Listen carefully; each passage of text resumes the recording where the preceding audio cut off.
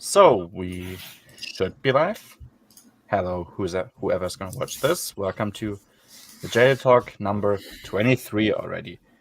And I think this is the one when I started doing this, or when we started doing this, the one that I anticipated probably the most. I do have to say, maybe the unifying force is something I really anticipate, but I have no idea of how that's gonna look like. So whereas I had a pretty good idea of how Vision of the Future would look like. So I feel like this is the one that I've looked forward to the most. And that's definitely The sweet release. the sweet release, the embrace of not death but life. That we're back now, finally. Yeah, We're so fucking back. we've never been so fucking back, I have to say. Oh man, yeah. You didn't have a chance to come on last week, and since we're really only talking about the second part of Vision of the Future, I guess that leaves you open to just share your thoughts on the entire book. Basically, what did you think about it? I mean, I'm probably the biggest fan of this book of all time. I don't know why a lot of people don't like this one, or at least just be like, yeah, it's all right. Yeah, I don't know. I like every plot line for the most part. I think Mhm. the New Republic stuff is very interesting. I Mhm, think mhm. even Corrin's plot line, even though it's kind of just there, and Yeah, could have been a little better if like he got Stackpole to ghost ride that section or something. true. But Yeah, I think it works. I think so too. I mean, it's gonna be interesting. I think the Corran, or it's less about Corran specifically, but more so towards the end, basically, where it's only Miranda left.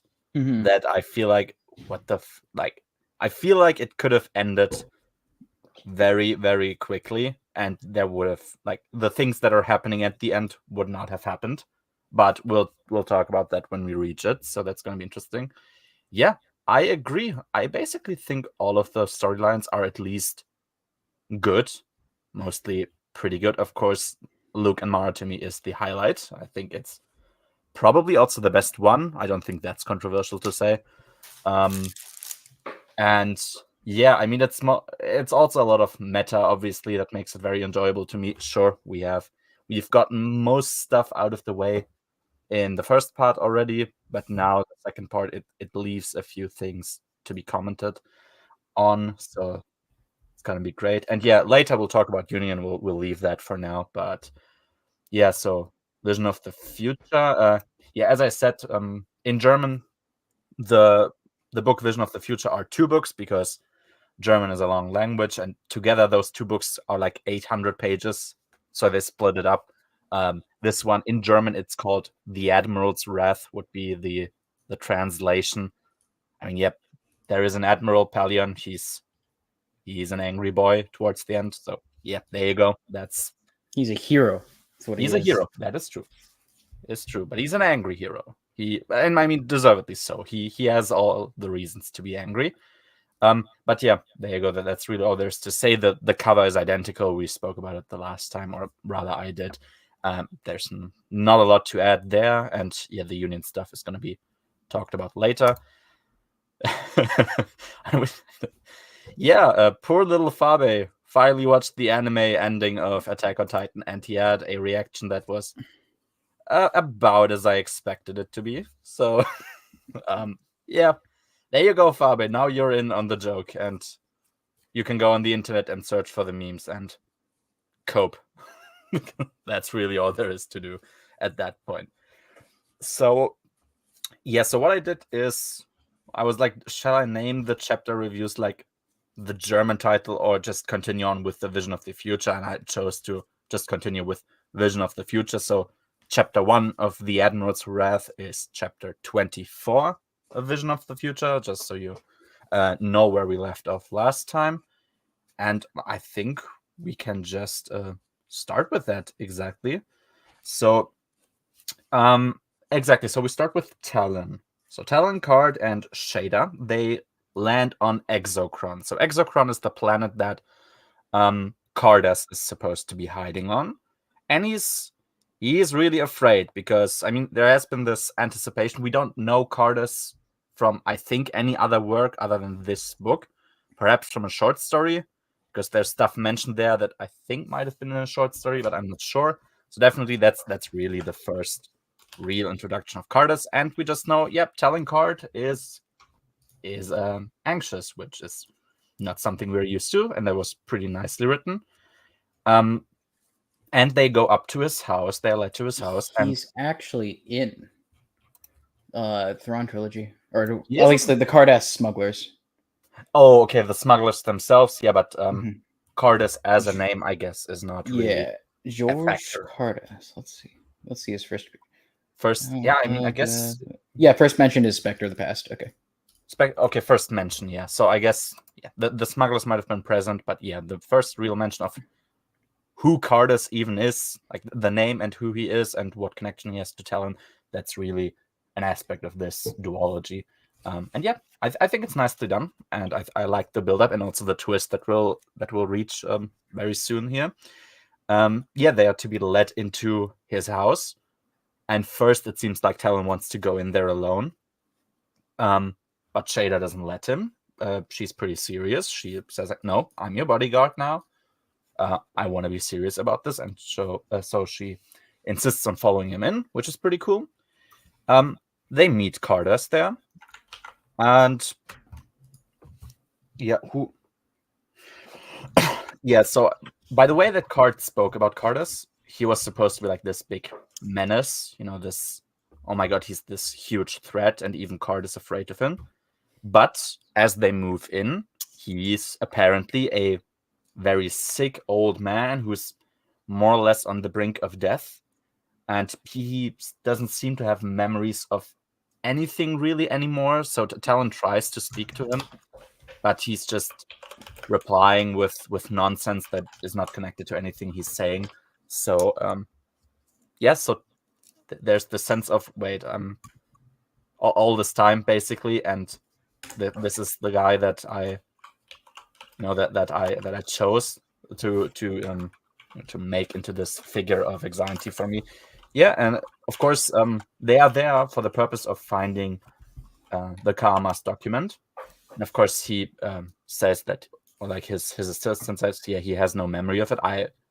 I've only been here since before all of that happened.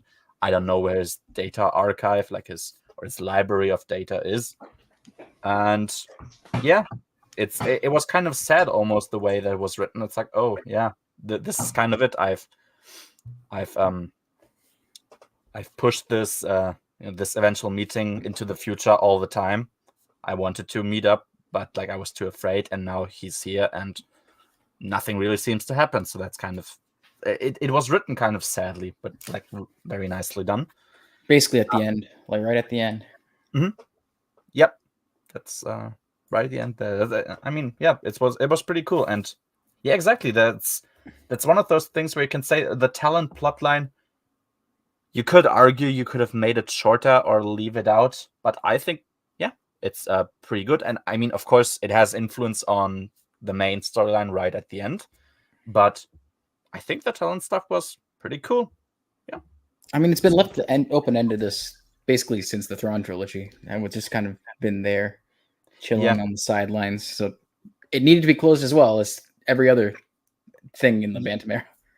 yeah, and that's this thing. When people want to make out that like maybe Talon Card is also some sort of pet character of Zahn, I mean, nobody really wrote him. He was there, kind of. He was there in Rogue Squadron, I guess. He's present, and he kind of cooperates with Booster there. But I mean, was Talon in anything like even mentioned? I think he might have been mentioned in passing in a few books. So I mean, then again, maybe it's better that way because the other pet character of Zahn, which would be Mara Jade, she was written, and we saw how that turned out. So maybe Talon was saved. So there you go. Yeah, but Talon feels like this character. Well, what exactly are you now? You're just kind of you're a remnant of the Thrawn trilogy. Nobody's really doing anything with you. You're just kind of there. People know who you are, but nothing's really happening to you. and it's good that we pick off from somewhere and send him off to do another thing. Exactly, but Rakas. So Rakas was the Rhodian pirate who's like challenging the dominance of Cardis in the, what was it, the Cathol region that they're in. That was the name. He has followed Talon to basically land a decisive strike against Cardis. He led him there by not. So you remember maybe the assistant of Cardis.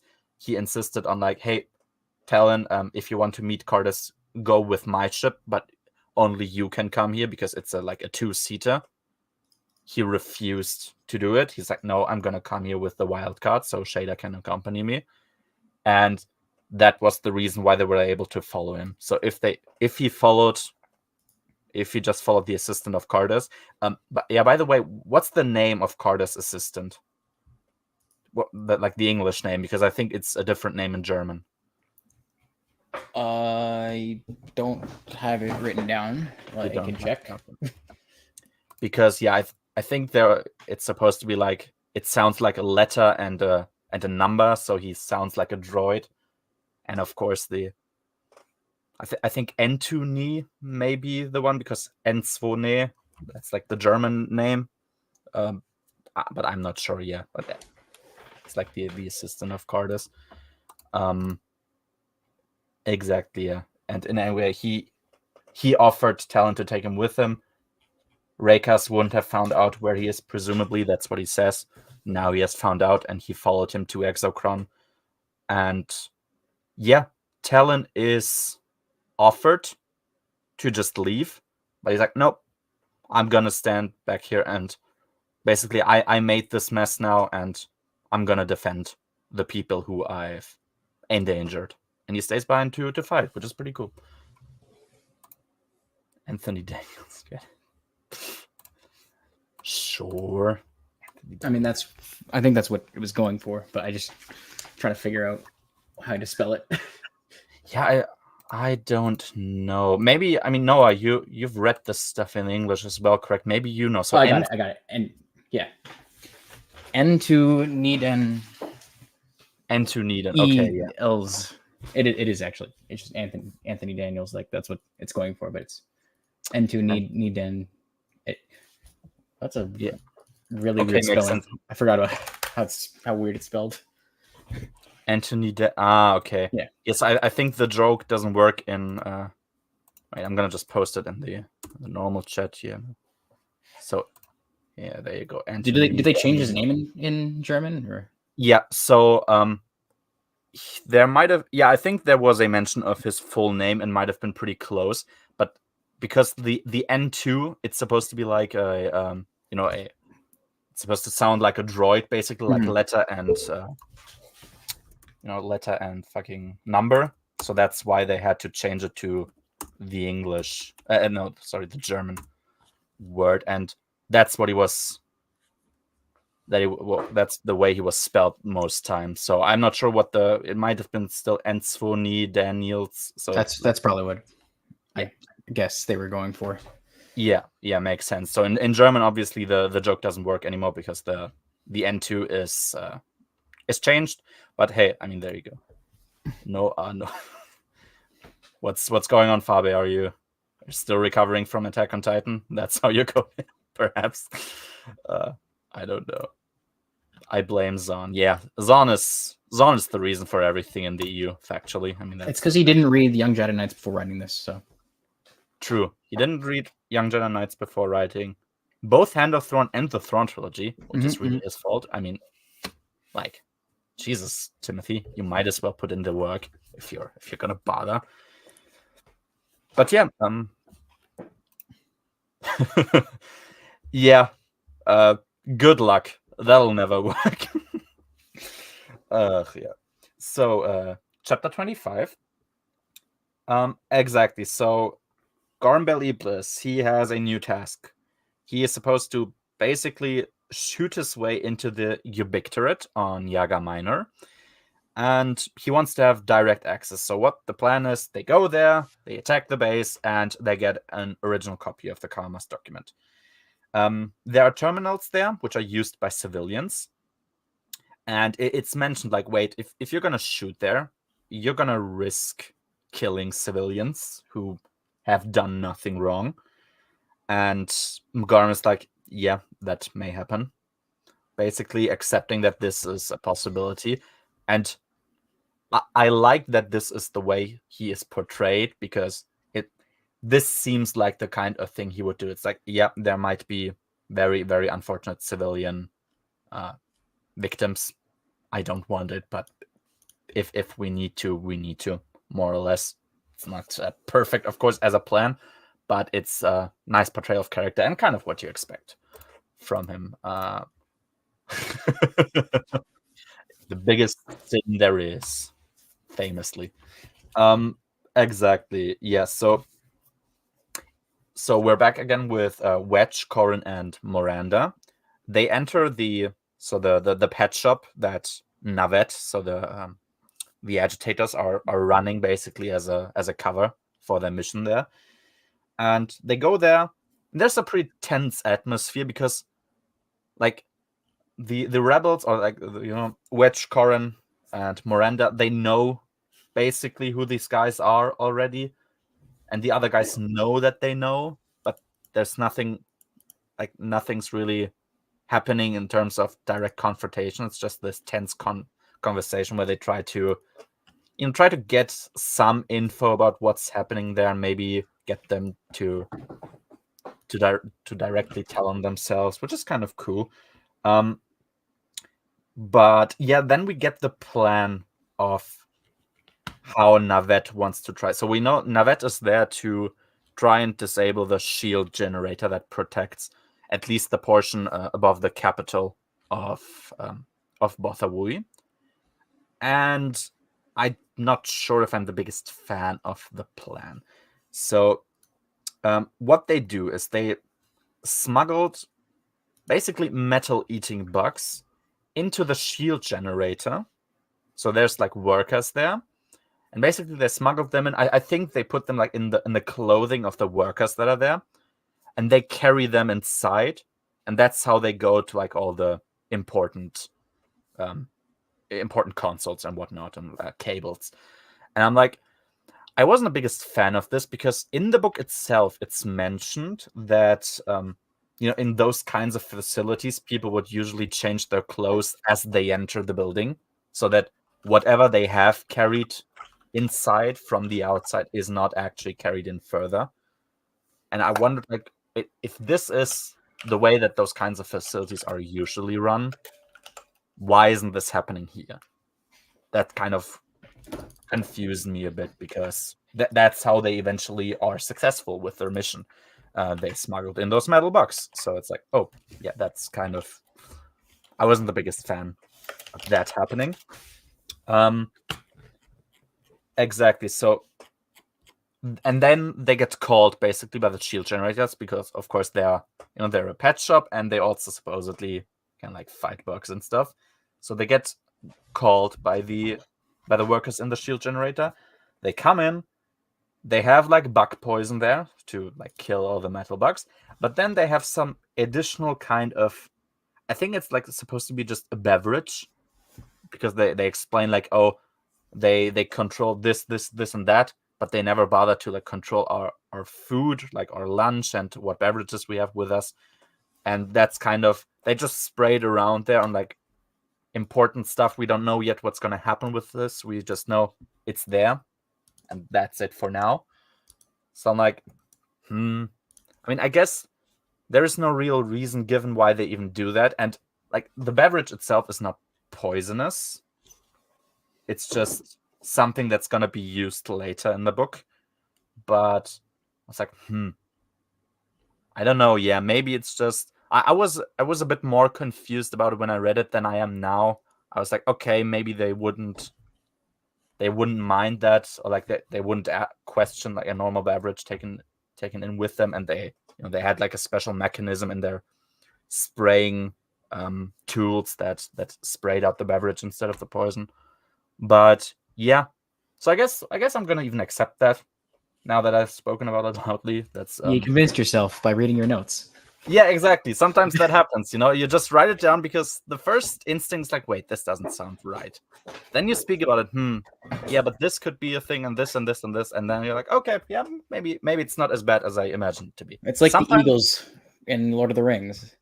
It's like, yeah, at first glance, why didn't they just do it? But then you start talking to people like, oh yeah, no, that makes perfect sense why they would just not do that. yeah, exactly. There's good stories will have that when you think there's something bad, and perhaps there is, and then you start talking about it and you realize, okay, perhaps I was wrong. If it's a bad story, that doesn't happen. Usually And the reverse happens. yeah, true. You think that something is good, but it's like, oh no, this is even worse than I thought. Yeah. So there you go. Good for this book. I like this more. The whole Wedge Miranda plot was the weakest part. You could have cut all of that out. I would agree that it's the weakest part. Could you have cut all of that out? I mean, I guess you could have, but yeah. I mean, I would say it would be definitively less satisfying if the thing that happens with that plotline right at the end just happens with characters that are not explained more. It's just, oh yeah, this happened now, so good luck, I guess. I think that would have been even weaker. So yeah, I mean, in theory you could have cut it out, but I actually don't think that would have been a good idea. I think Wedge still needs something to do in these books. I think he's really important at this point. Exactly. You can't let him just sit around and be. So maybe you could cut him out and give him something else to do, which I guess is an option. Yeah, I guess you can just give him some general Rogue Squadron business. I mean, they also do that anyway. So, because there's not a lot of fighting going on throughout this duology. If you think back to it, there's only it's a lot of tension, build up, and intrigue. Exactly. It's it's more build up to a very, very low amount of actual conflict right at the end. So there wouldn't have really been a way to put Wedge into the story other than he's there, I guess, or you put him into another meaningless battle, so just that he can fight, because that's kind of what he's also supposed to do. Darksaber style, just shove him into a meaningless battle. Yeah, that happened. That was a famous example of a book that seemed less horrible when you wrote down the notes. Oh yeah, all of these things that kind of sounded cool, perhaps, are actually even worse. Jesus, Fabe. He's having a cope session. Attack on Titan really broke you, huh? Exactly. So yeah, so that's that. So Wedge and Corran, they are suspicious of who these guys are, but their story here comes to an end now because they're called back to Gorn Beliebless. Because they now have to prepare their attack on the Ubictorate, and so it's just Miranda here. And this is going to be the one where okay, we'll see. Maybe I'll talk myself into liking that part too, but I like that a bit less than while Wedge and Corran were involved in it. Chapter 26. Okay.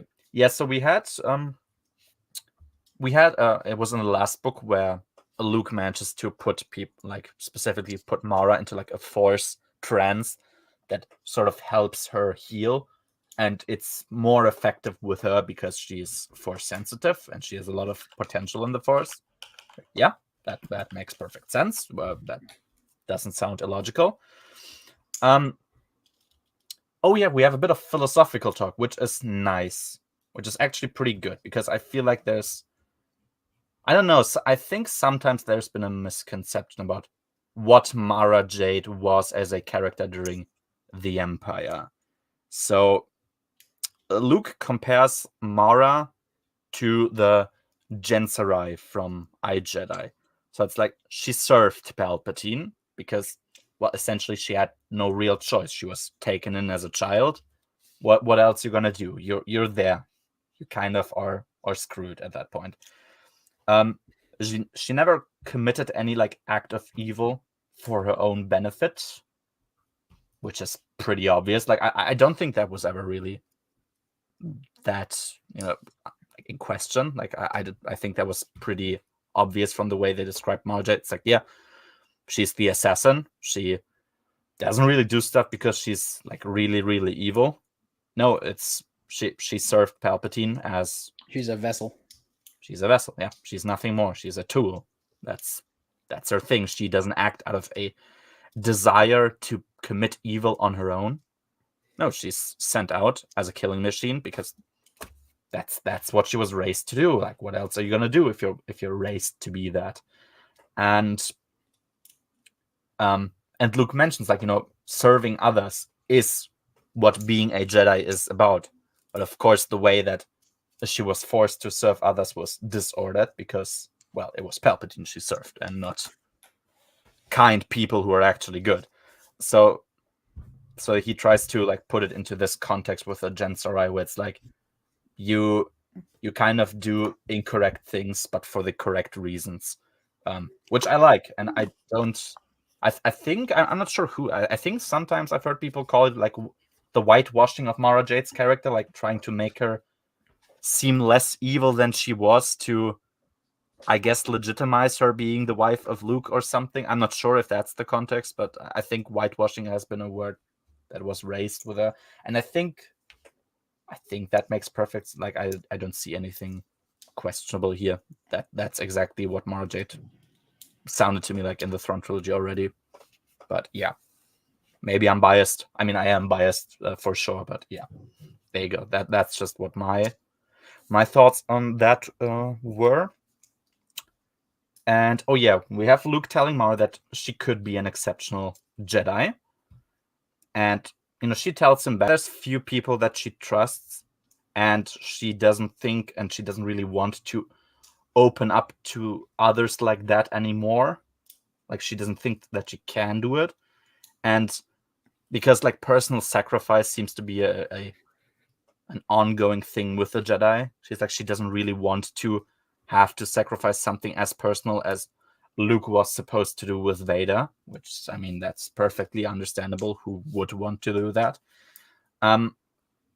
Luke then again says like she's limiting her options in life, basically, if she's not willing to have that kind of commitment to something. She gets pretty pissed off about it. She yells back at him, specifically about where was like your commitment when women like what was like Gariel, Callista, or any other woman came around. Like, oh, there we go. That's the last kind of like the last aspect of the Bantamir that has yet been not commented on by those two, and we've reached that point. It was chapter 26 here, so of course Luke gets angry himself, and he fires back like, "What was with you and Lando? Like, okay, you're gonna accuse me of having women? Like, what's with you and Lando?" He apologizes though. He says like, you know, what the things that happened were partially his fault, which is like, yeah, that's the very easy way of of describing it. Yeah, they were partially, I mean, they were kind of only your fault, but whatever. Splitting hairs. This is a nicer way to put it. I think you could put it a lot more harsher towards other books. So that was the comparatively nice way of handling that era. And yeah, we have Mara responding. It's, quote, "Between Lando and me was absolutely nothing." That's what she says. And almost 24 books, and we're finally here. It's kind of crazy. There you go. That was the last thing, the last piece that was missing there was finally put in place. Yeah, so she says there was nothing there. She describes that everything, like their entire companionship, was a fake story to follow the trails of Cardass, as Talon, I think, already also explained partially to Shada. Lando knew that there was going to be profit wherever that leads to, and he insisted on searching for the stuff together with Mara. she herself, like, she basically says that she, like, on purpose was playing a literal brainless bimbo. Like, she was like, she played dumb because that one guy who he had to cooperate with, I guess, sort of liked that in a woman. It's like, Jesus. Because I didn't know that this was going to be the explanation. I was stupid on purpose. So it's kind of nice to that Zahn shares my thoughts on the character, or let's say the level of intelligence that Mara possessed in earlier books, which is very, very nice. And that was actually only by chance. I didn't know that before. Exactly. So they have this conversation, and it's described that the barriers to each other that Luke and Mara had before this conversation was torn down, and Luke realizes how much he missed this connection between the two. It's like, yeah, I did too. It certainly made for way more interesting narrative decisions than other things, so I fully agree. Exactly. And that's really it for now, only. So we have that out of the way. The story continues on.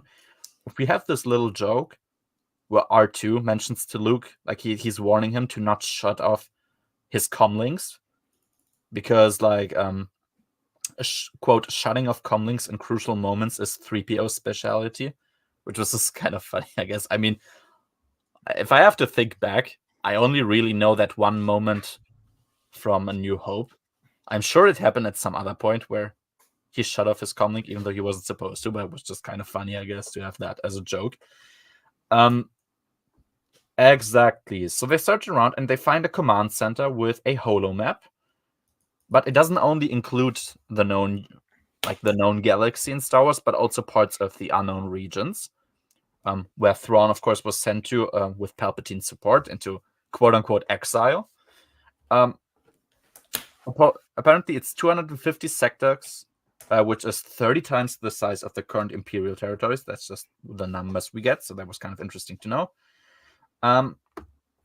Yeah, and current Imperials don't use the bases, which probably are on those planets. That's how it's described, since they wouldn't know that they exist yet. Like, yeah, I mean, secret mission, that's kind of the point. They are not going to try to get information directly from there, because the last time that happened, that kind of turned badly, and there's going to be some security against that. Yeah, instead, because Luke is like, those strangers that were present, they shot at me. I mean, they injured Mara, but they were not really actually shooting at Mara. And they seem to know who she is, and they seem to wait for her. So Mara's like, I'm gonna go to them alone. She leaves behind basically all of her weapons but one blaster, because she's like, they're gonna take those away from me anyway, so I might as well give those to you instead of to them. Yep, makes sense.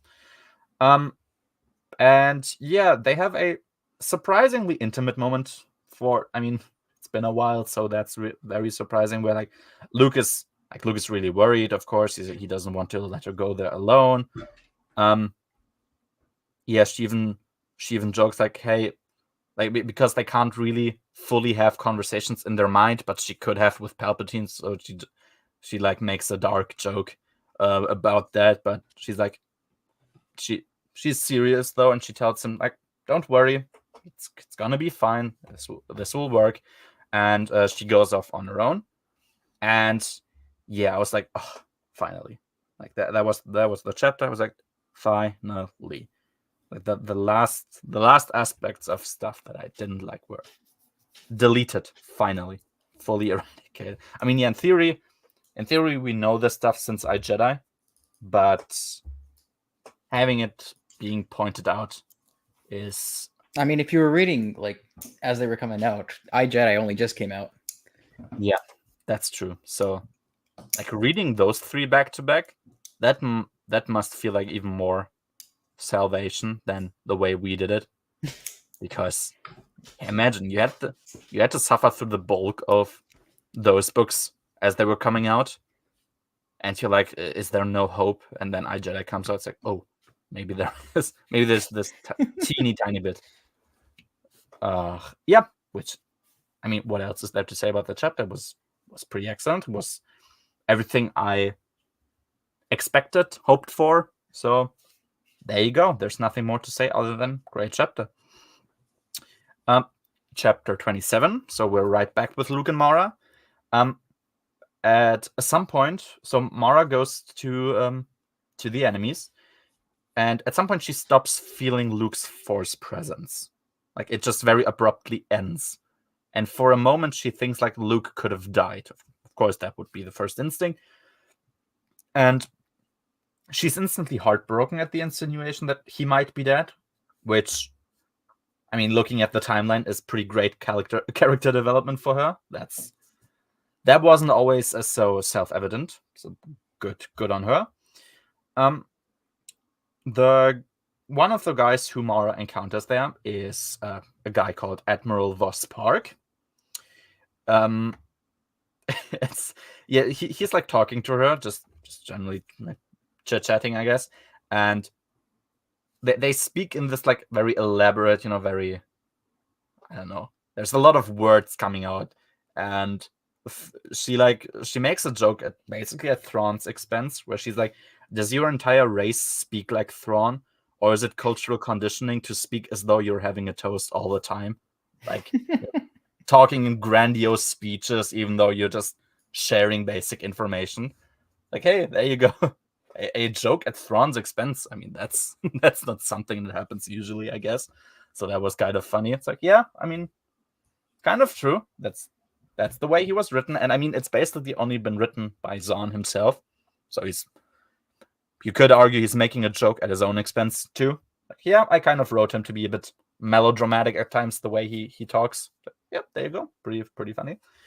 And oh yeah, I think also for the first time in the timeline, I feel like, I'm not sure, but I feel like it's the first time in Star Wars that we explicitly get to learn that Thrawn's species is called the Chiss. I'm not sure if the word was mentioned. I think the word is in I want to say a source book. Is either in a source book or that one of those TIE fighter games. Yeah, because I think at some point I've seen a picture of some source book where Thrawn was just described as humanoid, not as Chiss. Yeah, and I don't know. I was also thinking, like, I mean, I know that Chiss is the name. Oh, never mind. I was wrong. Vision of the Future is the first time it's identified as Chiss. Oh. Well, there you go. Yeah. So, yeah, I wasn't expecting that. Okay. I wasn't either. I was like, yeah, for sure. There's like some source book or, West End game stuff, perhaps. I don't know, something where that. Because I know his full name was either a source book or that TIE fighter game, but that might be. I guess the name Chiss is not. Yeah. Yes. So there you go. Because I've seen. I think people have made like pictures of some of his. Like, he had pages in some source books, but I think for species it just said humanoid and not like Chiss. So there you go. Yep, that's. I mean, I know Chiss from. Star Wars: The Old Republic, but yeah, there you go. That's the first time we actually hear that this is the species name. So that was kind of like, yeah. Oh well, there you go. We get a mention of something that's going to be interesting for this for the next stream, definitely, which is the outbound flight. So the the project by the Jedi to explore the unknown regions. It was supposed to explore another galaxy. It says over 50 years ago, so I think that was still the old timeline idea, which was not exactly 100% correct. But of course, instead of going to the unknown regions, Palpatine stopped them.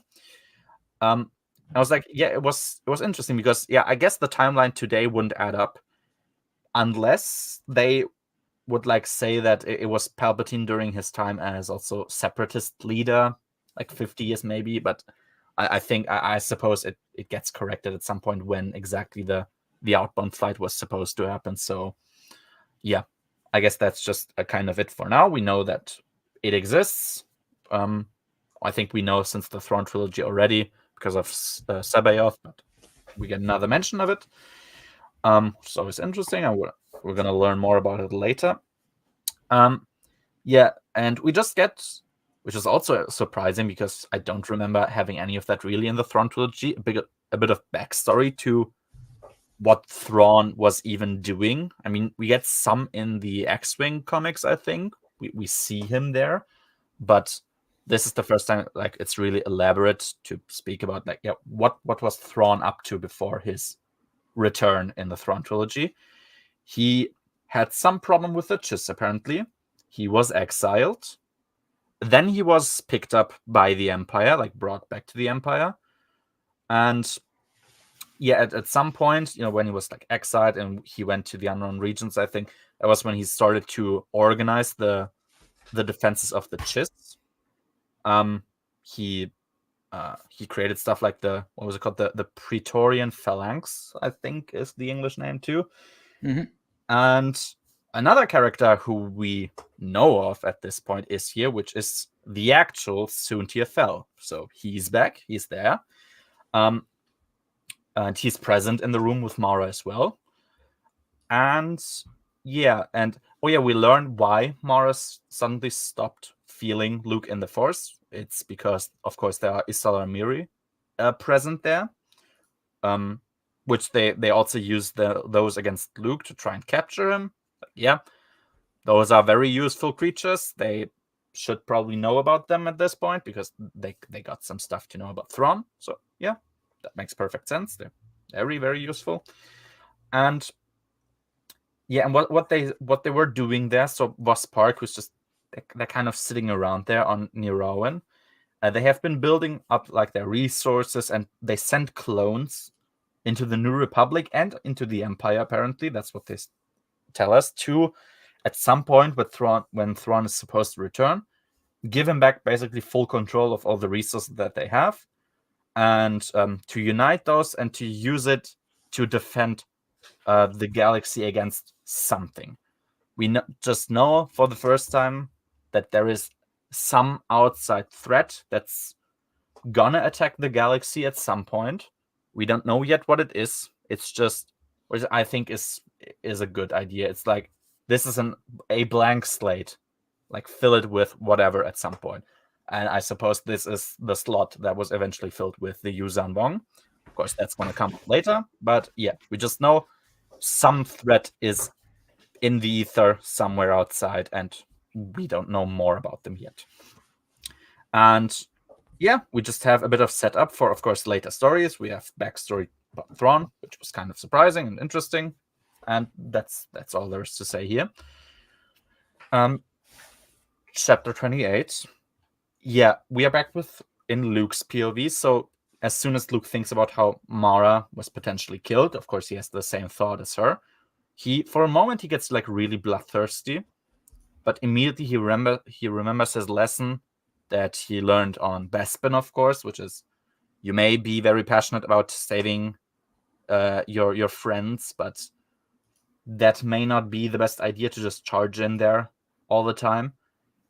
And I was thinking, like, okay, that's obviously, of course, another original trilogy reference, and we had some of those in the Hand of Thrawn duology. And so I wondered, like, at which point do I accept those kinds of references, and at which point don't I? Because, of course, I was really, really not a fan of those in the Jedi Academy trilogy. I think you weren't as well. And so I was like, if the basic construct of a story works and isn't real, like, if your story's shit, basically, and you have those references, it feels like you're trying to improve the quality of your story by making people remember stuff that was better. Like, hey, remember this stuff? This is the same universe. To me, I think it depends on how it's used, as well. Like that one earlier on when they made the joke about C-3PO. Mm-hmm. I think it makes more sense that the actual characters would turn that into an inside joke, or in the Thrawn trilogy when Han and Leia are now going back and forth by saying "I know" to "I love you." Yeah, yep. That's not ham-fisted to me. It's like that they would do this is kind of what you would expect. It's different when in is it Dark Apprentice when Akbar just goes, "It's a trap" again. Yeah, that's his line now. yeah, it's just it feels like pulled out of the ether. There's no connection there. It's just, oh yeah, this is my line now. Everyone knows me for this, so I guess I'll repeat it back. Yeah, exactly. And we spoke about this, I think, as well when we talked about like Zahn using Star Wars language for normal world expressions. So like nobody's getting sent to the devil, but they replace Vader with the devil. Mm-hmm. It maybe sounds a bit funny when you read it, but if you think about it, yeah, it's probably what would happen in a galaxy that was terrorized by Vader. Everyone sort of knows him. Like, yeah, I guess because there is no devil in this kind of context, something else would be there, and Vader would make the most sense. And it's kind of the same here. It makes sense first of all, for R2 to make jokes about 3PO anyway, and then to turn this into a joke. Yeah, perfectly reasonable to me. Hey, Marcel, how are you? Nice of you to be here. Exactly, yeah. And here, like, that Luke would have learned about Bespin, like learned his lesson from that and remember it even those like many years later. Yeah, I mean, he lost an arm there. I would hope he remembers this for the rest of his life. It's kind of a very important point in his character development. So makes perfect sense to me. Was pretty good. Exactly. Yeah. Once again, Luke also learns. Yeah, it's Isala Miri. It's not Mara Jade actually dying that's causing this. So perfectly normal. And what he does is he asks R2 to get a copy of the plans of the building. So just that they have an overview from some specific terminal, and he's like, this is gonna it's gonna cause the alarm to go off. And Luke notices that the alarm goes off because people are running towards R2, and he seizes his chance. He's like, oh, okay, they are running away. I guess now I have an opening to go to Mara. He like moves around, basically tries to evade the guards. He's even using the force to create a few sounds to sometimes distract guards who are in his way.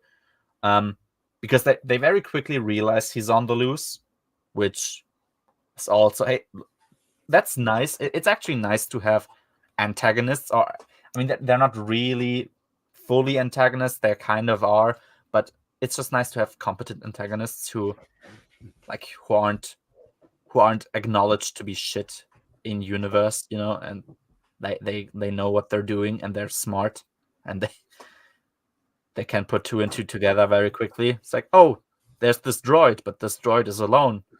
But there's supposed to be some guy here. Oh, I guess the guy is somewhere else. Let's search for him. Hey, there you go. Very, very simple stuff there. He falls down into a room. This is the room, basically next to Mara's room, which has all the Isala Miri there. He moves enough of them out of the way so Mara knows that he's there, which of course makes sense. It's good. Oh yeah. Another thing, I like that it's not called Mara's lightsaber, because of course Mara's lightsaber is Luke's / Anakin's lightsaber. So it's actually Rey's lightsaber, just so you know. Oh, of course. Sorry, it's Rey's lightsaber. Yeah, Rey Palpatine. No, not Rey Palpatine. That's disrespectful. It's Rey Skywalker. Yeah, that's a story that happened. Funny enough, but oh well. And yeah, and Luke, at some point they swap lightsabers for a bit, and I was like, it was kind of nostalgic to have Luke use Anakin's lightsaber, because if I think back to it, it's been a very, very long time since he did. I mean, Empire, that's the last time he used it, really. I mean, he might have had in the Thrawn trilogy for a moment, but I don't think he has. So that's pretty cool, yeah. And of only course Luke used it, and then Mara killed him, and then Luke was like, "Take it." Yeah, so I don't think he had a chance to use it. He's like, "You earned it. There you go. And I'm gonna build up a Jedi Order." And she's like, "Hang on there. I'll come with you." Remember how and then she doesn't come with him. Yeah. I'm not sure. I think this book at some point Oh yeah, it does. There's gonna be a nice quote, and I broke Tyrannus Josh with that one because he was really pissed off. But it was a perfect quote. It's just about like lost and wasted time, specifically between the two of them. And it's like, yeah, I mean, this is really a meta commentary as well. It's like, yeah, there was a lot of possibilities wasted there, and I don't buy that any of this could have ever been a natural progression of their relationship. There is no indication for that in any way. I don't buy it. Like at the end of the last command, they're at a in the healthiest position you could be with. I believe the term is uneasy peace, actually. Uneasy peace feels like a retcon already. No, it's a pretty peaceful peace. It's pretty easy. There's no uneasiness. Like, yeah. Everything comes up, Kevin. Mm-hmm. I think now that this is the last, I mean, it's gonna be the last Bantam book we're gonna talk about for a very long time, because the only things we've really not covered are like Bounty Hunter Wars, Shadows of the Empire, and I think the short story collections we might at Han some Solo point. Adventures, Han Solo trilogy, and I guess the pre-Thrawn trilogy and the Thrawn trilogy stuff.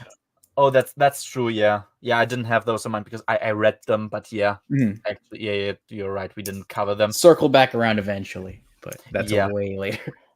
Yeah, because it was like at some point we also, I mean, we're gonna do a full tier list at some point when we're done. I was like, a Bantam tier list probably is a good idea to just like reflect on that era a bit. Well, here's a question: do you think you're going to be done Survivor's Quest by next week?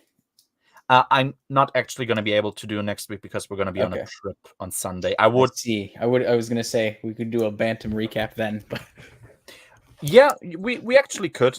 I could, because I'm gonna finish Survivor's Quest by the week after next one, definitely. But we could instead just do a Bantam recap. What would that one be? It's the 19th, right? 19th would be 2 weeks. We can just do a Bantam recap instead. I think, yeah, like a tier list maybe, and like at the same time doing that, we're gonna do a recap of basically every book and the era as a whole. I think that's a good idea because I'm reading Survivor's Quest now, obviously, now that I'm done with it, and there's a very, I mean, you feel like, oh, okay, this is a very different era. You have all these mentions of prequel stuff, of course, going on now. 501st is in there. The Stormtroopers are clones. That's all stuff that's mentioned now that never was present, really. Of course not, because Bantam was before. Yeah, I think we'll do that. I think 19th will be a Bantam tier list / recap, and the week after that, the 26th, then we'll do Survivor. And get ahead on other books too. You can get Scourge done before then too. Exactly, Scourge and Leviathan. Don't forget. And Leviathan, the most important comic of all time. Only behind Invasion, probably. And then maybe can get JJK done in one episode. Who knows? Grey Holmes seems to think we can. How many is it? Six books? It's 6 books. You know what? I guess we did all of Jedi Prince in one. Yeah. Maybe we can. Yeah. And that was a chungus because the Prince one was a chungus because we took I took too many notes, like without a doubt. And there was the Noah stuff afterwards. Yeah. Like that those were 9. Okay, 9. I believe. I think so too. I'm confident we can finish JJK in one sitting. But yeah, exactly. I'll ask you afterwards about that, like when are we gonna do what? Because like junior, young reader stuff. We have some short stories coming up too that we got to shove in as well. Exactly. There's 4 of them, I think, that are important for. Unless we want to do Mist Encounter as well, because that would just be without Ben Flight because it's in the paperback already. Yeah, that will probably be without Bond Flight then if it's in there. I think that's the most natural way. We have the Survivor's Quest. We have the special, a dangerous trade would be the. I'm not sure if that's the actual name. The short story that's in Survivor's Quest, and there's also one more that we should read as well. Oh. I don't remember what it's called. I think it has a foul in it. So it's kind of important, but it's also kind of a contradiction to Survivor's Quest. Is it a Thrawn short story? No, it's. I have no idea. I haven't read it. Yeah, perhaps we're gonna be able to. I think either Tyrannus or Noah will probably know what that short story is. So yeah, it's gonna be a bit messier because all these short stories now come in as well, which was kind of really not a factor in Bantam to worry about. Because yeah, there you have the short story collections, and I think it makes most sense to do those on their own. Just speak about every short story. But yeah, exactly. So Red Sky Blue Flame is what it's called. Red Sky Blue Flame. I don't think I've ever heard of that. Red Sky. Oh wait, there's even more. What the fuck? I've never heard of that story actually. Elaine Cunningham. Oh, yeah. okay. Hunting Interesting. the okay. How did that, for Scourge as well. What? Okay. 19 All right, I'll figure this out after this. yeah, 19 ABY. So that's like during Vision of the Future. Or what? Yeah, it's like right after. And then for a bit, it was after Survivor's Quest, and then they were like, "No, this doesn't make sense there." So we're just gonna retcon it that it's a different fell. That's not. There's another sun. Oh yeah. Oh, is that because Tyrannus mentioned to me like Chuck Fell? Isn't he like a bit like? Isn't there a lot of contradictions surrounding him? And I think I so. don't Yeah. know. I wouldn't know. It's the first mention of him for me, but I guess that might be it. Yeah, that's interesting. Of course. Yeah, we'll figure those out. But I think so next week, just I'm gonna put this at the end too, but just here, no stream next Sunday. I'll be on a trip. The Sunday afterwards, it's gonna be the 19th. We'll do a Bantam tier list / recap and just like summarizing thoughts about everything, I guess. And the week afterwards, Survivor's Quest, A Dangerous Trade, or whatever the short story that's printed in the paperback. Judge's Call, which I mean that kind of fits in there topically, I guess, and whatever else we're gonna find. I guess there's a lot of stuff, but yeah. So that's the outlook for the future for now. Exactly. We had. Oh yeah. So I was at the point where Luke and Mara like briefly switched lightsabers. So yeah, exactly. We had Luke fighting with Anakin's lightsaber again, which was kind of nostalgic. That didn't happen for a long while. And Mara even commented on her like, "Oh, this like your lightsaber, like it's very I fight very well with it." I think he's like, "Yeah, you can remember that for the time you're gonna produce your own lightsaber." And we'll get to that because we'll see that, I think. But yeah, and he's also insanely relieved, of course, once he learns or once he senses her for like half a second, so he knows that she's alive, actually not dead. It's like, hey, Luke worries about Mara. That's not a thing that I saw for a long while. That's good. He saves her, and Park. So Admiral Park lets them just go. He's like, yeah, this dude is not gonna kill anyone in cold blood, and he's very smug about it, which is it's frustrating. But he's like, yeah, he has a point, of course. So it's good that it's frustrating. That's what I want to say, because it makes sense for him to know that, B, of course, to capitalize on it. And they also say like, yeah, he's probably setting up a trap for me, so we can't take anyone as a hostage with us. Like, Park is an old dude. I don't trust these guys here.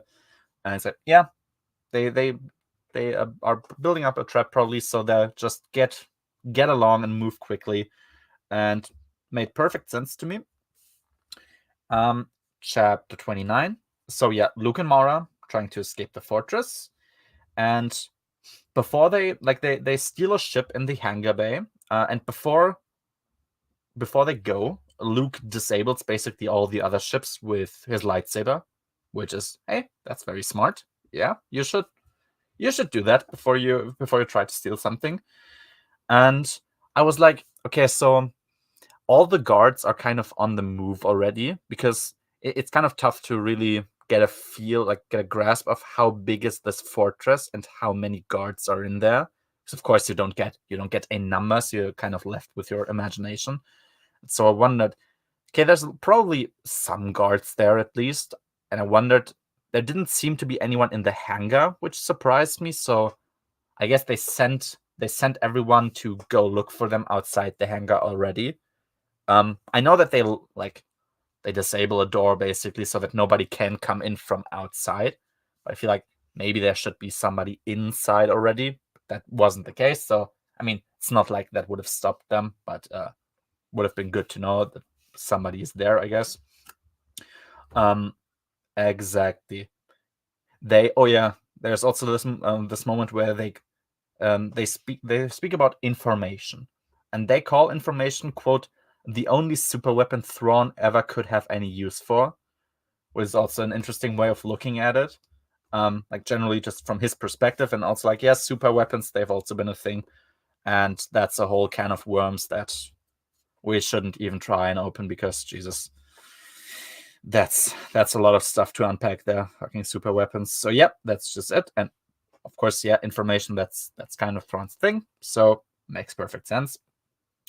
Yeah, they say that as they, realize the fortress, at some point they look at the fortress and they realize the way it's shaped. It looks like it's a hand that's like grasping towards the stars with the towers that it has. It kind of means also, yeah, the faction that is there, like Thrawn's kind of faction that he has, is the factor that could change the tides in the war, and also, of course, that because it looks like a hand, that the resources that he has built up, the troops that he has, the knowledge that he has, this is the hand of Thrawn. I don't think we get it in this book. In Survivor's Quest, they are back and they call themselves the Empire of the Hand. I don't think that's a term that's coined here already. It's in Survivor's Quest, definitely. So we'll just call them the Empire of the Hand. That's who they are. Mara. So Mara's like, she doesn't really want to destroy the Empire of the Hand because, something very dangerous is out there. That because of course she's like, well, why haven't they committed to the Empire already? There's no reason why they shouldn't. And it's, of course, because they would use the resources in the fight against the New Republic, which they don't want to. They want to keep their resources to eventually fight the threat outside the galaxy. And Mara, therefore, is like, they have all these resources. They have people like Suntia Fel, and at some point, whatever threat there is, will have to face it as well. Like, whoever comes out as the victor is gonna have to face this. And we can either choose to destroy everything right here, or we can be like, well, at some point we might actually need them. We might need their resources. We might even need people like Park and Fel. So she's like, let's not do this. What they want to do though is they want to return to get like all kinds of data from there. It's like, okay, we're not gonna we can't let them go to Bastion. We don't want them to go to them as well, because this is something that they mentioned. It's their goal at some point to go to Bastion because supposedly Admiral Thrawn is back. But they're like, okay, we can't let that happen. So that's also why all the ships were destroyed there, which makes perfect sense, or at least they wanted to. And yeah, it's like, okay, that makes sense. You don't want to kill them because you feel like you'll need them in the future. And they have kind of made themselves clear that they aren't really interested in getting the Empire to win against the New Republic. It's more about this outside threat. So that's pretty good. I like that. Yeah, exactly. So Mara, she cares a lot for Luke as well. She's like, we're not gonna return to the fortress because Luke is pretty beat up. So she's like, you, like the force trance that you put me in before, you do that to yourself now, and like afterwards we'll go in there together. And Luke accepts, which of course, yep, that makes perfect sense for both of them. He's pretty beat up. And oh yeah. We're at the quote now, which broke Tyrannus Josh, so I'm just gonna read it out. Quote, they knew each other for 10 years at this point. Years which could have been filled by camaraderie and friendship.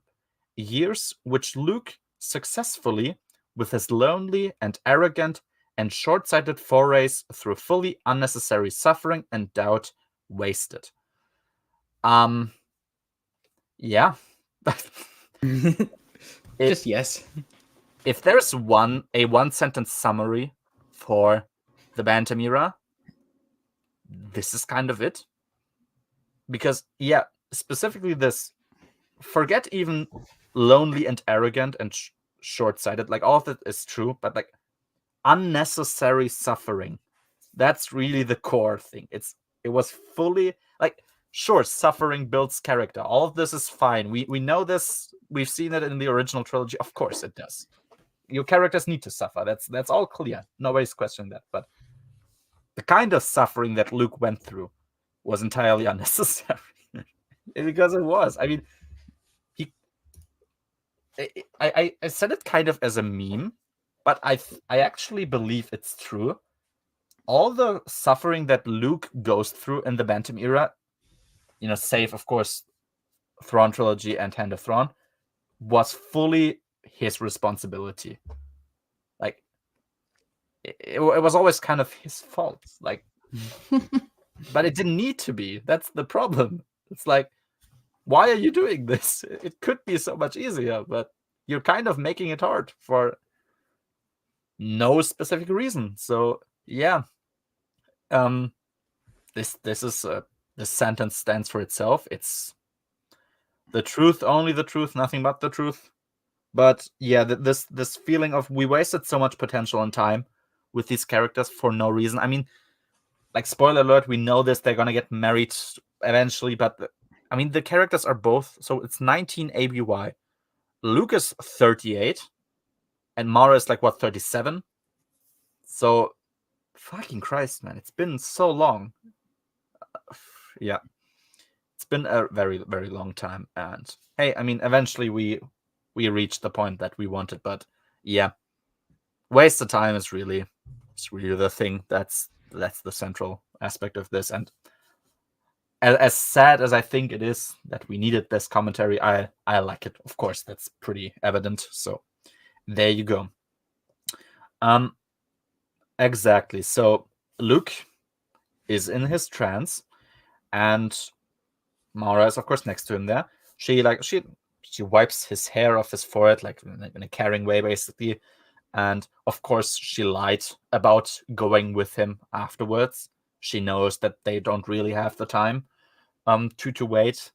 And what she does now is she goes on her own, of course, without Luke. Luke is helplessly there. He's like, wake me up when, like, I think 2 hours have passed so that we can go on together. She, of course, doesn't do that. And exactly, we have that. Since, she's at park and Fel need to be stopped immediately.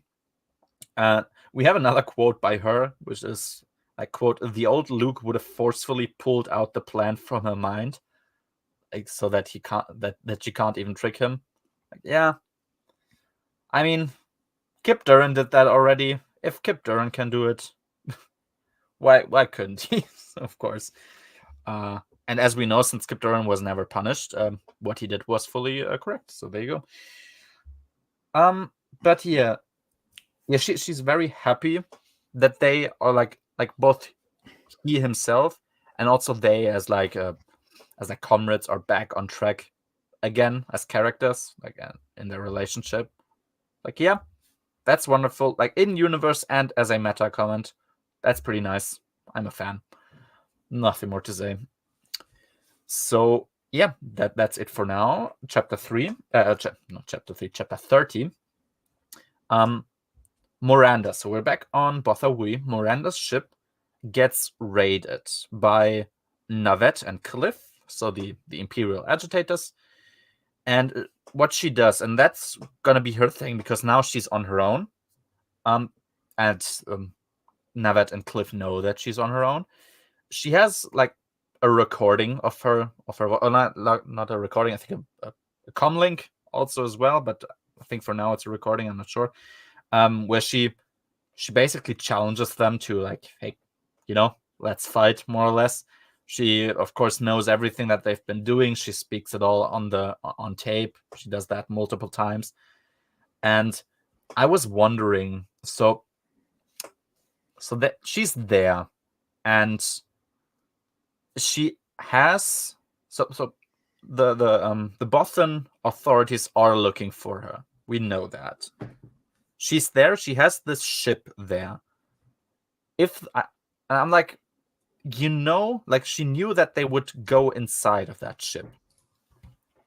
I was like, why didn't she blow up her ship? Maybe, I'm not sure. Maybe you disagree with me here, and maybe you have an explanation, because I was like, she's gonna play those games with them, and during each and every instance of their game, I'm just wondering, why aren't you just killing them? Because it seems very easy for you to do so, but you're not doing it.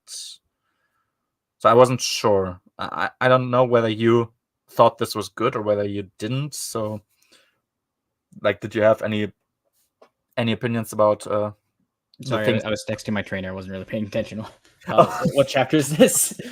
So it's chapter 30. So when it was 30. I got that part right. Exactly, it's when the two Imperials, like, they raid Miranda's ship, and she's just playing those mind games with them instead of, I don't know, just blowing up her ship or something. And so I wondered, like, why isn't she doing this? Because she could very obviously she can do it, but she makes a choice not to. So I wondered, what could be the advantage of not killing them? And yeah, I don't have an answer for that. I think I'm not sure either. Yeah, because I know that I think Greyholm was like, maybe it doesn't, like, oh, she would be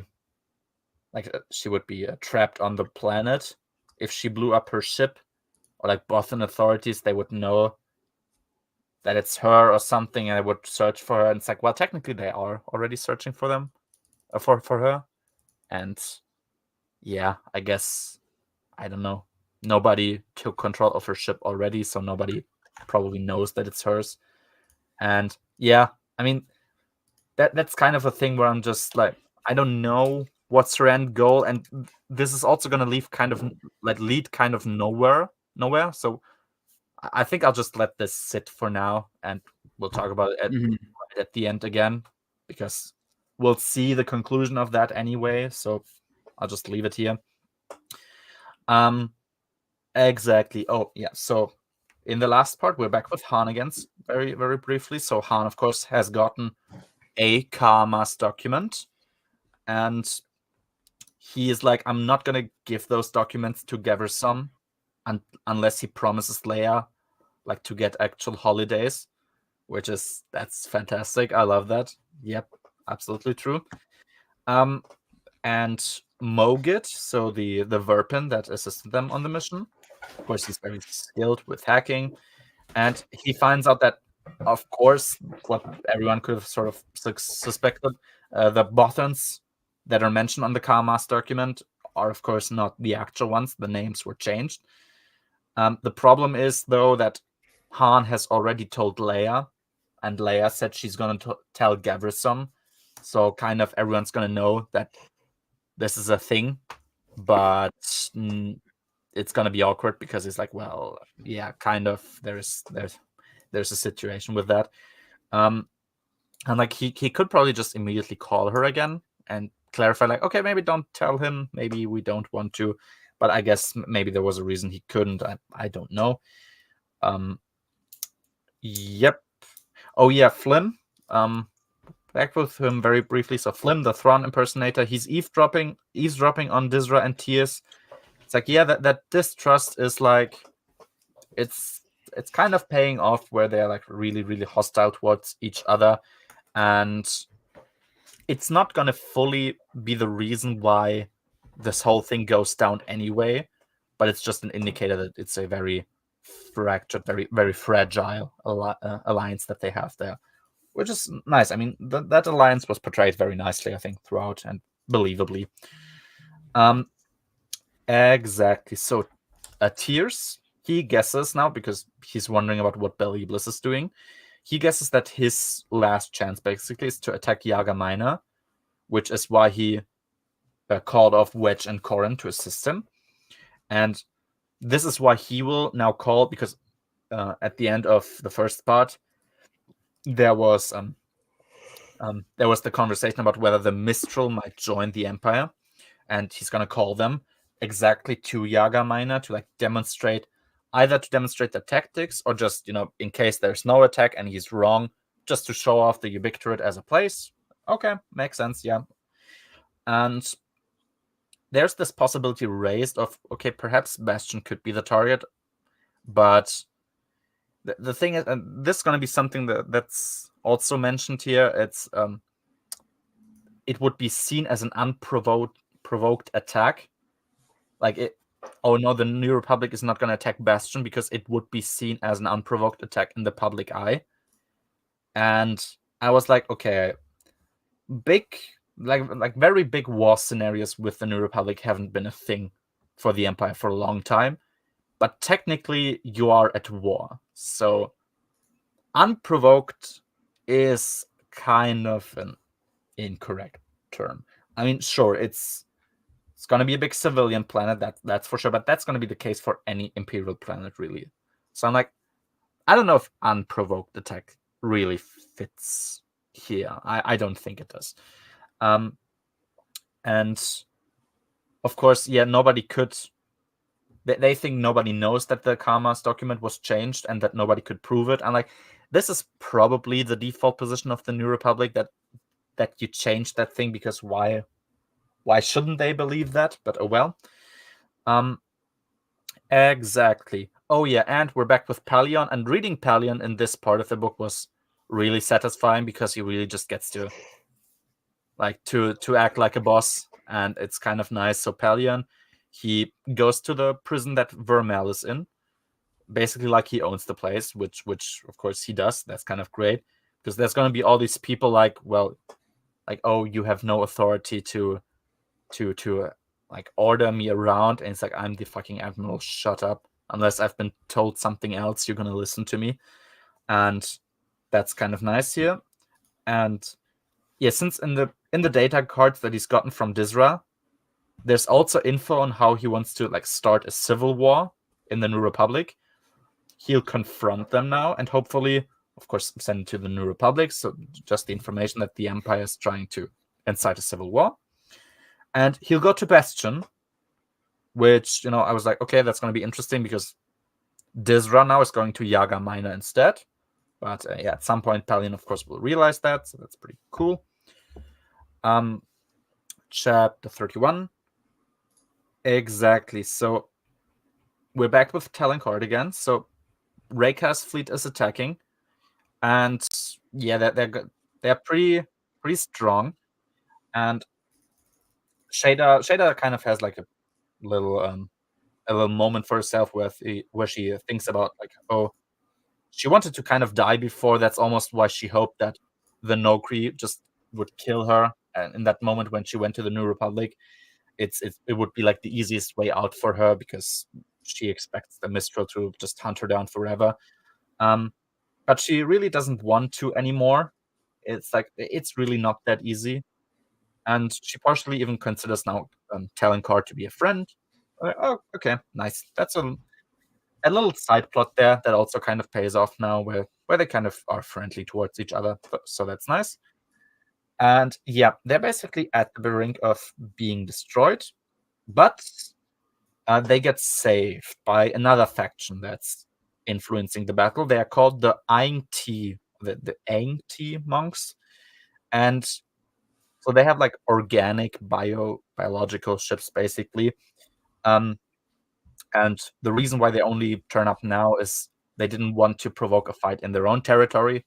So now that the enemy has committed to a fight in another territory, that's where they join the fight.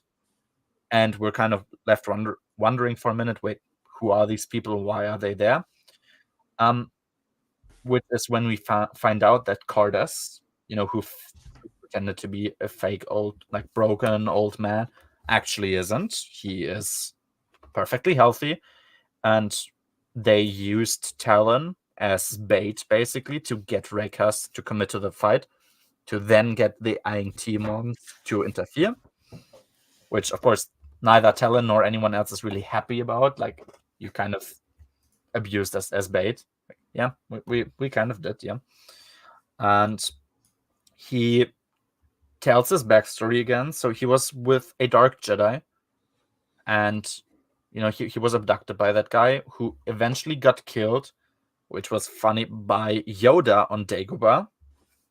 That was interesting to say the least. He basically got his life back. He was like, I think, pretty sick. That was what his situation was, and he thought that he got a bit of power from Yoda because it seemed as though, like, whenever there was a battle happening or something, he knew where to attack, and like as though he had the Force basically.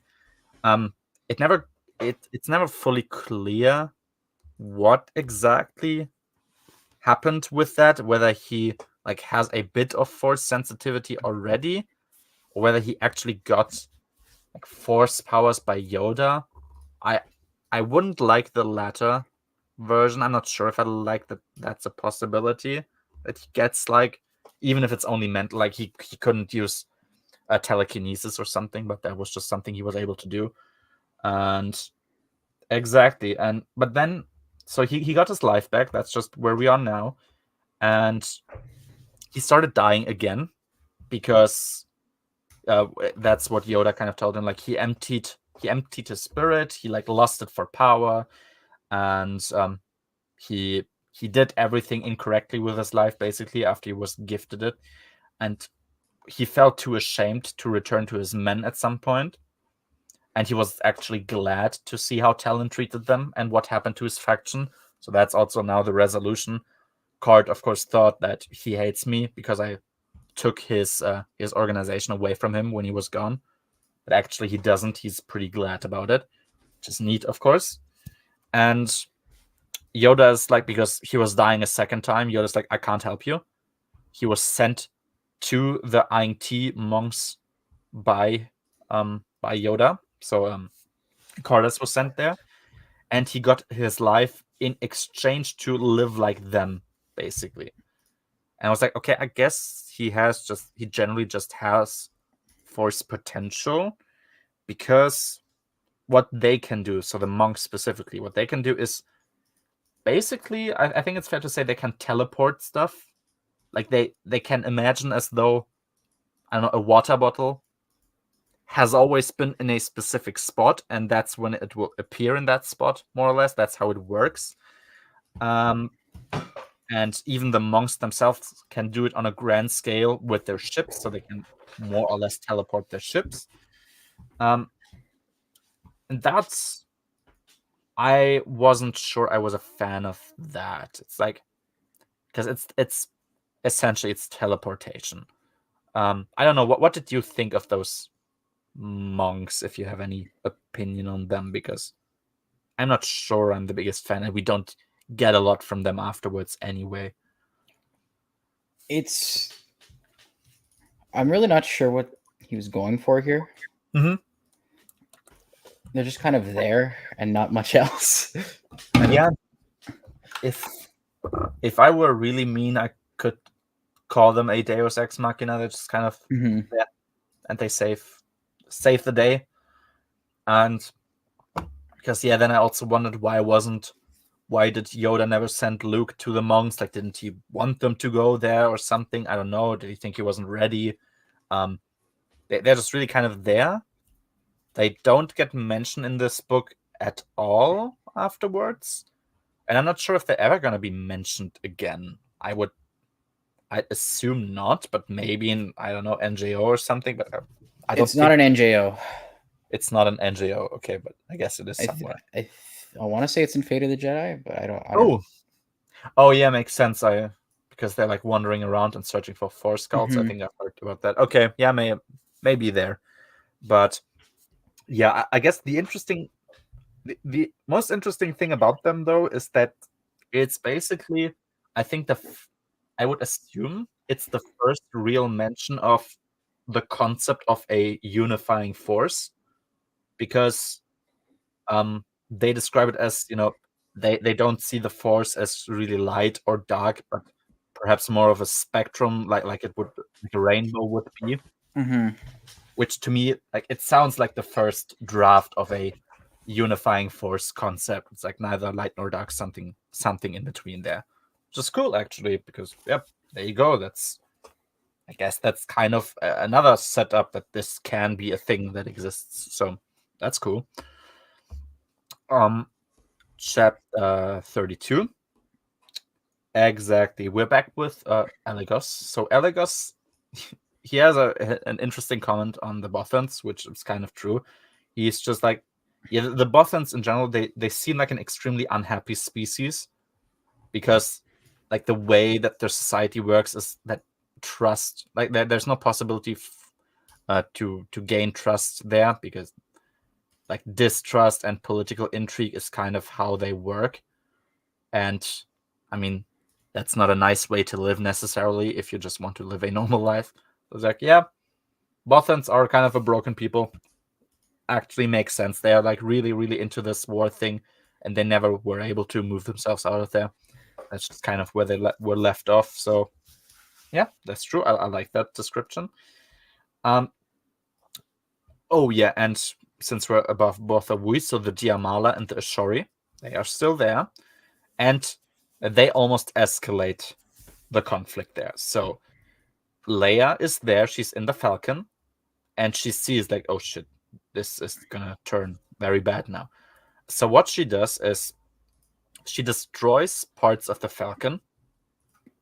So the Ashori are basically forced to help her, because of course you don't really want her to just die in her ship. So they're forced to take her in onto their ship, and escort her to Gaversom. So the chance that they had to strike there against the Diamala just passed, which was a pretty great improvised solution. And it feels like, okay, yeah, we're like basically at the end here, and this was the last possibility Leia had to kind of try and prevent it, and for now it worked. Yeah, we're back with Miranda. She, like, once again, she's being sneaky, and it's entertaining, but it again feels like you could kind of prevent everything going down here, and you're not. So what she does this time is she breaks into the hole that Navet and Cliff were digging, like towards their destination. She leaves a comlink there behind, and once again she basically retells everything that they that was happening there, like that they have a fake shop there, that they're being Imperials, of course, that they set up the fake murder plot that Han was subject to. All of that, she knows all about this. It's, as I said, it's pretty well written in and of itself. And Navet, when he picks up the comlink, he's like checking for explosives, which of course that's good that he does. It makes sense. But they went down there, and like you snuck into the place that they are going to all the time. So I also feel like you could have put a bomb there somewhere, but it's also like, okay, this is maybe the one I could forgive where she doesn't, because they're being careful and nothing's happening. So it's like, okay, fine. For now, that's fine. But yeah, exactly. We have that. We just have that. Yeah, Navet and Cliff, they argue the reason why she doesn't kill them immediately is because they're like, it could be a personal thing to her, because she expressed her desire to have a duel more or less against them, to like kill them face to face. And like, okay, that could be the explanation, if there's like something very personal that happened to her because of the Empire, and that she wants to look them in the eyes as she kills them. Perhaps if you went for that, I would understand. Yeah. So, but for now it's just left kind of open. Yeah, Leia, what Leia does already now, because the Karmas document is happening, and she had her talk with Palion, is to assemble like delegates that eventually will start with peace talks. But she talked to Gaversom about the possibility, and it's clear that he's not really interested, or like he is interested in principle, but just not right now, because he's like, the Empire is our common enemy. Even if we hate each other, and we sort of always do, like that's the thing that always happens in the rebellion. They all have their own thing going on, the Empire always was there to be like the common enemy that everyone can turn against. And yeah, he's like, if we start peace talks now, we're like left on our own, like left to ourselves, and they'll just increase the possibility that the things here will escalate. Whereas if we remain at war with the Empire, we can exploit that and force them into unity. Like, yeah. He's also like, I don't care whether the history books like remember me as to be like a warmonger or something. I have the task to protect the New Republic, and that's what I'm going to do. And I think that's what will help. Like, well, yep, that makes perfect sense. I can see why you would think that. So, there's nothing bad to say here. That's pretty nice. Chapter 33. Exactly. Oh yeah, Cardas. So the thing we know about Shada and the Mistral is they live on a planet called Emberlane, and we just know something happened to that place. Not really what exactly, but we just know something happened there. And now Cardas, because he has, of course, he does have his data archive that Talon is suspected he has. He is able to tell her exactly what actually happened, which is that after the Mistral conquered and like pillaged other planets and other people, they at some point unified themselves against them. They hired mercenaries who basically destroyed that place and turned it into a shithole, more or less. And of course, Shada isn't a fan of hearing that of course, it's not deserved that their place was destroyed, but that they provoked it in a way because they were the ones to start a conflict. And what happens now is that Shada gets offered 2 documents. She either gets a document which is filled with more infos about Emberlane, like who are the mercenaries responsible, like that's what you would assume, like which organization was called, who called them, who did what. Or the other option that she has is a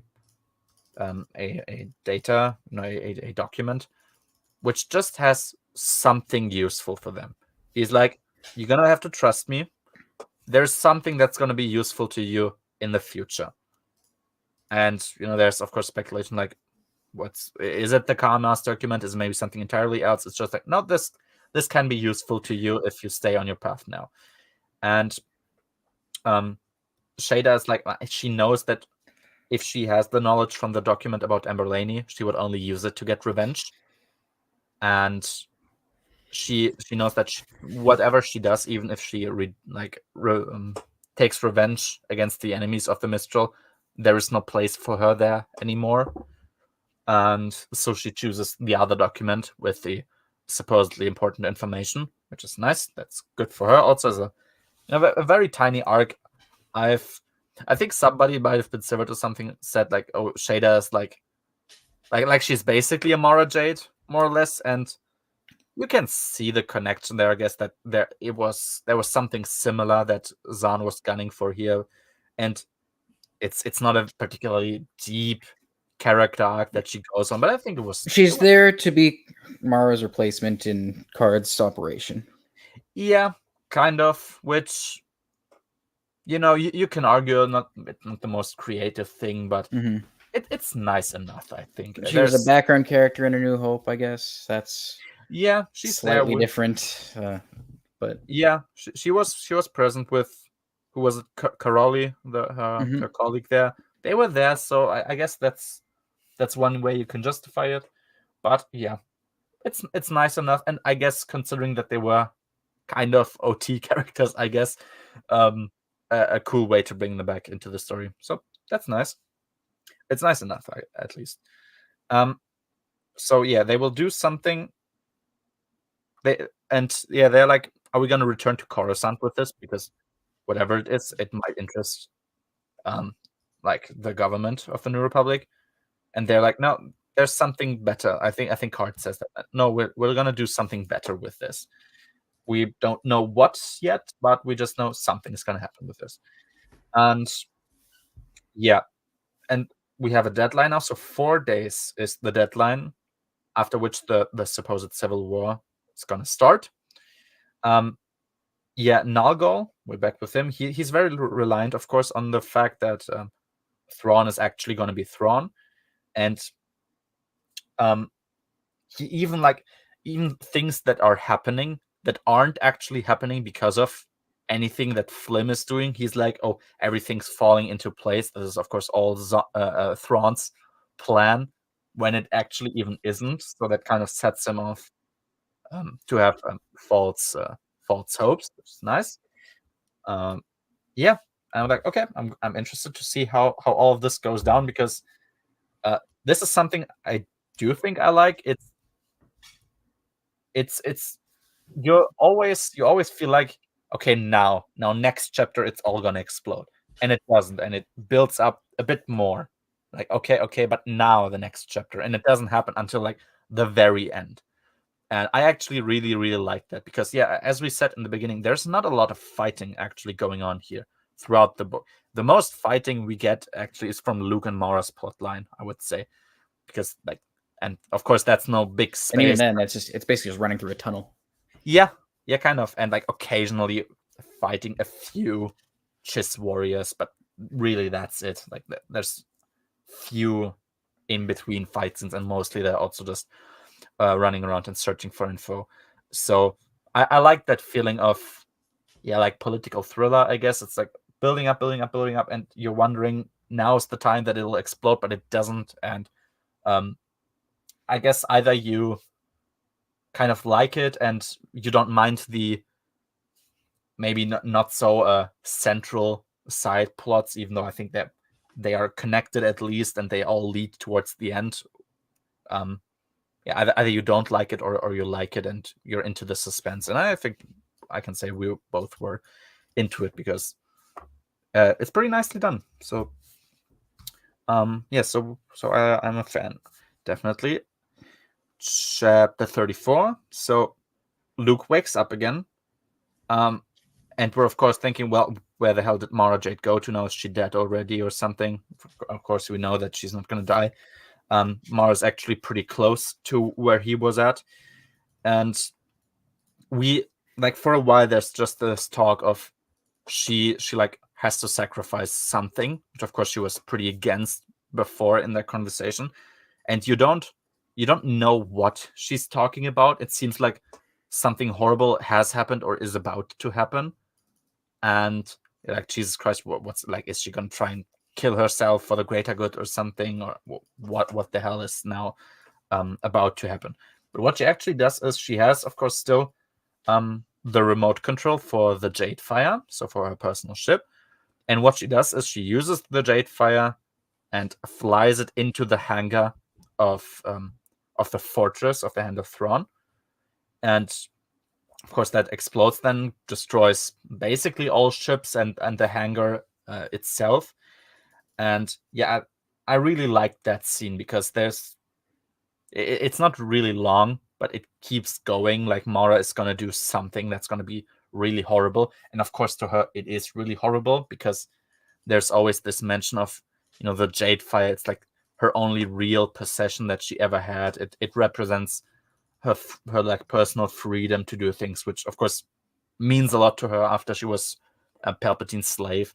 And that was very nicely done, actually. I like that scene a lot. And exactly. She explains to him, like, you're willing to ignore your ties to the New Republic just to save one woman, because of course he at any point could have, and perhaps even should have, you could argue, return to the New Republic and deal with the problems that they know that are going on right now. And how that's, and he's like, that one woman needs to also make a sacrifice the way you taught her to, because it actually isn't a good idea to not sacrifice anything. And it's the Jedi thing to do. That's also what she mentions.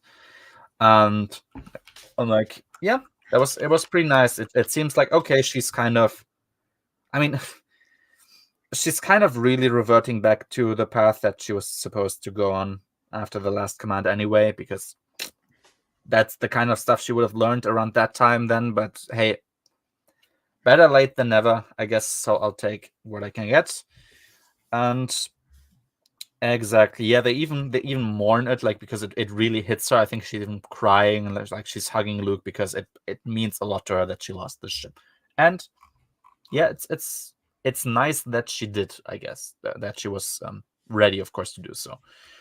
And yeah, exactly. Oh, Child of Winds is back then again, and he goes up to Mora and asks like, oh yeah, like what she wants, and there's just this little moment then when she turns back around and looks towards the ship to where Luke is at. And but then she says, she wants to find a way into the high tower again. Like, oh, okay, yeah, I see what you did there. A little teaser for what's very close to happening now. And yeah, we're back with Pelion. He's done with his orders being ignored. He's not a fan. And that makes sense, of course. He is like, he will go now to Yaga Minor himself, since Dizra and whoever, like Thrawn, quote unquote, is there. But he gets intercepted by someone who knows him and who has something he would want a lot. And we don't know yet who it is, but it was pretty obvious. Okay, it's probably Talon Card, because especially that line, we know each other. That doesn't leave a lot of options already. So it's like, yep, probably Talon something. So whatever that document is, it's more important to bring it to Pelion instead of to the New Republic. So yeah, it makes sense that he would want to go there first. Okay, we're almost there. We're very close now. Chapter 35. Han and Leia, they reunite again, and they determine, okay, out of all the people that are present here, the Diamala and the Ashori need to be brought to peace first, like to get them to stop threatening each other, because they are basically the biggest aggressors for now. Han is like, he almost insisted to like try and get everyone to leave before he releases the Karma's document, so it's just clear that nobody is there. Which is like, it's a good idea. Whether it would work or not, just like insist on getting everyone to leave this place and go home, more or less. So was an interesting idea of him to have. Karib is back, so the Fel clone, he's back. He found out that the Imperials are out there amongst all of these ships that are assembling above Botha Bui, because he caught communication from them. And he also is like, the way that Imperial pilots fly, like they have certain behaviors that distinguish them from others, that make it clear that they are Imperials. And Karib makes sense because he has more or less the knowledge of Suntia Fel, that he would know what exactly that would be, and like what behaviors are unique to them. And he's like, okay, I'm gonna go out there, I'm gonna look for them, I will probably find them. Okay, makes sense. Nice. We are back with Booster and Belly Bliss. So as promised, the errant venture was fully modernized, and they will go, first of all, they're gonna go out to the Ubictorate alone. They are pretending to escape ships from the New Republic with a fake ID, to hopefully be able to move behind enemy lines. And they made it so that on the outside the ship looks really broken, because like, this is a fully modernized Star Destroyer, and the few ships that we have, it's not gonna look believable that they are actually frightening a Star Destroyer. So we're gonna make it to look broken down, so it would make sense that they want to escape. Okay, also nice. And what they want to do is they'll send out a ship, like just a little ship with a hacker team, so that they can break into the Ubictorate and get the real Karma's document.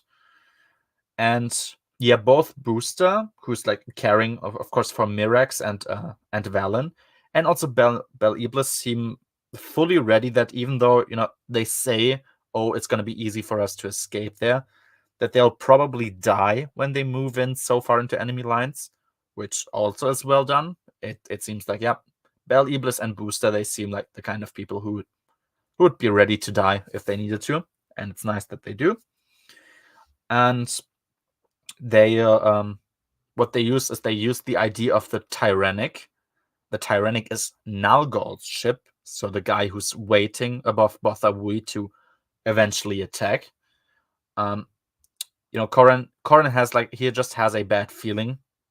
He's like, I don't know, there's something wrong. I feel like there's danger, and they are aware that the likelihood that everything is gonna work perfectly is little, but still, yeah, makes sense that they want to do all of that, and it's good for now. Chapter 36.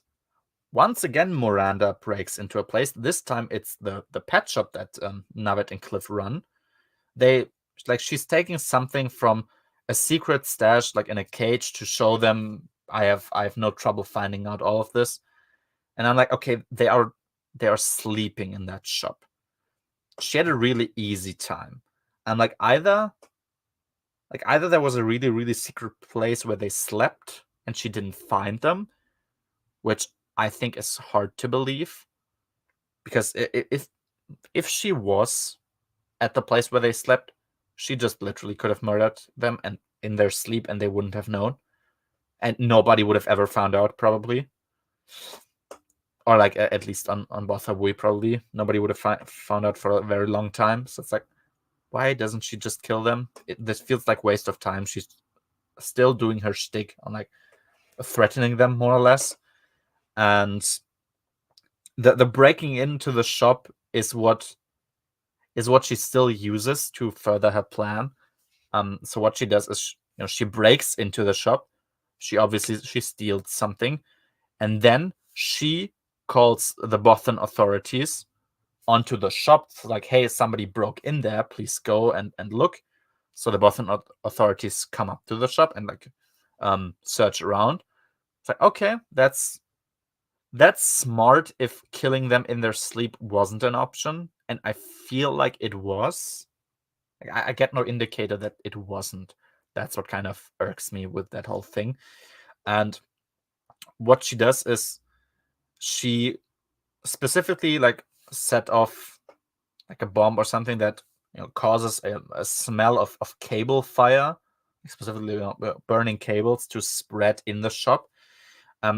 Which caused one of the Bothans to look for the fire. It's like, oh, it smells like burning cables, so it's probably in the vault somewhere. That's when he rips open the vaults where the Night Stinger, so the the sniper rifles with which they killed people on Botha Bui before, which they wanted to put onto Han. That's where they find it. Of course, they're like, wait, what the fuck is this? Now Navet is he immediately goes off. He kills all of the Bothans who are there, and they're like, okay, we're gonna have to move now. It's over, basically. I don't know. I think the plan is smart to try and do it like that, because there was this constant talk of you can't call the Bothan authorities because what for? And that's how she tricked them into going there anyway. But yeah, it feels as though she could have killed them at any time, and I have not seen a reason why she couldn't. So that's just that for now. Dizra immediately guesses that the Tyrannics, of course, the errant venture, is actually a fake. I didn't know why exactly. It seemed a bit too convenient that he immediately knew. Of course, he knows, okay, the Tyrannic is supposed to be there.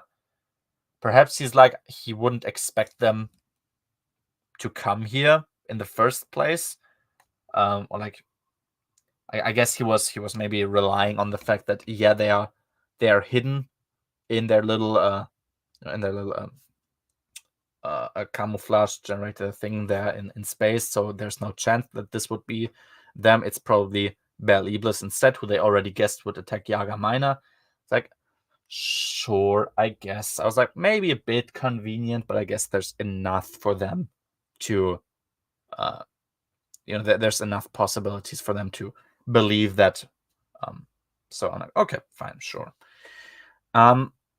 Exactly. So Navet, we're back with him. He escapes, and what he does, now goes to the tunnel that he dug towards where he needed to go. So the energy supply towards the shield generator.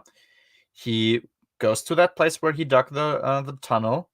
He cuts off other people who are there. Like he explodes his speeder or something so that the spreading fire is blocking anyone from entering.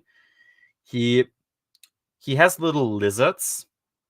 Those lizards have like bombs strapped to them, and they specifically chase like food, like the smell of food. So once he smears something onto their nose, so they, I guess, just walk forward until they reach the place that he needs them to, and they explode there.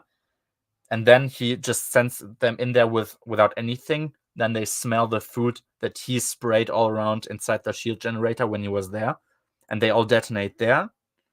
And like the last, he even calls Miranda again, and she's like really shocked, and he's like, "Wait, you're gonna die there or something? The shop is burning."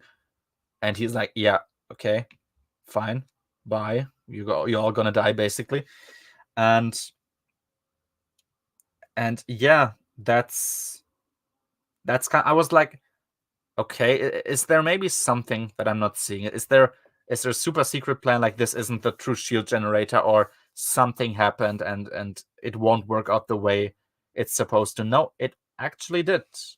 As it turns out, so the shield generator above Drefstarn, so the capital of Botherwee for now, is disabled.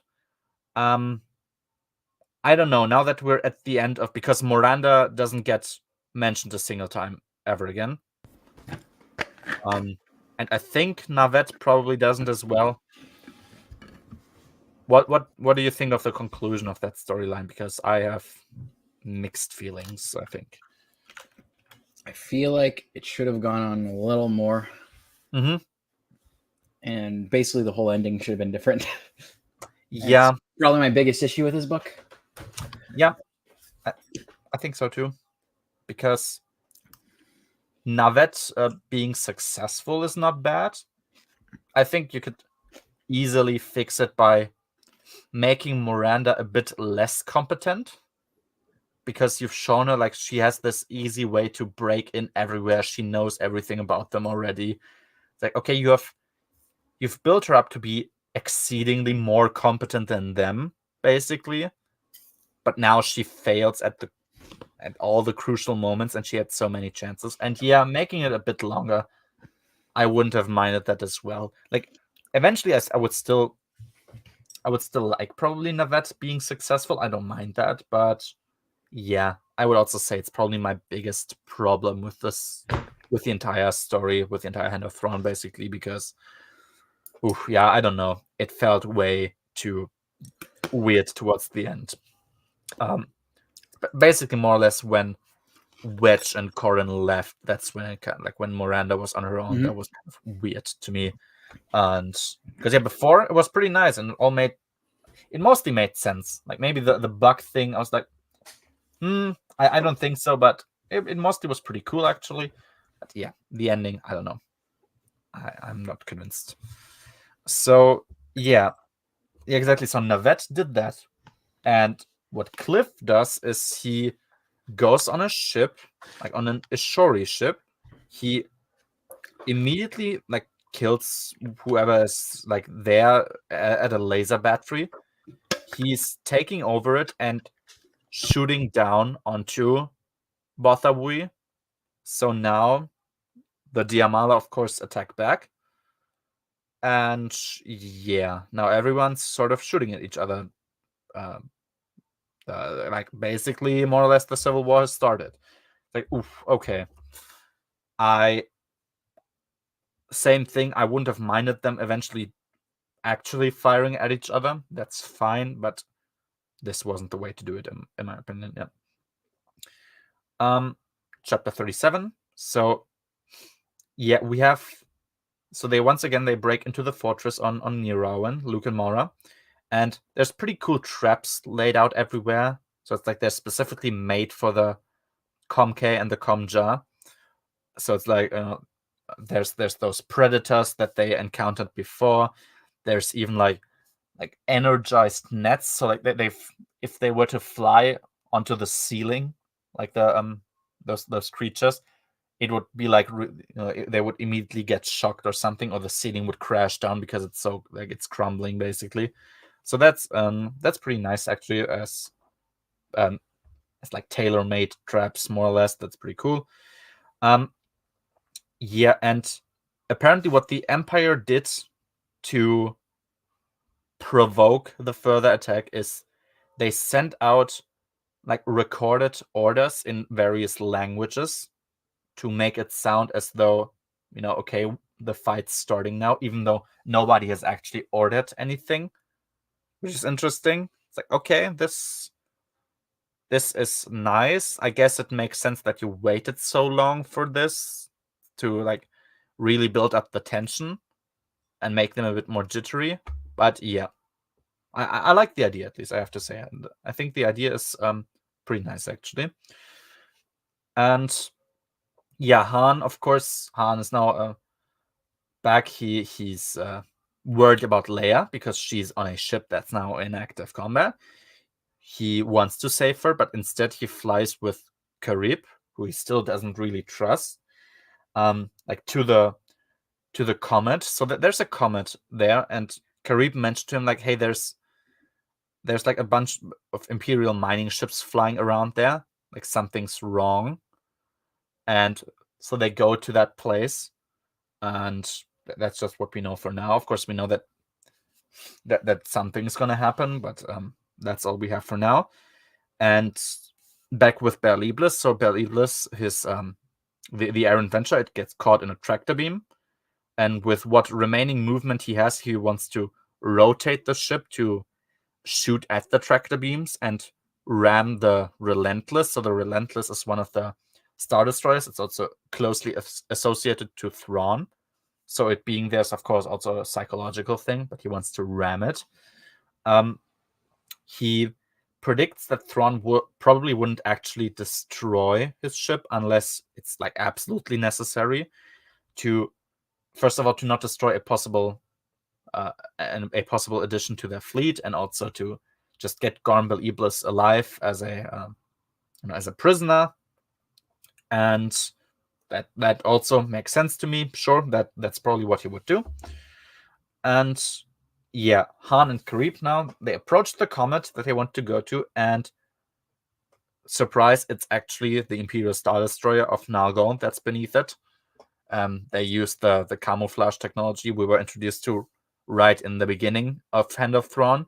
So it's actually nice because we got the setup of this tech, and you could have easily also just made it that, yeah, it's a thing that exists now. We have it in theory, but no, it gets actually used in this fight. So that's pretty cool. Chapter 38.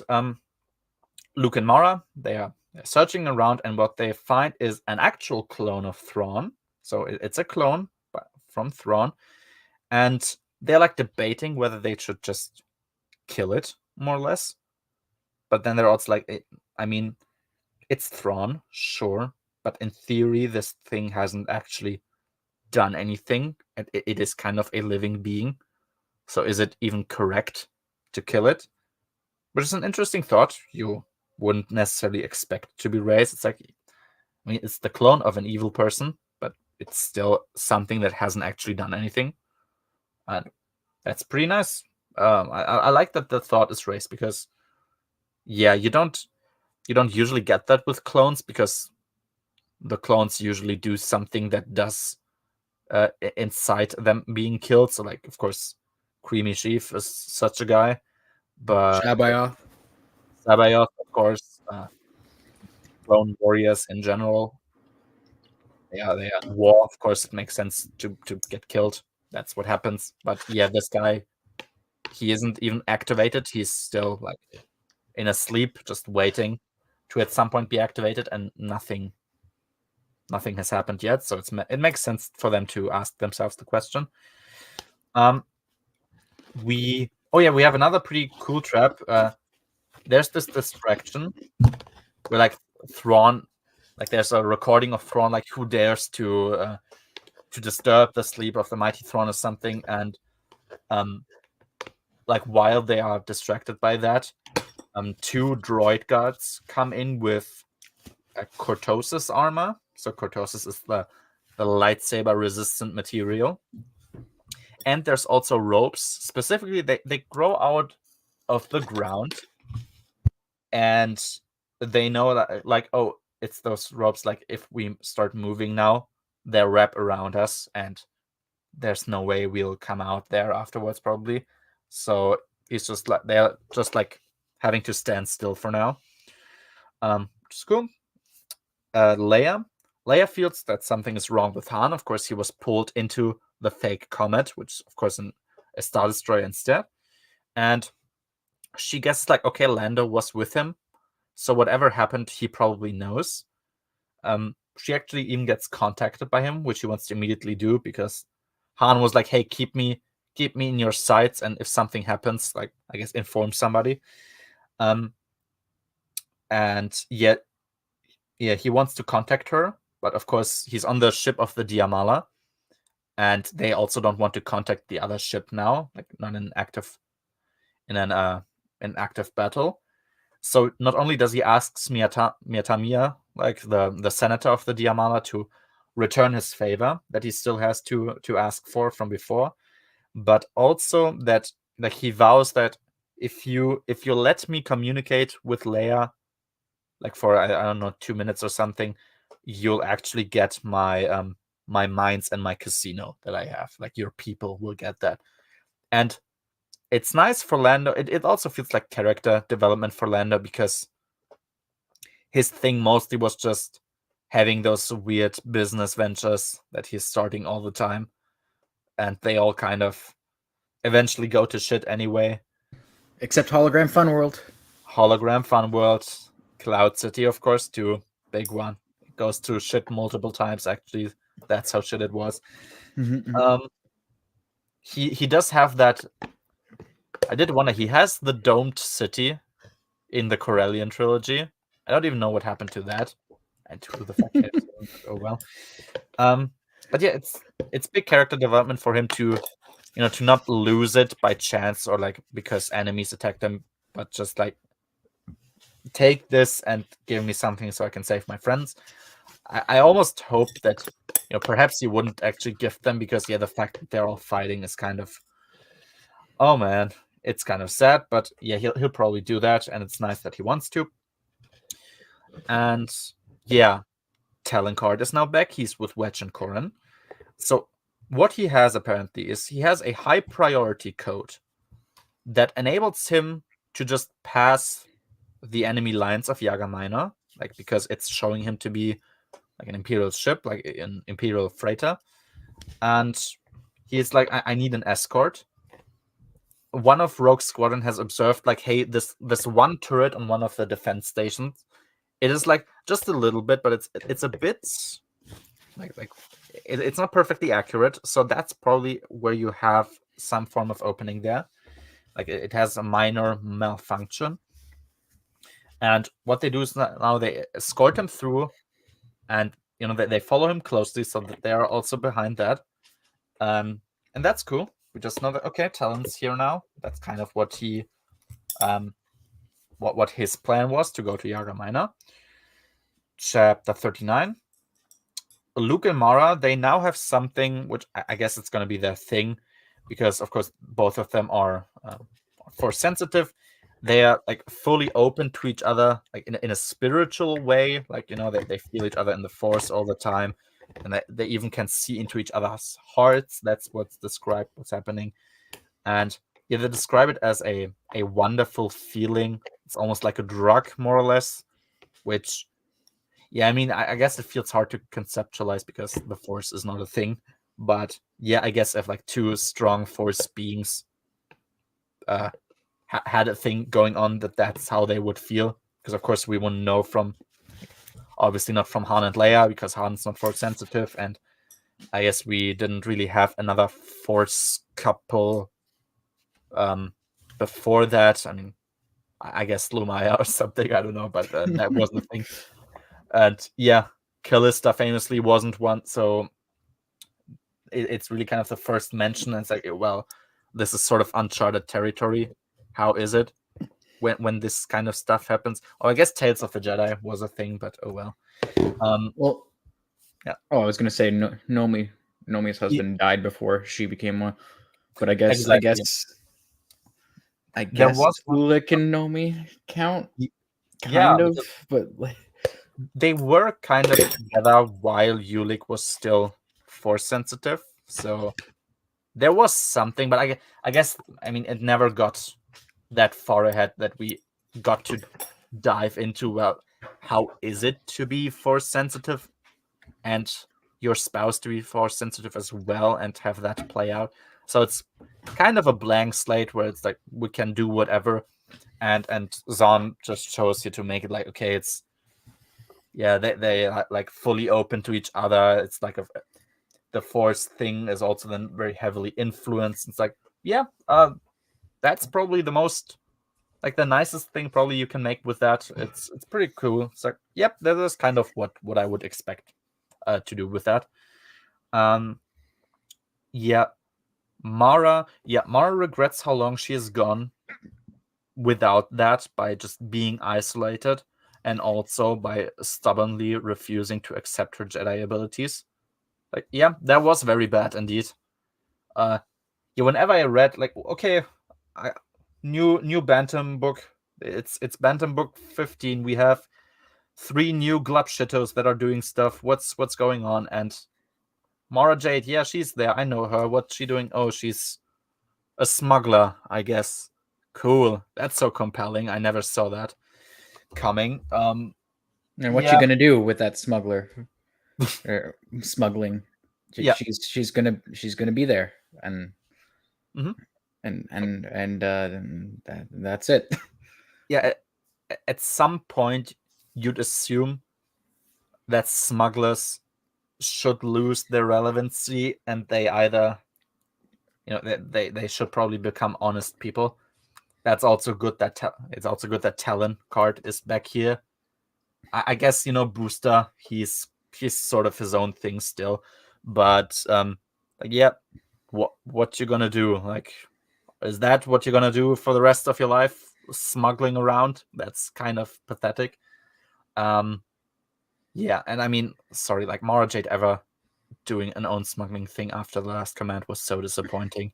It's like, I like smuggler characters, of course. Han Solo, hey, cool, but it's the clearly inferior version of what there's to do. Like, imagine Han Solo would still support the New Republic by smuggling.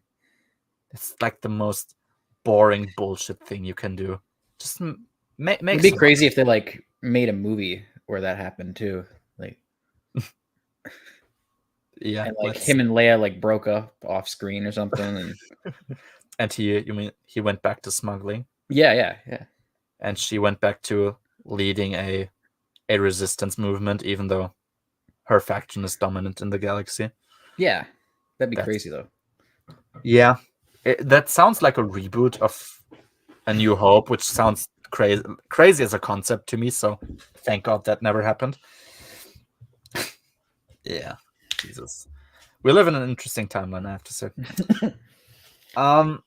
Exactly. Yeah. So Luke, they're surrounded by the 2 guards. So like, one is on the other side and one's on the other, like one's on one and one on the other. And Luke's having a hard time like defending both of his sides. So he has a funny idea, which is he like pulls one of his legs away, so he falls onto his side, and he doesn't trigger those ropes to wrap around him. He turns onto his back, because it's described like now he's just defending himself against 2 enemies which are very far apart from each other and not on opposite sides, really, and that's far easier for him. And it sounds kind of goofy to imagine like he's lying down on the ground, and like left and right there's enemies, and that's how he's defending himself. But I mean, the way he's describing it, it's like, yeah, that probably would be easier, even if it sounds a bit funny. Yeah, if you're on your back, you only have to like defend one side of your body, like a bit more, but not 360 degrees. Yeah, yep, there you go. Why not? That's something you would try in that moment. So I fully buy that. And what Mara does is at some point, because there's like a lake that's there, and they notice that the water levels are rising, and there's even like water damages in some of the walls. So what Mara does is she goes to those and she cuts open the wall basically to flood the entire room, because they more or less see this as their only way of kind of dealing with those droids. The droids are guarded or like protected by cortosis, which is of course the lightsaber resistant material. They have no real way of effectively destroying them quick enough. So that's what they jump to. Exactly, but obviously now the room is flooding, and that's endangering them. And yeah, the water levels slowly rise, and Mara thinks about Luke. So in the beginning, at some point, Mara was like, "Why the hell are you even here? Don't you have more important stuff to do?" And Luke deflected, like he didn't want to say.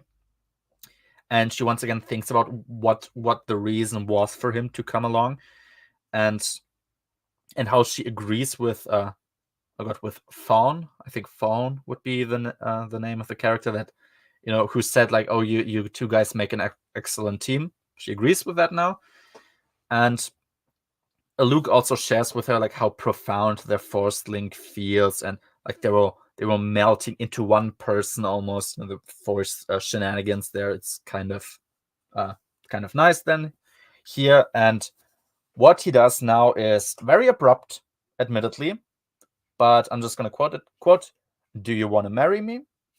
You mean if we get out of here alive? I mean, regardless. Yes, yes, I will." So Luke, in this moment where he's like, "We're probably gonna drown out," he proposes to Mara. I was like, "Oh, nice, nice. We're at the end of the road finally. It's finished." And I guess it would have made sense to have an "I love you" here as well or something, but it's like, fine, whatever. So we've reached the point that people usually make fun of, that Luke very abruptly proposes to Mara. Now that we finally can talk about it because we've read it, or like I've read it, you read it already. What's your feelings to how this was concluded? I mean, I think it's perfectly fine. They're about to die. Yeah. Yeah. Don't get another chance at this point. May as well just do it now. I agree. They should have said "I love you" first, but other than that, I think it works. Yeah, I mean, that's the only thing. Like the dialogue, perhaps him saying like "I love you" first would have felt a bit more natural, but still, like, yeah, they're about to die. If those are your intentions and you have no other chance of ever making them like public, at least to her, then yeah, you'll probably do that. And yeah, there you go. I mean, the meta reason that sometimes gets brought up, and I mean, I agree with that, is this is the last Bantam era book. With Vision of the Future, it's over. And Zahn is like, okay, I want the characters to be in this position.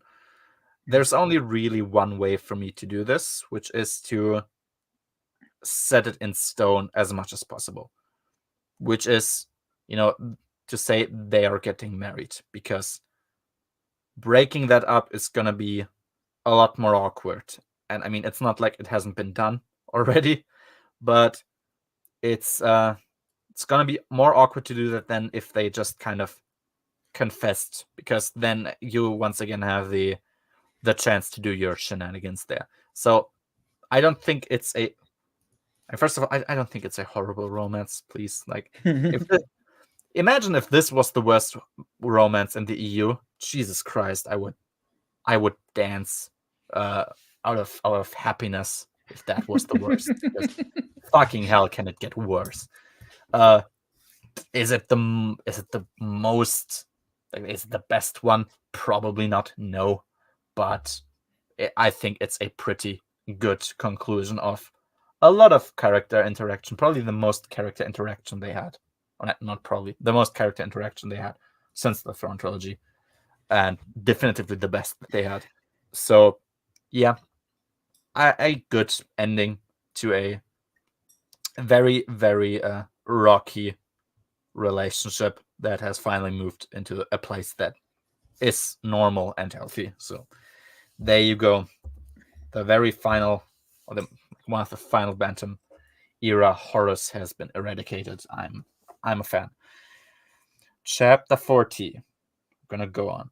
Oh yeah, I said that at that point. I said like Leia had, I don't know, a Threaken moment because she realized, everyone's just kind of going nuts and they're not gonna stop because they're too stubborn. So what Leia does is she uses the Force. So she's still in the Ashori ship. She's using the Force to like push the lever that's moving the ship towards the comet that Han and Karib are in, because they heard that. They're of course not listening because they're in active combat and they don't want to expose themselves to the Diamala. And Leia's like, okay, fuck it then. She's using the Force to, of course, not to actually move the ship. Imagine that you used a Force to move an entire starship, maybe even a star fleet. That would be pretty, that would be questionable. That isn't happening. We're just moving the lever, which makes more sense. The Ashori say like, hey, at some point, of course, they realize, hey, it's Leia that's doing this, and they tell her to stop, or else she's like provoking war between them and the New Republic. And I'm like, you kind of did that when you attacked a member of the New Republic. I don't like, of course, they didn't do it technically, so I understand that, but they know that this happened. So it's like, well, it's kind of too late for that. You've kind of occupied a planet for what feels like weeks now at this point. Like you're besieging it, at least. You're there. You're just waiting for something to happen. As far as the New Republic is concerned, you are at war already. So I didn't fully. I know what he means, but I was like, I didn't fully buy that as a reasoning why she should stop. And so she's like, pretty smartly actually, and that made me insanely happy too. Okay, yeah, I'm a New Republic official. Me doing this is provoking a war. Okay, I'm stepping back from all my positions in the New Republic. They, of course, now are like, well, okay, so you have no diplomatic immunity anymore. But she's like, yeah, whatever, fine. I'm not in the New Republic anymore. I don't care. She just goes on. But yeah, there you go. Because there was always this question of should Leia care more about Han or the New Republic if something happened? If she was in the position to decide. And I think this is a good way in between, because she doesn't doom the New Republic by doing this. Mm-hmm. Rather dooms herself more or less, because she's now they can now take care of her without having to think about diplomatic immunity. But she still she makes the definitive choice for the sake of Han more so than really the sake of the New Republic. And even if it's just temporary, it's temporary. Nice. It's temporary, of course, and the knowledge that there is something there, of course, also can be detrimental to the New Republic if they don't act on it. But yeah, I think this was a very nice portrayal of Leia's priorities. It's like she steps down from a position to not provoke a war. She doesn't want to do that, but she still also doesn't want to leave Han to just die, and so she risks herself being, I don't know, killed, maybe not immediately, but at least imprisoned. So that's pretty nice. Well done from her. And yeah, the guards are there. They want to. They are like stepping towards her, supposedly to take her away.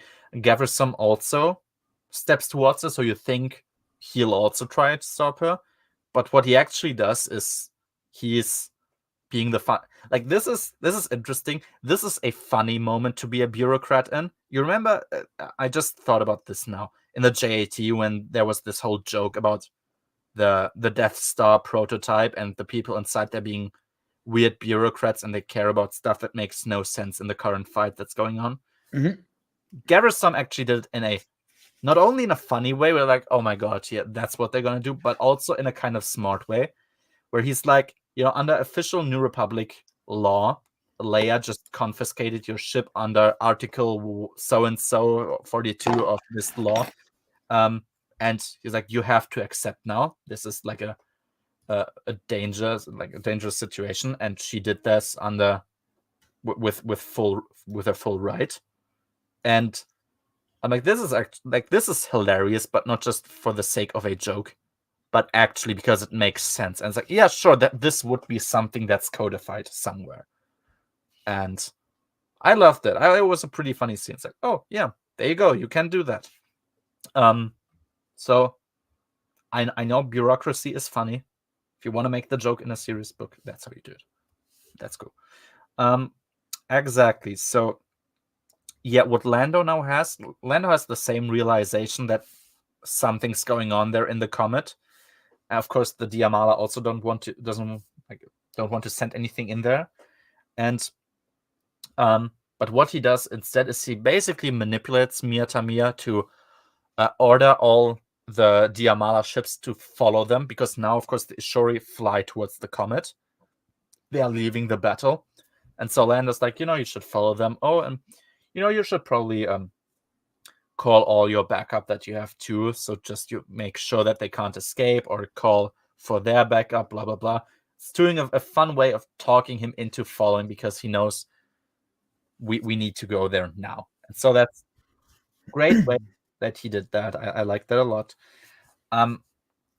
And yeah, we're back with Han and Karib now. They're inside the fake comet. And what Karib does is he detonates the freighter that they're in, and they fly out. So him and his men, they're in TIE fighters now. They even have New Republic insignia on them, which is really nice. And Han gets asked like, hey, are those guys on your side? And now he trusts Karib, and it's like, yeah, they are. And okay, everyone's there now. The Diamala and the Ashori realize what's going on, and they join them. So that's pretty cool. We're basically now towards the end. Chapter 41. So yeah, Flim tries to demonstrate, Thrawn's tactics there, but now everything starts to collapse. The X-wings breaking through, that was seen by General Hestive, and I assumed like, okay, General Hestive is Palion's man, so he of course probably didn't say anything, even though he saw what's going on, of course, to get Thrawn, or like to get Flim to lose. And yeah, Talon breaks through. He lands in the hangar of the Ubictorate, and surprise character arrives as well, Palion. Palion is there as well, so we now know, okay, Palion is the guy that found Talon Card at that moment, and he's like, I have something for you, something very useful. Back on Botha Wui, so now that the Star Destroyers are there, we have the problem that people are still not really willing to defend the Bothans now that they see that Star Destroyers are there, and also all of their ships are pretty beaten up, whereas the Star Destroyers are basically totally fresh. It's only 3 Star Destroyers, but it's still quite a difference in advantage, and they might still lose even if they just try to send them like a Suicide Squad, basically. Yeah, what are we, some kind of... I would have imagined this would have been like, what are we, some kind of Suicide Squad? So actually, there would have been a moment in which you could have done that. But yeah, exactly. So what they need now is like, okay, we kind of need a leader who nobody really hates, who everyone can sort of accept as their temporary leader. And out of the present people, that's Lando. I guess because, Leia and Han, they're too closely tied to the conflict that's going on now. Garrison, no chance. And of course, everyone who's present there with their battleships, there's also no chance. Like, okay, Lando, yeah, people know you from, what was it, from Endor, and what was the second, Tanab or something, like some other battle that's like, I think the Battle of Nab. Yeah, exactly. That was mentioned as well. So yeah, like, you're the hero of Endor and Tnab, and that's why people kind of trust you. And you weren't really present in that conflict that's been going on now, so people would kind of accept you. Like, yeah, you understand the rationale behind that, so that's cool. What exactly? And Han points out, hey, wait, Flim mentioned something to us when we were on Bastion, which is that Thalia has a private army that he's like been kind of keeping secret. So what they do is they contact Botha Wui, or supposedly they only contact Thalia and tell him, hey, you can there's a chance for you to come out glorious out of this battle if you send your private army to take care of the Star Destroyers, or help take care. And I think he does it on purpose, where he doesn't actually only send it to Thalia, but he sends it to the entire planet. And of course, because that's the way that Bothans act, like they are very honor driven. Of course, nobody wants to let Thalia get all the glory for the fight, so everyone sends their troop out to fight the Star Destroyers. It's like, yeah, that's a smart way to utilize a very believable aspect of a culture to manipulate them into doing what you want them to do, and making them believe that it's for their benefit. That was really smart by Lando. I like that little moment a lot. Exactly. So Palion, we're back with Palion and the Ubiquitate. He basically knows everything that's been going on. So I guess the information on the document was also partially that Flim is an impersonator. He's not actually Thrawn. But definitely we had the code in that ship that managed to carry Talon Card through to the Ubiquitate.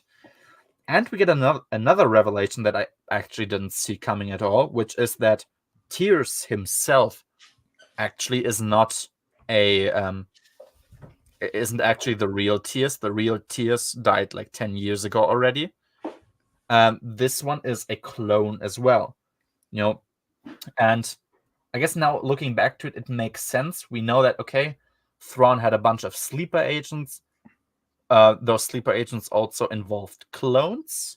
So it's like, yeah, I guess there would have been a possibility that a soldier as competent as Tears is one of them.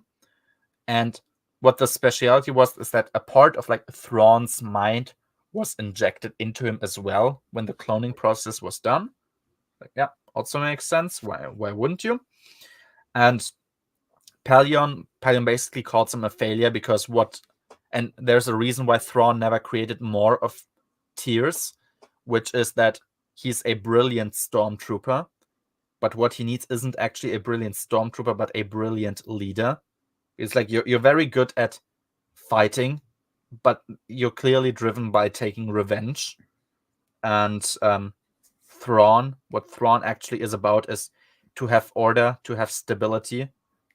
And that's kind of why you weren't made into a mass project. You're a very specific thing that you actually that you can use for a very specific problem, but not to actually unify the galaxy in the way that Thrawn wanted to do.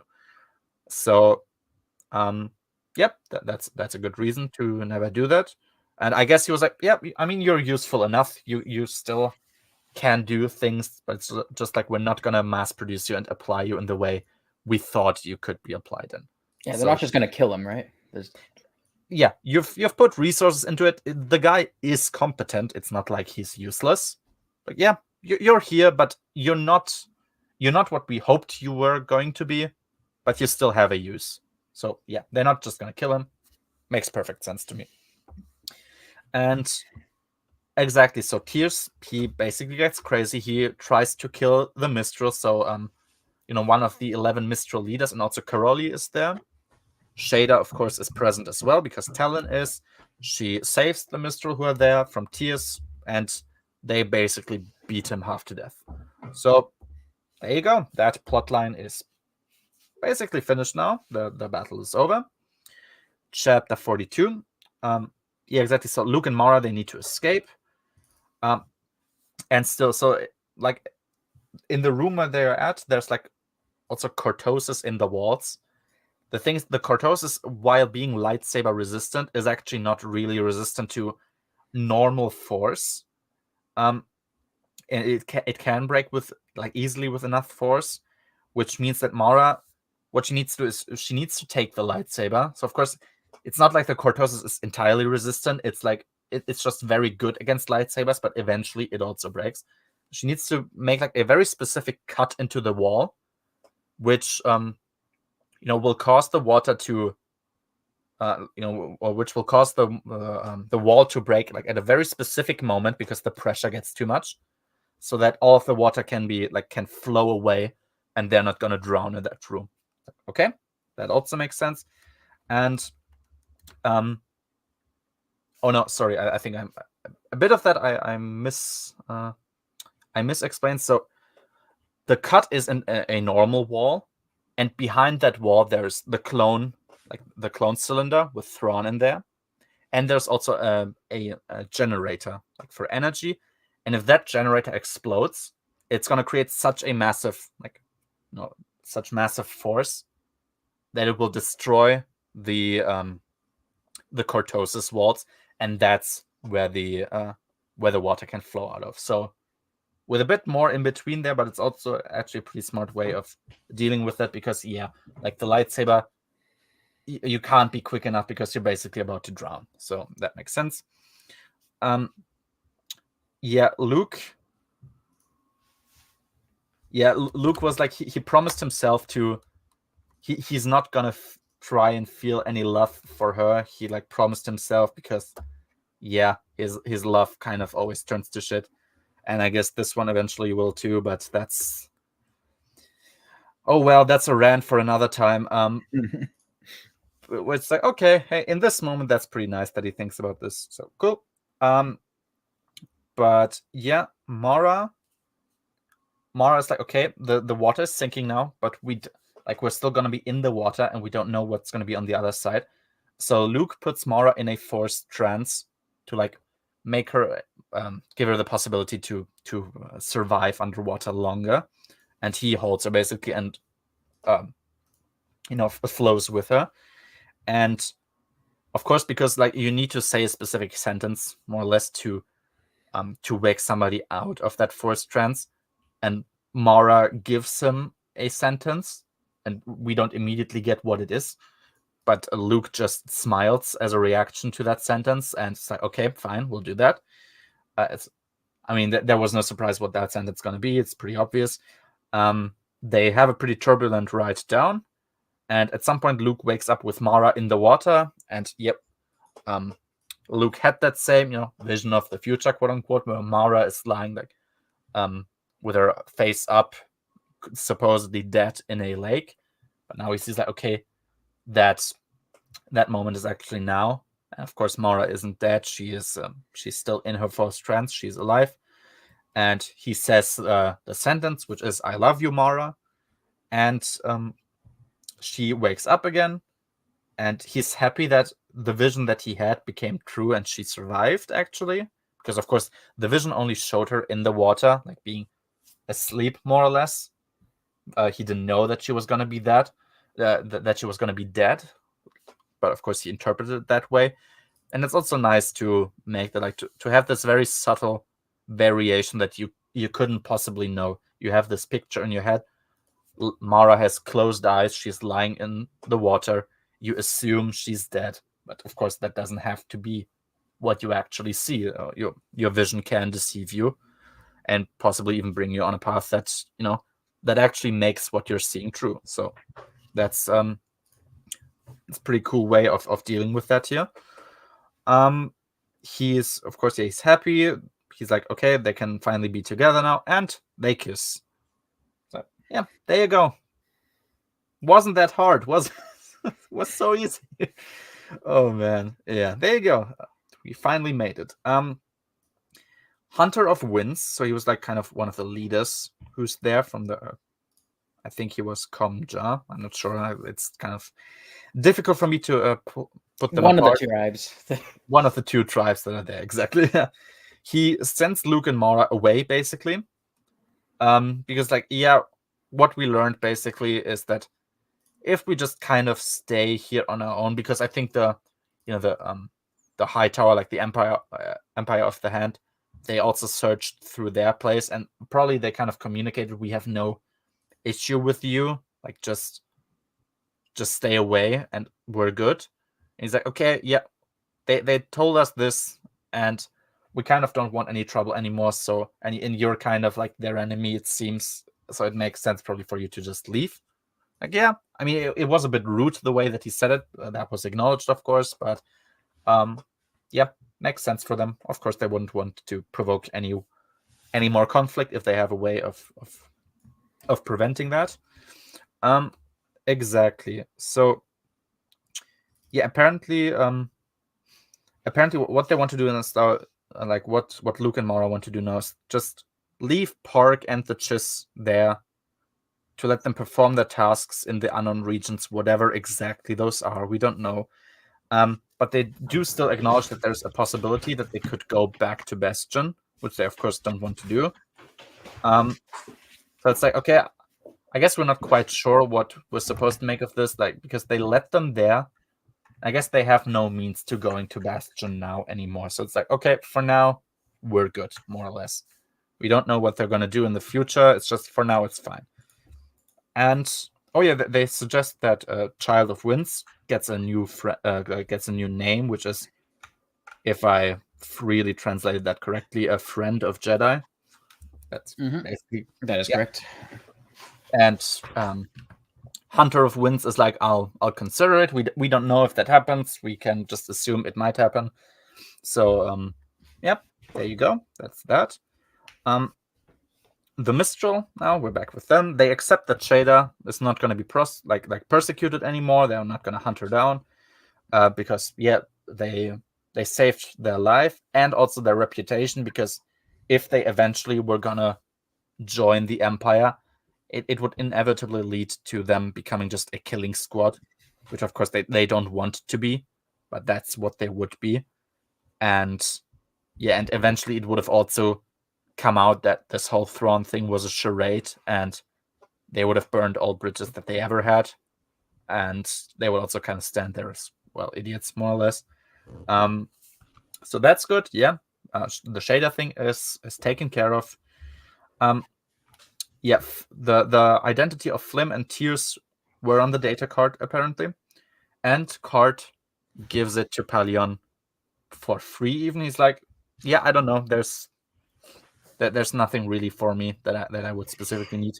So it's like, there you go, take it. That's for you. So that's nice. And yeah, one thing that R2 managed to find, like, so R2 was once sent to, like, hey, get some data from the unknown regions as much as we can.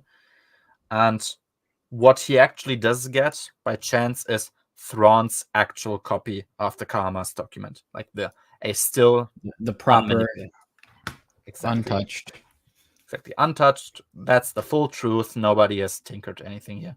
So that's the actual true one. So that's also taken care of. Also nice, because I mean, that's his private layer, more or less. Makes sense they would have something like that there. And now finally, chapter 43. A Card. We know what Talon Card is going to be up to. He convinced both the factions to have like a unified secret service, more or less, that's led by him. So what he does is he's going to sell information to both Coruscant and to Bastion to more or less build trust between those two governments by limiting the amount of secrets that they have. Because whatever they get from Talon, they also know the other side has gotten it as well. So it's a nice, not only is it a nice way to, I guess, make it easier for both sides to accept the peace, but also to give Talon Card something more, at least more honorable to do, because he still is a smuggler. He still is in the smuggling business, even though we learn he has already slowed that down anyway, but he still is, and that's the nail in the coffin for him, being like, nope, no smuggling anymore. That's gone now, so that's good. Mara, she at least finally makes the decision to definitively leave Card's organization. that's still gonna take some time because she'll slowly take care of business, like finalize everything that she was starting already. But she now has made the once and for all the decision that she's gonna leave Taloncourt. So that's very good, and it's long overdue. That should have been happening a long time ago, but finally we have it. Shada now joins Taloncourt, and yeah, I wasn't sure, but the way it was worded, it seems as though they are in a relationship. I don't know, but the way it was worded, it was implied that they were, like, pretty clearly implied, but we don't definitively know. But I think somebody mentions like, oh, like your relationship to Shada or something. So that's just there. So there you go. And that's neat. And oh yeah, Han. Yeah, okay. Yeah, that was mentioned by Han, because Han's like, yeah, you'll probably join the New Republic soon, because he's like, oh yeah, like that was his track record because of his woman, more or less. And he's like, no, that's not gonna happen to me. And Han's like, yeah, it will. So I think that was supposed to be the indicator that Shada and Card are more than just friends. But yeah, that's the thing that we have here, and seems to be the most likely interpretation, at least from me. And yeah, Luke and Mara, of course, what they're gonna do, that's something I didn't think about, but I guess it's sort of to be expected. They drink hot chocolate together. She loves hot chocolate. Of course, she loves hot chocolate because it symbolizes Luke. Yeah, exactly. Yeah, no, she loves it because it reminds her of Luke, and like gives her a sense of warmth and security, of course, the same way that he does, and all that good stuff. So plus, of course, it simply tastes great. Yeah, drinking hot chocolate is nice. There you go. They have a new idea for the Praxium, so they will transform it now.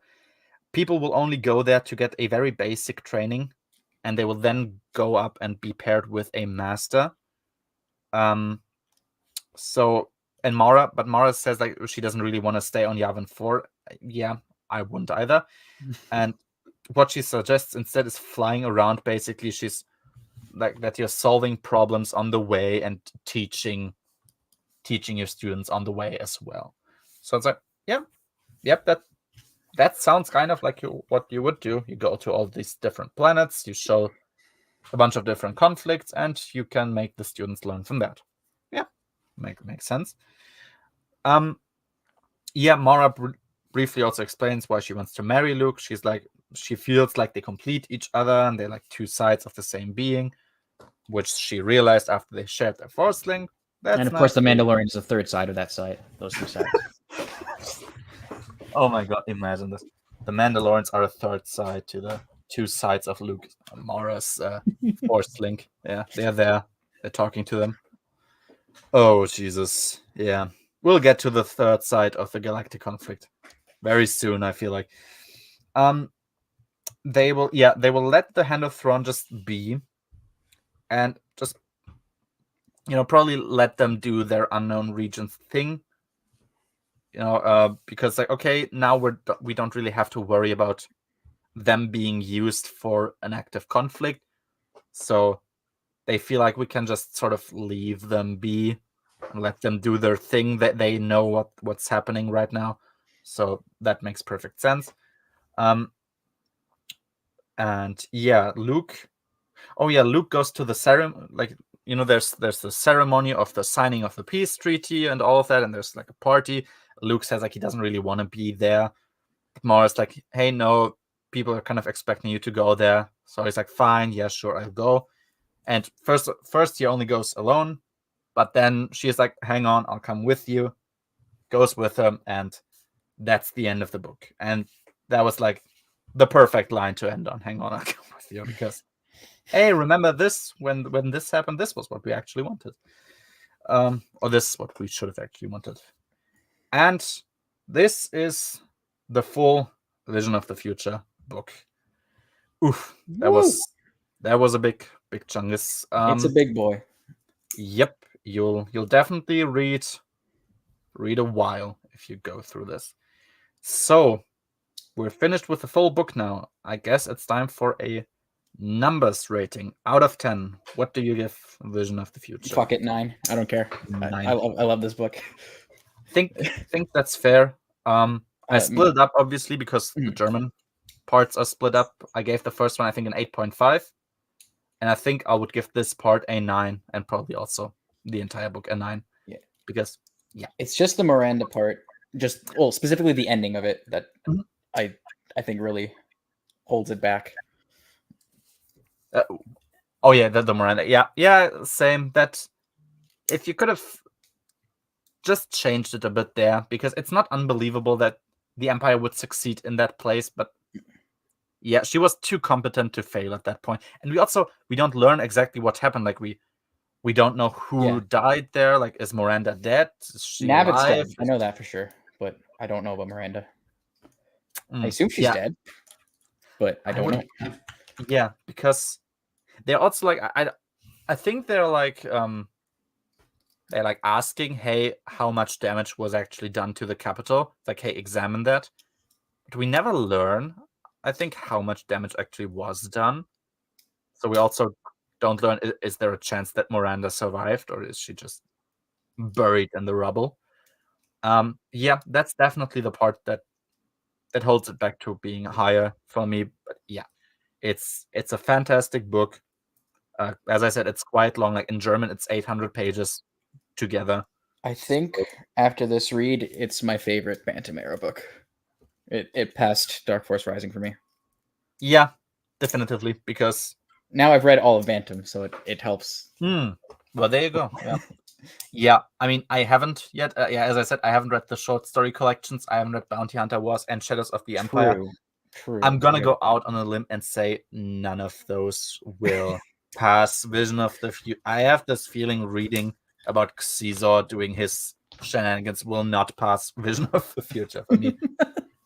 So yeah, it's definitely also the second part more so because it's the German. It's the way that German way works here, but yeah, Vision of the Future. Bantam's really strong. It's I, Jedi, Vision of the Future, and Starfighters of Adamar. It's it salvages a lot, like really, really a lot, because if those things didn't happen, or like other authors would have written them, fucking Christ, that could have turned out a whole other way, and I don't even want to think about the way it would have turned out. So yeah, it's pretty neat. I think it's probably my favorite book so far. And Wraith Squadron is at this point. I guess Bounty Hunter Wars is the only downside of this part. I guess. But I guess it was like this kind of thing where it's like, even if it sucks ass, who the fuck cares? It's its own thing. It can't hurt really anything. Like it has no. I'll assume. Oh no, it damages Boba Fett. I guess possibly maybe. Oh no, I don't care about Boba Fett. I'm gonna be honest. He looks cool in the OT. There you go. There you go. That's all there is to say. Oh no, I'm really worried that they're gonna ruin Dengar's character, or the strong characterization of Bosk in Empire. No, yeah, whatever damage that it may be the most horrific piece of literature, I'm sure, but who cares? It's like, or it could be the best. It could top Vision in the Future. Who knows? I have never read it. Who knows? Maybe it's gonna be the best that I've ever read. But yeah, Vision of the Future. Met Star 2 was my favorite book so far. But I'm just like, this is the era I care most about post Return of the Jedi, and it does the characters I care most about, which is the big three and Mara, the best out of all I've read so far. So yeah, the Thrawn trilogy, I love that as well, but it's just like, I don't know. Hand of Thrawn is kind of different. Like, would you say that all of Hand of Thrawn is better than the Thrawn trilogy? I don't know about better. Yeah. But I like it more. I think so too, probably. Yeah, no, the thing is, like you hate Lord of the Rings, so you really like you actually have no takes that I ever need to take seriously. That's really it makes it really easy. Bounty Hunter. You're basically just advertising that your opinions don't matter at that point. Exactly. I mean, he's done that enough already. Poor dude, but oh well. It's just solidifying it. But hey, who knows? We haven't read Bounty Hunter Wars, or at least I haven't. So I haven't either. You haven't either. There you go. It may be the most genius thing. Greyholm hasn't either. Well, maybe the three of us can do it. Exactly. We'll do a trio breakdown of fucking Bounty Hunter Wars. It's gonna be great. Bounty Hunter Wars, yeah. Well, there you go, Noah. I mean, to be fair, Noah, like you wanted to fucking recommend Dark Empire and Courtship of Princess Leia to me. Remember when you said Darksaber is a fun book? You fucking liar. You have no takes. Shut up. I mean, I haven't read either. Who knows? But yeah. Bounty Hunter Wars doesn't have indigenous Black Martians, so gonna have to cast some doubt on that one, actually. Yeah, big L. Will? Oh, man. I'm not sure if the TheJadedTalk format is cut out for doing supernatural. It'll be many weeks. Yeah, it's actually true. I mean, sure, but that's not the quality. You said Darksaber is fun, period. Not Darksaber is fun compared to literal garbage. Of course, everything's fun compared to Hambly, but you're that's moving the goalpost just a little bit, in my opinion. I blame Zahn for your bad taste. Well, everyone else, like, I wanted Luke and Mara to have nice interactions, and everyone else just kind of didn't do that. So it's like, what else do you fucking expect from me? Write better stuff, and then Zahn's not gonna have my favorite book. That's totally fine. Yeah, there you go. Vision of the Future, favorite book to me so far, I think. Yeah. So we're done with that part, and let's just, because it's part of it, it's kind of a part of everything here. We'll talk about a very specific 4-issue comic, which is Union. I think Noah should come on for Union. I bet he has a lot to say about this comic. You want to come on for Union, Noah? The link is in the Matt Wilkins channel. Just hop on if you want. Hang on. Yeah, so I guess let's take that transition to a Union. We'll start with the strongest cover. Oh god, he's actually gonna come on. With the strongest cover I think there is for Vision of for Union, sorry, which is this one. It looks the least scuffed. Because the very, like, we can just take it out of the way for now. The very sad thing, like, that I would swap out even before, like, having a stronger original story is the fucking art style. Yeah, so, I think all the art in all the issues sucks. Yeah, I except for this one panel that I have as my picture right now. That art is pretty great. I like that. Of course, it's my profile picture, so I like that. Hello there. Hello. There you go. I've pulled up, I think, the most competent cover of Union, next to the one with Corin and Khan sparring, but Luke looks kind of weird on that one. Yeah, which is the one of the German paperback? That's the one I own. It's slightly different. It's the one with them with the X-wings. It's like Luke choking her in front of like Coruscant background. I think it's like Luke doing the Titanic hug from behind, and Mara just like turning around. It looks like he's attacking her. Yeah, that's right. Yeah, and Luke kind of has the face of Quasimodo, which is I like that this cover. I like that this cover is spoiling a plot twist with her dress. Oh, I guess so. Yeah, but I mean, nice job. Who cares about the story of Union? I'm fully in the camp. I don't give a fuck about the story. It's present, I guess. Who even gives a shit? Yeah, Snacky clearly didn't. What are your thoughts about Union, Noah? You want to share them? I haven't read it in over a year, I think. Mm-hmm. Jesus, when did I upload my review? But yeah, general thoughts. it's fluff, it's filler, terrible artwork, a story non-existent, and generally that's kind of it. It's just forgettable. Like, I don't even hate it, but it's just nothing to me. Yeah, it's kind of like, it's like a slice of life manga. There's like really no deeper story point to it. It's just kind of, this is the story of their wedding. There you go. And therefore, I even gave it a bit of a higher rating for that, because I don't think this book ever pretended it's anything but that. It's like, yeah, it's like there's kind of something you could maybe call a story here. It's not really that deep. Yeah, I think that's the reason I would put it down. It's because it does try to have that story with the Imperials. If this was just gonna do the wedding and just slice of life, I would like it more, because it would be so drastically different. Yeah, that's. I mean, I did still downgrade it for the story, but yeah, that's true. That's kind of fair. And yeah, the art style. There's specific panels I actually think that are pretty neat, but yeah, most of the art styles. I mean, what people talk about the most, well, people I do talk about the most is the character designs, which are just they either lifted from the movies for like the film characters, Han, Lando, Luke, or the artist, I don't know his name, is just taking goddamn actors and puts them. We got Bruce Willis, we have Bruce Campbell, we have Christopher Walken, we have Tommy Lee Jones. Everybody's at the wedding. Yeah. Like, I mean, Cam Solyusa looking like Bruce Willis is kind of funny. That's actually.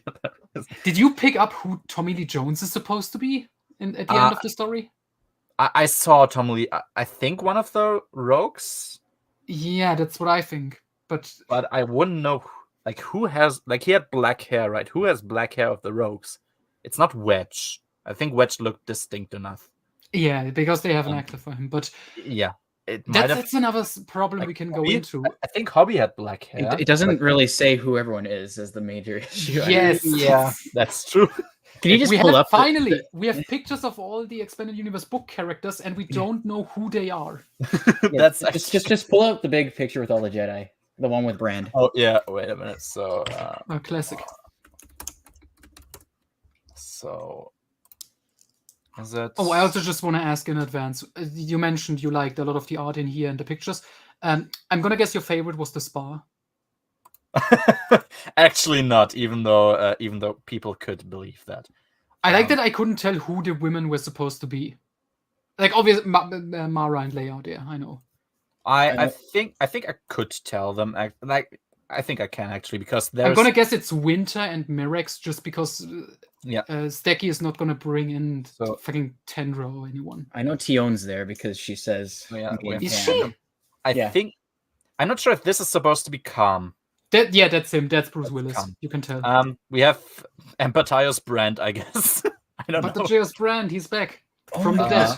I think the blonde girl on the right is actually Tion. Yes, because of the eyes. Yeah, yes. Mother of Pearl Eyes, of course. Is that supposed to be Corrin? Is that supposed to be Corrin in green?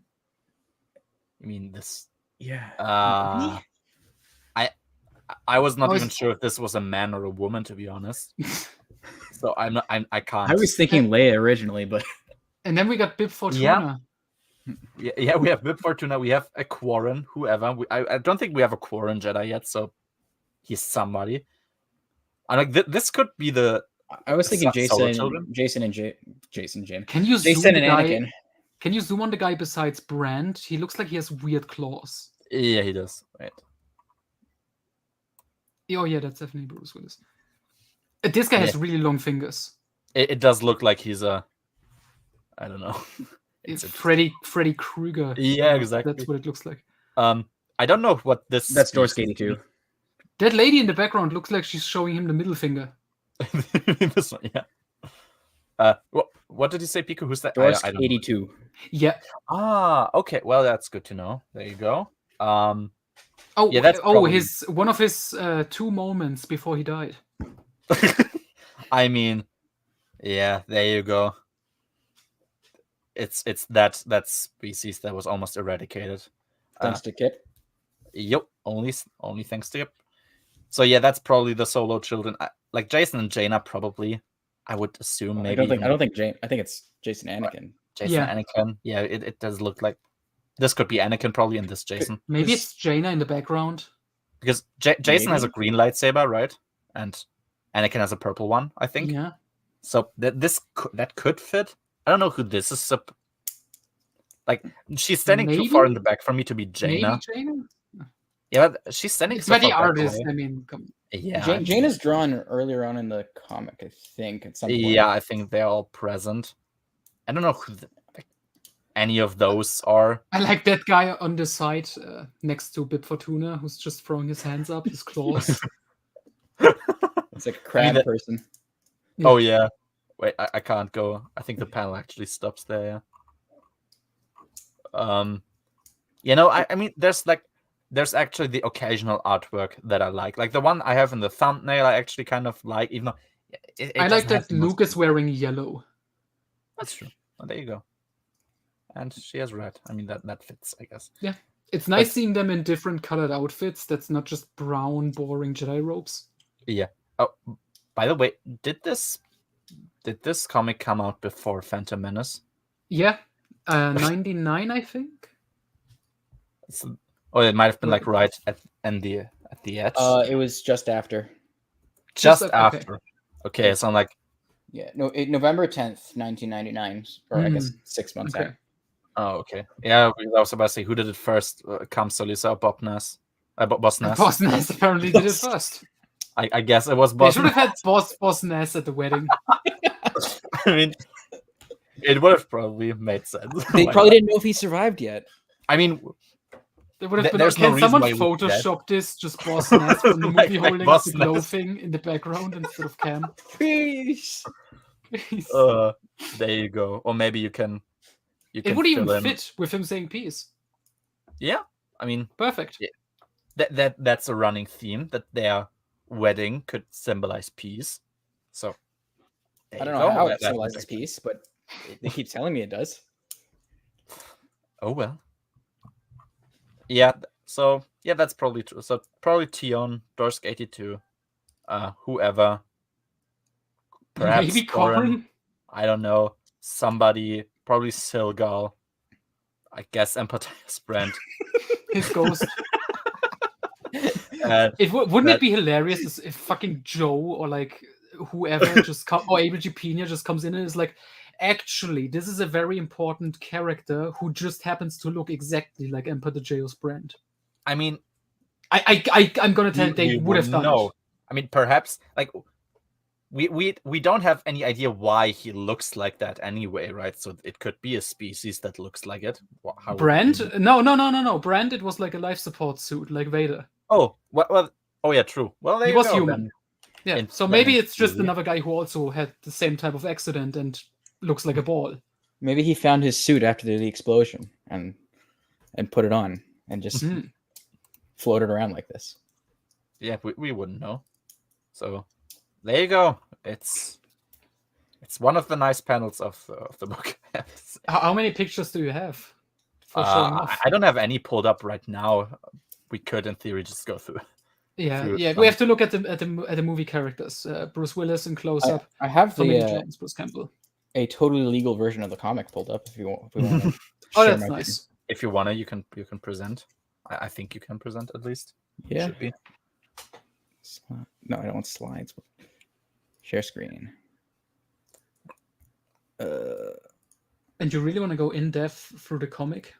I mean, I have my notes there. We're just gonna scroll around. They're not the most in depth. Yeah, we're just gonna look around for funny shit. Yeah, that's the trade paperback cover that we have. It's ugly as hell. The pose and with the rogues behind, that's actually nice. The hand positioning is kind of awkward there. It looks like. Does it only look like to me that? It's mostly his chin for me. Yeah, he looks like Quasimodo, and she looks like his sister. Their faces are too similar. It's weird. It's like she's already pregnant or something. That's the pose he's going for. Or like she's pushing her stomach forward. Like is he bending her over or something? I don't know. But I mean, her ass is right at his crotch, so I'm gonna guess. And it's the cat suit. That's the most important detail, anyway. Mm-hmm. So there you go. Yeah, just scroll a bit. We'll look for funny things, I guess. Yeah, I mean that's not nice. This one's great because it doesn't show their face. Yes, exactly. And then scroll further down, and we get a first out of character moment. Mara playing with a bird is bizarre as hell. I mean, yeah, she should be more like Fiona. Is, and coupled with the weird schmaltzy romantic dialogue. I mean that one I sort of appreciate because it's kind of what you have to expect from that. Yeah. But not to sound like a pervert, but looking at this right now, what is up with her tit? Look at her abs. Look at that. Yeah. Chisel. True. I mean, do you have any notes for this page? I don't know. I don't have any notes for the. Wait, yeah, okay. I might as well. Yeah, I was like, read them as we're going through. Yeah, true. Actually, yeah. So I was like, they're lovey-dovey, kind of. They watch the sunset together. He's like, marrying you is the best thing that could have ever happened to me. Like, yeah, there you go. It's nice. That's really all I had to say. Better than Callista. I mean, no, Callista's better. Imagine the potential of Luke with someone that doesn't have the Force. Just imagine that. You know, if I were to do this story, Slice of Life, I would just bring in as many references to past events as possible. I think it actually would help this story. Like perhaps, yeah. Might be. It's just like a how did we get here type thing. Yeah. Oh yeah, I guess that's in dialogue here that Leia apparently views this, as a sign that the New Republic and the Empire can truly find peace. And it's like, okay, I guess it's not the most senseless thing that you would believe that, and except that Mara hasn't been with the Empire for over 10 years. Yeah, but there's forgiveness in being a former high-ranking Imperial, even, and that you can I mean, so is Leia. She was in the Imperial Senate. True. I think the people in universe would probably view it differently because Leia and Mara to me were different enough. I mean, then again, people didn't really know Mara, I would assume, but oh well. Everyone kind of knows, I guess, that she was the Emperor's aunt. So, yeah. Why is that common knowledge? Yeah, it's. I guess it's been. I don't know. It's the same with. It's like with fucking James Bond. Everybody knows he's a secret agent for some reason. Which usually means you're shit secret agent. Yeah. And yeah, it was the same to me with Luke and Leia being Vader's children. I also never quite understood when were people supposed to learn from that and why exactly. Did they just tell I think that got narrowed down. It has to have happened between Crystal Star and Black Fleet Crisis, but we don't know how. But at least we got set up in iJedi with Luke telling his students, "Hey, Vader was my dad. Please don't tell anyone." And then obviously they did. Yes, that's correct. Something about that pose is awkward. Yes, that's the pose I was talking about, where it looks like he's choking her or trying to murder her.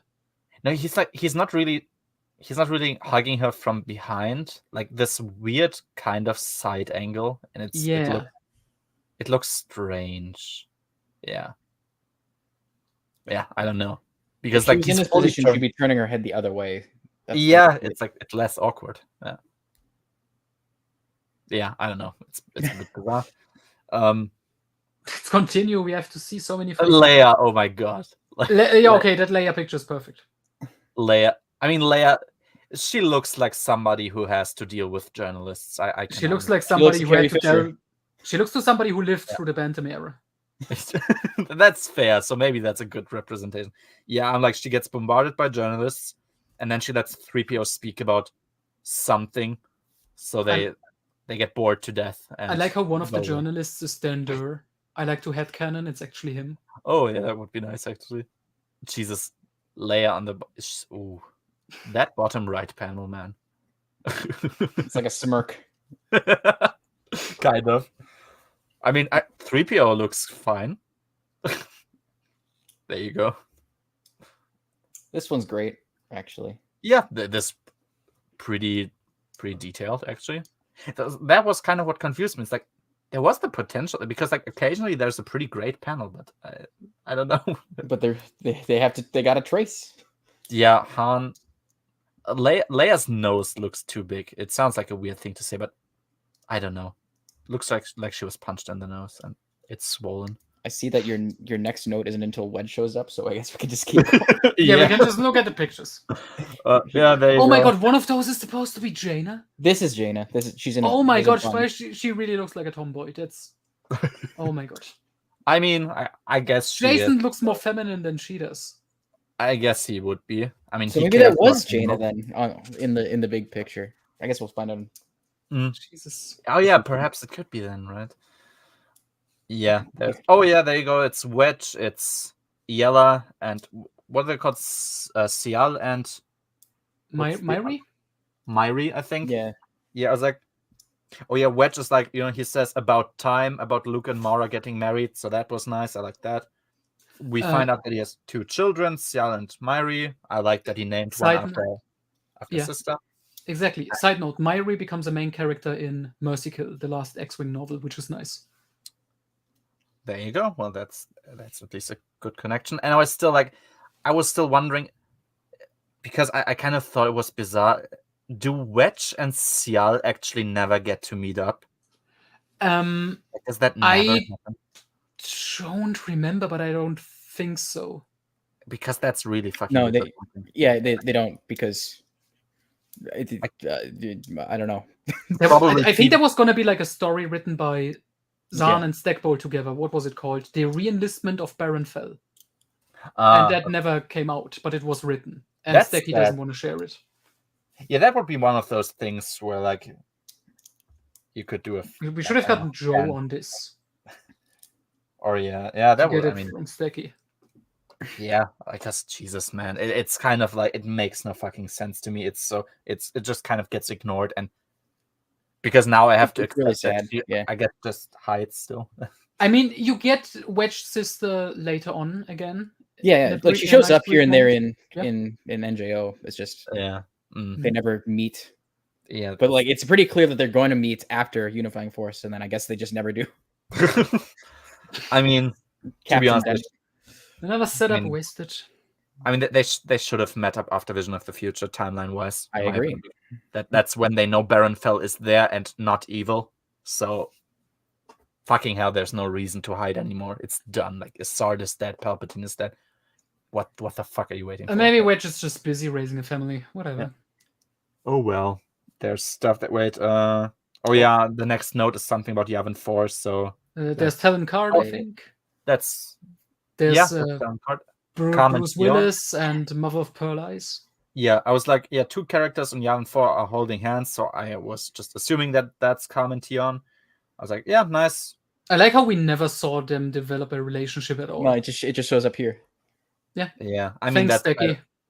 I mean, that's better because if you imagine who would be the one in charge of getting them into a relationship, it would have probably been Kevin, and thank fuck that didn't happen. Mm-hmm. So... reminder, Cam Solusar is like 65 years old. Wanted life, but I guess. Thankfully, George Lucas shrunk the timeline, so it's a little better. So exactly. Yeah, 2 people are training there. That's Gunnar and Worth, I guess. And I know that Gunnar is supposed to be a very important character in some way. Both are in NJO. Yeah. Yeah. I have heard about something called Gunnar's Last Stand. I know that something important is with him, but I have no clue about him. Who's this? Is this Tycho and Winter? No, that's I think that's Corran and Mirax. And okay.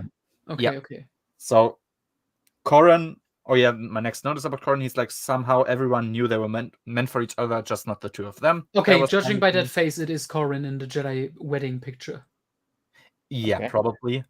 I guess I didn't expect Mirax to, because she looks like she has very short hair, right? Yeah. I'm not sure if maybe I never picked up on it when I read books with her. I guess I didn't expect her to have short hair. No, I'm pretty sure they specifically said long hair. Yeah, so I guess I was just kind of thrown off because I didn't expect her to be. I mean, she has somewhat longer shoulder-ish hair in the X-Wing comics when she shows up. Yeah. Isn't there even like a picture with? I'm not sure if it's an actress or if it's just like a a drawing, but I think if you go like on her Wikipedia page, there's yes, that's from the Essential Reader's Companion. Yeah, that's how she looks. Okay, yeah, because Maybe that's she like kind cut it for cancer or something. Everybody has space cancer. Yeah. Perhaps we just don't know. Yeah, that could be the thing. Continue. It's like, yeah, in general, just people from the books are reacting to the news. So it's just a plane. It's just a plane. Yeah, there you go. You have to be specific. It's not people from the books reacting to the news. It's people from Stacky's or Zahn's books reacting to the news. I mean, that's kind of all the people I really want to see. But then again, no, it was Carmen and Tion were there. They're not from either. Looking at this, I'm still pissed Tendra isn't here. It's a wasted opportunity. Just have her like in the background with Lando. That would be it. But no. I guess, yeah, probably. Then again, it's also funny that Kip Duran is not present anywhere, but thank fuck. Oh, yeah, okay, that's good. Imagine, like, hey, you're gonna give me my ship back for no. Maybe he's brooding in a corner somewhere. I like the idea Kip isn't present, like Luke and Mara didn't want him at the wedding at all. Yeah, that's gonna be my headcanon because like everybody and their mom is there, but not him. So... Oh my god! Imagine if they invited Ken Palpatine. I mean, that's more likely to me than Kip. Yeah, a bunch of people are like annoying Mara with possible dresses, which is like I guess kind of funny, and that Luke picture is amazing. But she's still like she tries to be considerate because all the people there make her feel very welcome, and she's like, okay, I don't want to throw it back in their faces. Is he drinking fucking hot chocolate here? Yes. Probably, yeah. Of course he would. That panel is meme worthy. Keep the drinks coming, please. That's literally me. Like, make a screenshot and send that. Just like me. Just like me. Okay, 10 out of 10 for the hot chocolate reference. True. Oh yeah, my next note was that Khan looks like Bruce Willis. I guess he's somewhere. Yeah, scroll. We need more. Sorry. I was taking the screenshot. Oh okay. Yeah, thanks. Yeah, Mara looks interesting there. Yeah. that face mask. Like he's just trying to send her half naked there. It's like, but minimal. Minimal is maximal. Indeed. that also sounds like a meme-worthy phrase. Oh yeah, we have that. Yeah, we have the fucking space Muslim. We have the space Muslim dress. We have the Jabba outfit. Kokiri forest dress. I don't know. It's weird, but it's interesting. You got Oprah Winfrey here. Oh, true. Actually, I guess. Oh my god, Oprah is here. That's nice. Oprah went to their wedding and Kip didn't. Just think about that. Mm-hmm. Yeah, that's probably the most cringe reference. They invited Tommy Lee Jones, but not. I mean, why wouldn't? Like, if that dress is actually kind of. That dress is actually kind of cool. Yeah. It's just the hair thing that messes it. It's I guess that. Yeah, her looking like Vader is also interesting. It's like you want to marry. That Luke, would be a great prank. It would be. Yeah, then the Huttie's fucking dress there. That's like too long. He's like, yeah, fuck off, you stupid idiots. And then she by chance she meets one of the tailors. So I guess that's very close to. I like this visual storytelling joke. The last dress just being a bra and pretty much nothing else. It's like you want to just go there naked later. Yeah. That was just the. Oh yeah, exactly. That's where she meets the tailor. Yeah, she's one of the like the assistant or something, or the employee of one of the tailors who annoyed her, and she's like, "Okay, yeah, I like you. Make me a dress, basically." And then, quote, Luke will make her even more gorgeous by making her his bride. It's like, oh, okay, there you go. Cringe. Oh, but there's Bruce Willis finally. Yeah, that's Bruce Willis. There you go. Look at this spar. He's just kicking him in the crotch. That fucking cover of one of the issues of Union where Luke's standing here in his thinking pose. It looks so like his smile looks so interesting. Where are they fighting? Here. Like, what is this? Obviously. This is Coruscant, I'm assuming. Yeah, just some. There's some rocks. Oh my god, is this the old Jedi temple? Imagine. The implication. It would be funny. But I guess so. I mean, it's post. It's post Phantom Menace. We don't know what a destroyed Jedi temple looks like, I guess. There you go. So who's fighting here? Corran and Khan. Okay. I think they call each other by their names, so that's No. I remember this because Cam is talking here. Had enough, Cam, but he's talking to Corrin. I think they just fucked up because they couldn't differentiate between the characters. You can't Yes, but really... Corellian Jedi. I have to say, I had a rough time even figuring out which speech bubble to read first, and that was kind of... I think you are right about it being Cam and Corrin, though. Yeah, there you go. Because I know Bruce Willis. It says Corellian. He at least consider... Yeah, no. If you scroll up, I think they call each other by their names somewhere. Oh, they do? Here. Oh, Mirax and I. He says like... Yes, so that is Corrin, but Cam calls Corrin Cam. Scroll down. Where? Scroll down. Ceremony? No, that's Luke speaking. This is Luke. No. First one. Scroll up. Okay, this one. This guy with brown hair who's jumping in the air. Mirax and I were married, so this is Corrin. Yeah. Now scroll down. Okay. Scroll down. Okay. This one. Had enough, Cam. This guy here in the shadows. But that's Corrin. A little bit further down. Wait, here. Enough? Here, had enough, Cam. That is Cam. You're right. Cam. Yeah, it's Cam asking, had enough, Cam. Oh, yeah. He's talking to himself? That's your headcanon? I mean... I'm going to go with he's kind of fucked up as a person, so that wouldn't...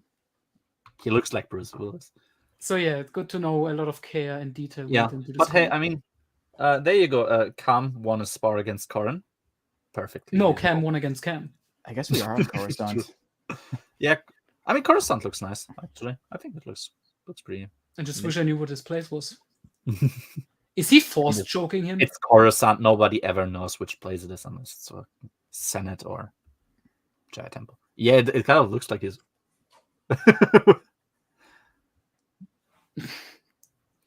Or he could be like jumping down from somewhere. But is it easy? It looks like he's like grabbing his throat. Yeah, like it does. But it could also be like scratching his neck. That's what I thought. But it looks... Luke's force choking him. He's saying that later there was a civil ceremony here, like here. That's cool. Sure. Why not? Okay, continue. Yeah, I have no more notes on this issue, so that's... Yeah, let's just look at the pictures. Snowy place. Jedi campsite. Is this on Coruscant? I think it... Dallas 3. Oh, okay. I think maybe this whole thing is Dallas 3. No, not possible. No, I think it's also supposed to be Coruscant. Oh no, that's the place where the Imperials are hiding on. That's... Yeah. Oh, okay. Yeah, we can skip all of this. This is just the Imperials meeting and saying, "Hey, we have to do something." Yeah. I mean, I can really feel the feelings that she portrays, and with that face, I have to say, I feel her. So, yeah, is that Lando? Oh no, it isn't. I think it does look like his face, but it's not. I think those are all just Imperials, right? Sure. No, it's not. I don't know what you mean, but I think you're broken by Attack on Titan and you can't cope with it. He's broken by being in Florida. That's fair. Okay, continue. Yeah, that's it. Yeah, there you go. Lovey-dovey. Oh, there's more schmaltzy Romans bullshit. Skip it. It's too happy. Yeah. We can't. That last panel, I think, looks nice. Yeah. It looks like they're in Gotham City. On the characters. So, okay. Issue 2. The bar fight. Exactly. Why is Luke dressed like this? Like this red shirt? Like, what does this remind me of? Like fucking Robin or something? I don't know. It doesn't look like... Does it look like anything from Star Wars? I don't know. I'm thinking Flash Gordon. Maybe that's what I'm thinking of. It is indeed Fabe. Even Union. Stackpole's greatest work. So there you go. Yeah, that's things. Yeah, exactly. So some Imperials plan an assassination on Luke and Mara. I guess. Yeah, that's something you try. Yeah, the women hanging out. Jedi Academy and then Union. There's nothing in between. Yeah. Imagine. This reminds me of the Reddit post of the guy who read the Invasion comics and was like, "This war. How does the war end? The comics series stopped." Well, I mean, yeah. I feel bad for comic readers who don't tap into the books.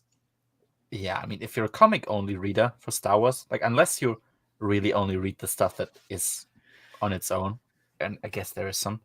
This picture's great. Yeah, this actually looks really I don't know what it has to do with the rest of the book, but it's great. Oh, I think Cruella is somewhere here. The bad guy from New Rebellion. I guess, like, yeah, there's the Stormtrooper there in the back. I guess just it's supposed to represent. Like, it's supposed to be Palpatine as Death. Yeah, like Death and friend of the groom or the bride. Yeah.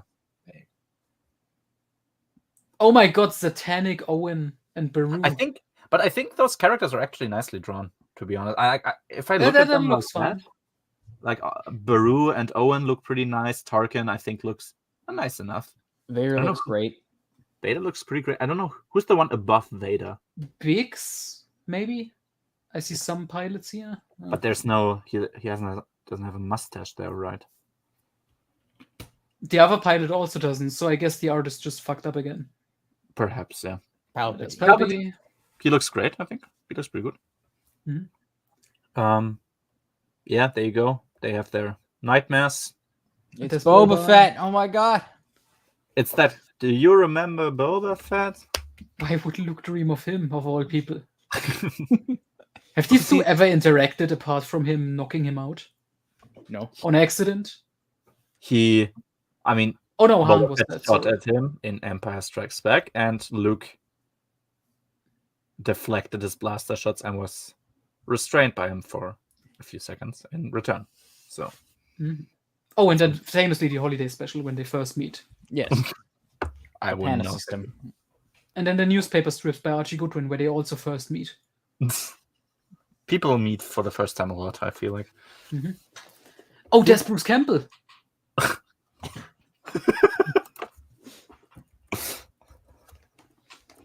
Yeah, it's a thing. So we got my boy Banner, and Chala, and Chick. Chick. Yeah, those are I like your summary. Banner, Chala, Chick. The first 12 pages is just some imperialists plan an assassination or one of them. Danta Irie. Who's below Irie? Oh, it's the cheating wife. Anal or Endless. Yeah, she's promising the others anal. That's why. Annalise. Tucker Derain Moff. Is that his name? Moff Tucker Derain. No, Moff Derain Tucker, and Endless Tucker is his whore of a wife. There you go. Tucker, more like fucker. Did he say Inshallah and Chick? What was the first name of the dude? Chick Chala. Oh yeah, not Banner, Inshallah. Chala. Chick. Yeah, there you go. Chick Appler. Chick Appler. There's a crab. Oh, it's a Yuuzhan Vong Doom crab. So like a face hugger, maybe. Oh yeah, and the women. The women are meeting up. So okay, I recognize Mara, Leia, and I'm gonna guess the short-haired goth lesbian is Mirax.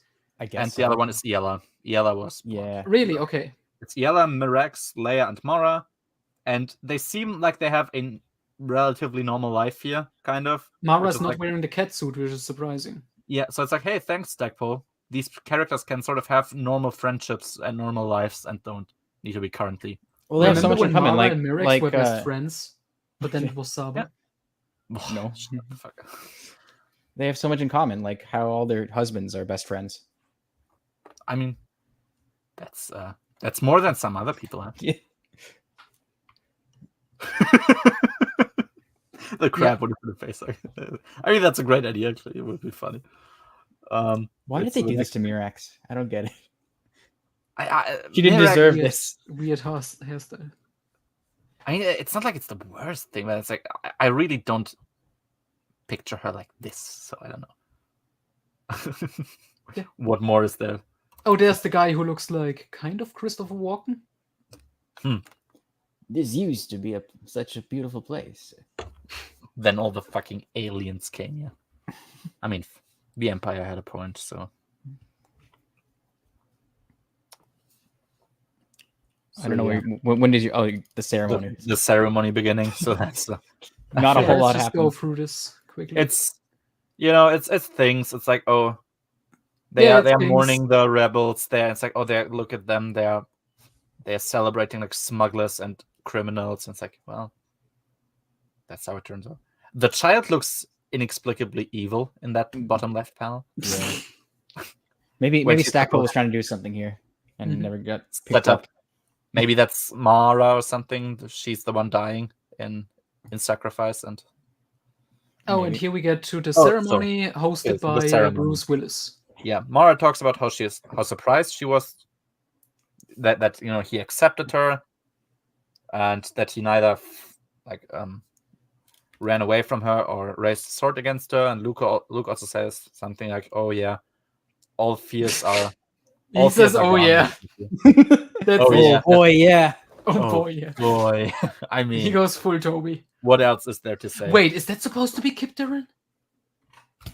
There's Kip. Wait, there's this guy. This might be Kip. And there's a random black dude. That may be Barney from the Marvel run. I had canon it's Barney. Warren is the Moncal. I mean, it's probably Silgal. Silgal, the Twi'lek, the Shanakor, whatever her name is, maybe. No clue. But yeah, I like that we have the smiling black guy in the background. Okay, I'm here. And just I hope it's Barney. That's my headcanon, and maybe Kip, or another edgelord. Whoever it is probably going to die in NJO. So. No, but he was like, yeah, there's something about you that took all my fears away when the first time we met, because he didn't really ever seem afraid of Mara, so that makes it. Mara's face is cursed, by the way. Her smile is cursed. It feels like it's this one step too far from wholesome to psycho. Insane. Yeah, Luke has a very, very fluent hairline. It seems, because he's got this one annoying hair poking out. That one you would usually brush out of the way if you're a normal person. Yep, we have those two. Hey, there you go, symbolism. We have two parts, and they're joined together as one, and they shine. And everything. This is more creative sci-fi fantasy than the marriage in Attack of the Clones. Definitely. I mean, there you go. They just really wanted to bone. Okay. Yeah. You can't blame them. Yeah, I mean, with that outfit in front of them. And now Bruce Willis is doing the boss Ness moment. Bruce Willis, peace. Peace. I mean, I really love that panel, actually, even though. Except Mara's face. I think her face looks better-ish here. It's nice enough where it's like it. Yeah. Luke's face is great. He looks like Toby. I mean, Luke looks like he has the time. They love me. They love me. I love Luke just being surprised that people love him, even though everyone. You'll never we warned you, you fucking idiot, but you wanted to watch it, so go lie down in your bed now. So there's Corrin. You can recognize him only because he's wearing green. That's like his colors. Yeah. If there's a Jedi in completely brown, grayish, it's probably Kal-Katarn if he has a beard. Yeah. Honestly, I like the white outfit of Tion, though. It looks pretty cool. Yeah. That's neat. Imagine Jedi with different colored robes. Pretty sure she has their own hair, though. Let all of them have beige and brown, but only one black, because black is the evil color. That'd be Kip. Kip, yeah. Or Anakin. Always depending, of course. But yeah. It's shiny and black because black is evil. Okay, let's continue. Why the fuck did you... Oh, okay, whatever. The Imperial scoping the place out. Okay, continue. Yeah, that was a bit weird because they're like, yeah, we're here to take care of some bugs. And this lady looks like she's working at a supermarket. She looks like a young Mon Mothma. Yeah. And then there's white Lando. It looks funny. I mean, he looks like a Chad. So okay, moving on. Wait, what the? Yeah, you. Yeah. Oh, there's one movie scene. Okay. What's his name? Oh fucking hell. Okay, so there's Lando. Left of Lando, that's Talon Card, definitely. Yes. On the whole right, on the far left, I think that's one of the rogues. It's probably Wes. I see Carl Urban, Tommy Lee Jones, and Bruce Willis. Yeah, so Bruce Willis is there. That's calm. Yeah, and Then- afterwards, I'm kind of giving up already. To be honest. She's okay. Chewie with the beer looks great. There's talent card. Mhm. Lando next to Lando. Who's Carl Urban on his other side? Carl Urban and Tommy Lee Jones. One of the rogues, I'd Mr. say. But Corellian there's only so Sands many of Joe. rogues. It's Joe. It's Joe. Imagine. I think is that supposed? I would have said that's Kyle Katarn, just based on the beard. Oh. But maybe it's supposed to be But I don't know if Tarek. They knew that Kylo was going to be a part of the Jedi. Yeah, because like No, Kyle This is Katarn is 99. part of the Jedi at this point. Yeah. But why Yeah, would sure, but- if it could only? I mean, like, otherwise in it could real only be universe. Booster Tarek. But why would he be here? He likes alcohol. yeah, Yeah, I mean, that's Mirax and Valen are there, so I guess. Wait, can you scroll up a bit, like the first panel in the bar? Or No, even further up. Like just go back. okay. I see. Oh yeah, there's Han's Han on the face. skiff in Return of the Jedi, but he's actually in the bar, like the the top right. That fucking weird side glance that he has on. Luke. That was, I guess, with a kind of hobbit funny. haircut. and then the Toby face. Yeah. You know what would have helped in that bigger panel down there? A little box that says with like Yes. Yeah. character There's is. no shame in doing that. Yeah, exactly. So they have the bachelor party with Lando, Talon, the Rogues, Calm, etc. I gave up trying. I'm gonna to remember. guess that guy sitting there all cool is Wedge. Yeah, That's right. probably. Okay, so let's guess that's I just was stacking thinking characters. So Tycho. Tycho is there, Oh, Wes yes, Tycho. and Hobby. Jansen, maybe? Yeah, Wes Jensen? Jensen. I would say Wes Jensen is Jen- probably the blonde one on the far left. I think, but I'm not Is- sure, to be honest. Maybe Hobby is Tommy Lee Jones. I think Hobby has dark hair, so I think that's actually true. Hobby has dark hair, I think, and Wes has blonde hair. So I would say the blonde guy on the far left is Wes. The No, I bearded would guy- say that's Tycho. Oh, true. Could also be. That Yeah. would be Apparently, Tycho. apparently, this is Cam, according to this bubble. No, Cam is the far right one, right? No. Jesus, Cam keeps talking at himself in third person. Cam, everyone at this table is trouble. But it is. I'm gonna assume these two Jesus, are what Corin is and this? Cam then somehow. Yeah, I think far right there on the furthest on the right, that's Cam. And Even next though to it him- Maybe says- maybe Wes Jensen is Tommy Lee Jones. But yeah, Cam is just talking to himself again. What is this? Jesus. That's the best thing we've discovered. Yes, Corin. Yeah, the guy next to Corin. Yeah, that could be Wes probably then, and the guy next to him is Who's the guy with the goatee next to Talon? This guy? Yeah. Wait. Maybe this is Booster. I don't know. It can't be Booster. Booster is so. I think Booster is Carl Urban next to Lando. Okay. what does it say? Miss a Corellian. Mr. Send off Corellian never. Sandoff never. So Oh, I guess it needs to be a Corellian then. I would say. so Oh, it would well, be it doesn't need to be, Boost is Booster Kyle is is Corellian. I think yeah, Booster because Mirax and Wedge are like friends, right? So they're both. I would say they're both Corellian. I think they're both Corellian. Yeah. Mm. Wait, Booster. Booster is Oh. Corellian, that's for sure. But Yeah. Yeah. it's Frecken. That would be great. No, wait. Get cousin Frecken out I of think- prison for the I think the bachelor one party. left to Talon. I think the one left to Talon actually is Booster because I found That doesn't like make his any sense. Wikipedia page. His Wikipedia page has a picture that is similar. Like Jesus. Okay. so that could actually genuinely be Booster left to Talon. Maybe Carl Urban is Frecken then. Let's just let cousin Frecken out of That's prison. my you know, canon now. just for the party. Off topic, but Supernatural Comes would have been better if it was a scam. Jesus. It's Thraken law. Yeah, that's kind of funny. Let's continue. Let's see what else happens. That Han face. That's something. it's like, I mean that's like you've like downed your last drink and you have this moment where you're like this could have been the one too much. It's like Oh no, we get a lot of faces. Yeah, we got more No of the dialogue. boys. the guys. Yeah, the Imperials are there and they just don't kill them because, like, out of a sense, we want to be honorable people and just not murder them in their sleep. Like, I guess I can accept that, but yeah, they have this fucking bar fight here. There's a bearable there that may be Saba 17, who knows?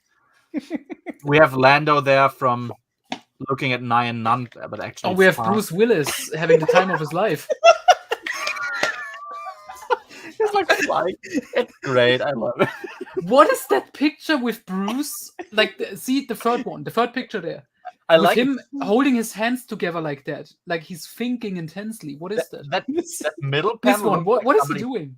I think he's like bringing their heads together and smacking them. Oh, with the force. Like, okay, yeah. The middle panel looks like somebody might try to make a swastika out of bodies. Yeah. And I like. Look at the left. What? Okay, that's Carl Urban. That's the guy from before. What? It's one of the rogues. I think it's probably Hobby. But then again, who's I would have said Booster if anyone looks that cool, but I don't think he has a cybernetic eye. I don't think that's Hobby. Hobby doesn't look like that. Yeah, no. I think isn't he dead? He's the one with the goatee. So I'm not sure. I like to imagine, by the way, the top right panel with Lando. I like to imagine that this glass is right about to like shatter in his face. He's just like laughing in the last moment. And again, this is also traced. Han's face is also awesome. Oh yeah, that Han face. I mean, considering he's just copying, I think also a scene from the movie, it looks well done, but it's so weird. Luke's like, what the fuck have I done on the left there? He looks like he's fucked up. Yeah. And there's, I guess, another. Is it at? No, it's a Trandoshan behind him, right? Is this guy holding a table and trying to? Yeah. Okay. Exactly. And then Luke defeats him with the Force. Let's continue. Next page. Yeah. Han looks like a crackhead in that picture. Oh Jesus! Yeah. And Luke has such a headache. Look at him. I mean, the art here wasn't that bad. Actually, just bizarre. It's like not the worst. Like the details are like nice enough sometimes, but yeah, it's a strange. I guess they're both saying the same thing here. I didn't notice that. Oh, okay. I guess so. Lando, he also looks like he's having fun. Yeah, there you go. That's them. Be pretty epic if we knew who everyone was. Oh, there's the guy. White. Is that White Lando again? It looks like him, yeah. Yeah. He also looks like some famous person, but I can't think of the name. Is it maybe? I think he reminds me of Tracy's dad from On Her Majesty's Secret Service. Major Speed and Mustache. I don't know. Oh, there's Bruce Campbell again. Scroll up. That looks like a screenshot from a fucking Evil Dead movie. Okay. Yeah, the Imperials. Oh yeah, there you go. It's more Luke and Mara things. There's like. I like that they reminder that Mara is like 160 tall. So, just in comparison with Luke. Yeah, maybe a bit mismatched there. Yeah. No, I mean Luke is small. But yeah, a bit too small, yeah. Luke was like, a kiss from you can banish any nightmare. And we will see about that in Legacy of the Force. Oh, shut up. She inspires him. That's something he says. It's like, okay, I guess kind of what you expect from a wedding comic. Them just being like that. This comic, why this comic is so great? They marry twice. Well, one's the Jedi portion, and one's the Jedi ceremony, and one's the actual wedding. Yeah, exactly. Jedi and like civil stuff. Yeah, that. Oh my god, that's Cam. Oh my. Luke's he doesn't look like Bruce Willis. He looks like fucking Sting from David Lynch's Dune. Wait, why is this picture for this issue? He looks like the evil guy from Avatar. This scene already happened. Yeah, I don't know either. But yeah. Look at Luke's thinking pose. His face is so hilarious. I don't know why. That's just like the jazz scene from SpongeBob. Yeah. Okay. You like jazz? Yeah, so that's actually that's something. She's frozen. It's an attempt. Yeah. The eyes are scuffed, but other than that, it's an idea. Are we almost at the spa? There's Kula. Look at him in the middle, up there.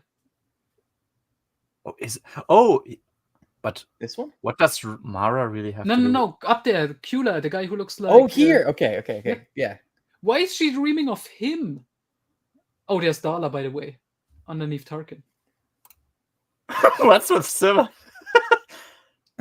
I've always loved seeing you with us, but if you only classic, then I'm gone.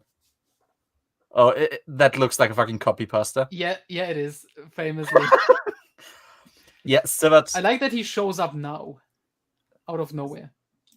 I'm pretty sure this is Darla. I think this is. Yeah, that's Darla, and I think beneath that's Thrawn. Is it that twerp? Is it Darla? That's Thrawn. Oh yeah, I guess. I think this is Isard, and this is. I'm not this sure. Is Darla. Oh yeah, Isard has a red. She has a red uniform, and Darla and has the white hair. But that is Thrawn. This, I think. I just don't know what the Mara doesn't know anything about Isard. No. They ran into each other in that Zahn Stackpole comic by the Emperor's Hand. But I don't know why she would dream of Darla. Is that a stormtrooper lady? That's Mara in stormtrooper armor. Oh yeah, I guess so. Yeah. Because it's like dreaming that she might go to the wedding in like Imperial. But I like that she's dreaming of Kula for no reason. Like, did they ever interact Obi-Wan, in that book? I mean, Obi-Wan, yeah, but who's the guy next to Obi-Wan who looks like he's having an orgasm? Is this Ken Palpatine? That would be nice. That would be He's funny. fucking dead. Oh no. Yeah. So yeah, my first note is not about this. So something. Keep going. Oh yeah, there you go. It's Luke. It's Luke and Creamy Chief. So there you go. I like that they sleep in separate beds. I feel like Stacky would have done more side boob here if he was allowed to. Mm-hmm. Yeah, he wouldn't. Not even like he was. He would have made it a lot more. Just wrote notes to the artist. Please show as much as possible. Yeah, and he was at some point. Lucasfilm probably was like, nope. Yeah. Oh my god, that face. It looks like he's yelling, "You're tearing me apart." No, the face above. Yeah. That guy in the middle. Tearing me apart, please. Oh, this one. Yeah, so that's my first note. The Imperial, the imp who organized the conspiracy, is mad that they just didn't kill them in the bar. And it's like, yeah, probably. I guess he should have had clear instructions on what to do. And yeah, the next is the spa. So, oh well. Who's this now? It's the wife of the Moff who's organizing. This is the whore, right? Yeah, it's the whore that's kind of cheating on him. That was what I got from that. Because okay, let's continue. There's Bruce Campbell and the boys. Next page. Yo. There you go. It's the spa. So we have wait. How many? Are all of those in the same room, or is there a cut? Yes. Yeah, no, it's so. Wait, so it's 1, 2, 3. Front 4, row right. That's 6. Mirax. Mirax. This is Mirax. This is Tion. That's Leia, obviously. That's Mara. That's Mara. Wait, Mara. then that's Top left is Winter. Winter is in the middle. That's Yala. No. Yeah. Oh, this is Winter. Holy shit! Yeah, it's Winter. This is Winter. Tycho was the one. Yeah. Same. Okay. And this is I feel like these should be switched. But yeah, if we had, I don't know. Also, Winter has white hair. Really, really light hair. That's the whole point. Yeah. So the one on the right talks about calm. So that's obviously Tion. Middle one is Yella. Left is Winter, and then in the front row left is Leia. Middle Mara. Right Mirax. What the fuck are they? They're having a spa. It's a spa. It's like it's like the hot springs arc of your classical manga. Fabe, I completely agree with your next point. You're gay if you go to the spa. I mean, they're women. That's so gay. That's terrible. Being women? Yes, obviously. Okay, that makes sense. Let's continue. That's just the same page. Yeah. Again, Stacky would have showed a lot more if he was allowed to. Yeah, if only. Yeah. Continue, please. Yeah, Mara is worried because she's, another bathing in shit. I think it's supposed to be a mud bath. No, I had canon. That's literal shit.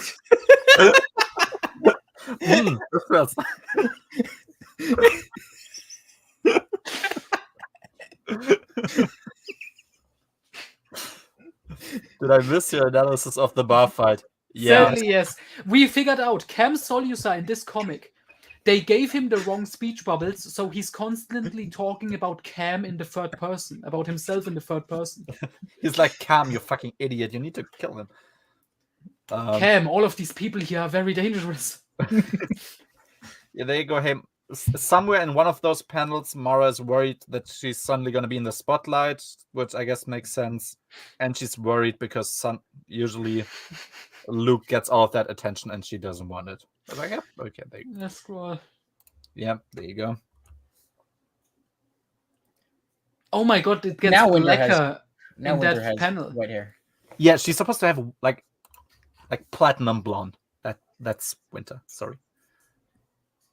Yeah, and I guess there's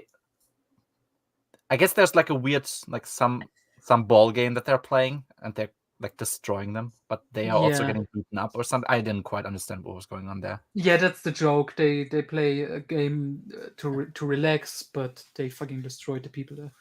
Let's continue. Next page. There you go. People are there. People are there. I mean, there's Bruce and I think Bruce, Corin. Yeah. Corin is more recognizable with the beard and the weird ponytail thing. Yeah, I like the almost like also the one that looks like there's an actor there for him that's on the Wikipedia for him, like for Corin. Is it Stacky? No, it's not Stacky. It's is it Seth Green from the Reader's Companion? Yeah, probably from the Reader's Companion. Yeah, that's Seth Green. It's in the same style that Mirex looks like. Mm-hmm. Yeah, there you go. White-haired Bruce. Bruce. I like that Bruce looks like he's still wearing his Dark Empire outfits. He does, yeah. At least he kept that style going. That means he's evil, though. It's black. Yep. No, Luke was also wearing that throughout all of Dark Empire because that was stylish. Yeah, exactly. It was Dark Empire 2 and Empire's End when there was no, it's just it's a nice style. Let's continue. Sure. Nothing to tell here. A bunch of speech bubbles. Well, but you're gay, Fabi. How's Attack on you would go to the spa, by the way. Yeah, okay. That's the panel that seems to reveal already that she's cheating on her husband, which I guess I'm supposed to care about. I don't know. That angle on Mara Jade, by the way, is perfect. May I just point that out? Or am I the only one who feels not the Mirax in the shower right there? That's it's too far in the back, but I agree. Wait, does she have a picture of Luke in her hands? He looks so fat in that picture. He looks like he has Down syndrome.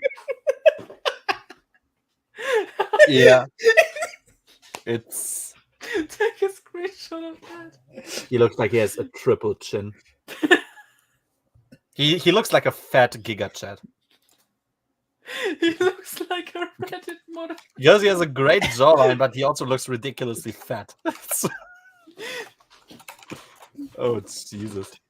Oh, yeah. By the way, the wife of the Moth wants to attack the tailor of Mara, and she immediately knows who she is because I guess, of course, she does. I'm glad we're going through this comic page by page.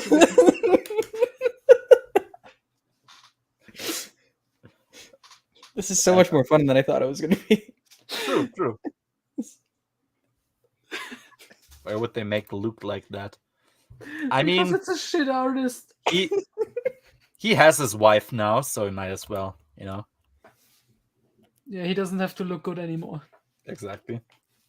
Yeah. Hey, Mara says she's happy. She has so many friends now. That's cool, I guess. Yeah, there's. Then they get attacked by not Kirkanos. Yeah, some dude disguised himself as an elite guard. Apparently, it's the guy that the Moth's wife is cheating with. Yeah. He attacks Mara. She overpowers him. And yeah, am I supposed to understand that Mara has a purple lightsaber here? Or is that's the confusing thing, because I'm pretty sure the authors were just inconsistent. Sometimes she has a purple one in the books even, but in the NJO, like, I think she kept using the blue one. Yeah, exactly, because in Vision of the Future... I mean, technically she has one since Mysteries of the Sith. Yeah, but because in Vision of the Future, she... they swap lightsabers for a moment, and she is like, hey, your lightsaber, like, it's really good in my hand. And she's like... so he's like, hey, yeah, if you build your own one, you may Like you can copy how mine looks like, and so I was like, that I just blame Zahn for not knowing about Mysteries of the Sith. That's true, yeah. And so I was like, I guess it looks more like Luke's green lightsaber from the from the hilt than. It certainly doesn't look like Anakin's, but yeah, in Survivor's Quest, she has Anakin's lightsaber again. So okay, scroll. I guess she just has two lightsabers. Yeah, the bottom same with right, Leia. She has like 2 or 3. perhaps. Yeah, Luke and Mara, they talk about their nightmares.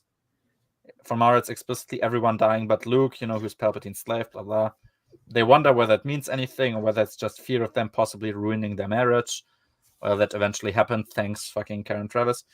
They profess their love for each other and how they won't let it be ruined. There you go. That's crazy. Hey, that's nice. I like that. That's a nice enough looking one. That's really nice. Wait. Okay, wait. There's a bunch of comments. Wait, there's they are calling for Batman in the city. If it wasn't a comic, sure, but I mean, it would have been very short if it would have been a lot more horny because it would have been still written by Stackpole. Exactly, not bound by any. It wouldn't just straight up smut. Yeah, I mean, why not? Yeah, that looks like Chinese writing on that tower. Sivat, can you please direct Fabi towards the Clone Saga? It would be fun. It would be so fun. Is that No, he's dead, isn't he? Yeah. There's no. Yeah. Carnage Jax is the evil one. He's dead. Yeah. It's like the Swedish. That panel looks nice. There you go. Those 2 panels. Because because it's just silhouettes. Yeah, this is what it needed more of. True. Less faces, more silhouettes. Yeah, the Imperials. Yeah, the woman is like she looks like she's smiling, but she's actually crying because the dude is, I guess, gone. And then we get there's White Lando again. Yeah, and so it's like, yeah, I guess you're. That guy looks like Steve Buscemi. Jesus, what is it with this comic? For a moment, I thought you looked like fucking Corleone, the White Lando guy. But yeah, there you go. They make a lot. His fingers. Yeah, one of them will hire like some street thugs to create a diversion, like the ones they were beaten up by in the bar, I think. One of those dudes will flirt with the wedding planner to try and get infos.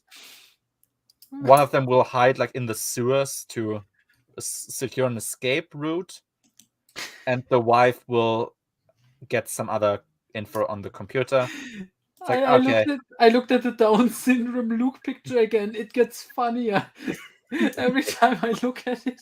It's really weird.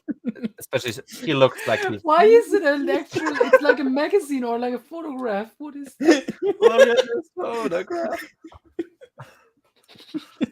Something about it makes me laugh.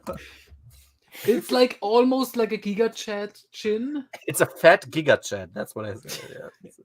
Yeah. He looks like a hamster. He has a great jawline, but he also has 3 chins. That's kind of he has like a bit of Toby going on.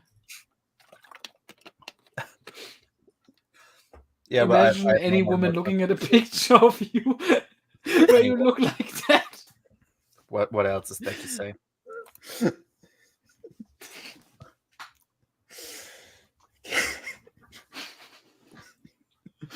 Let's continue. I think we're basically at the end of this issue. Yeah. There's Watto. Why is Watto here?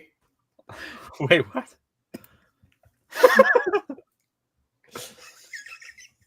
Yeah. No money, no parts. Hey, you my money. Final issue, finally, because I have to sleep. I like that the only other EU character on the cover is Talon Card. I mean, who else? It's not. It doesn't look as good as the famous Russian version of the cover. Yeah, they all look weird.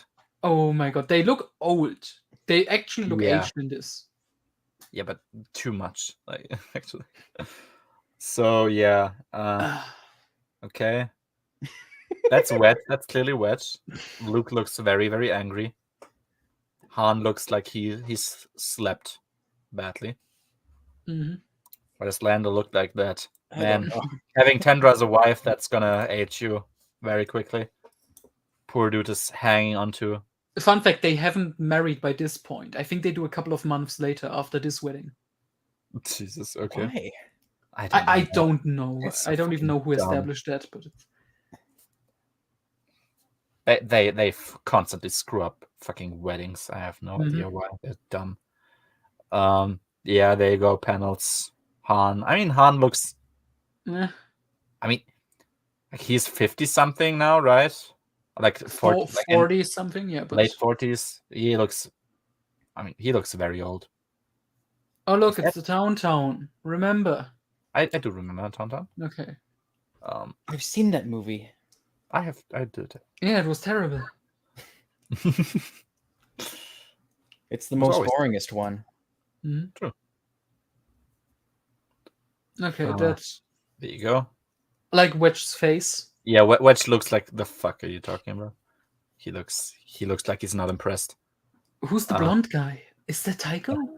Wait, I think that's Tommy Lee Jones in the background.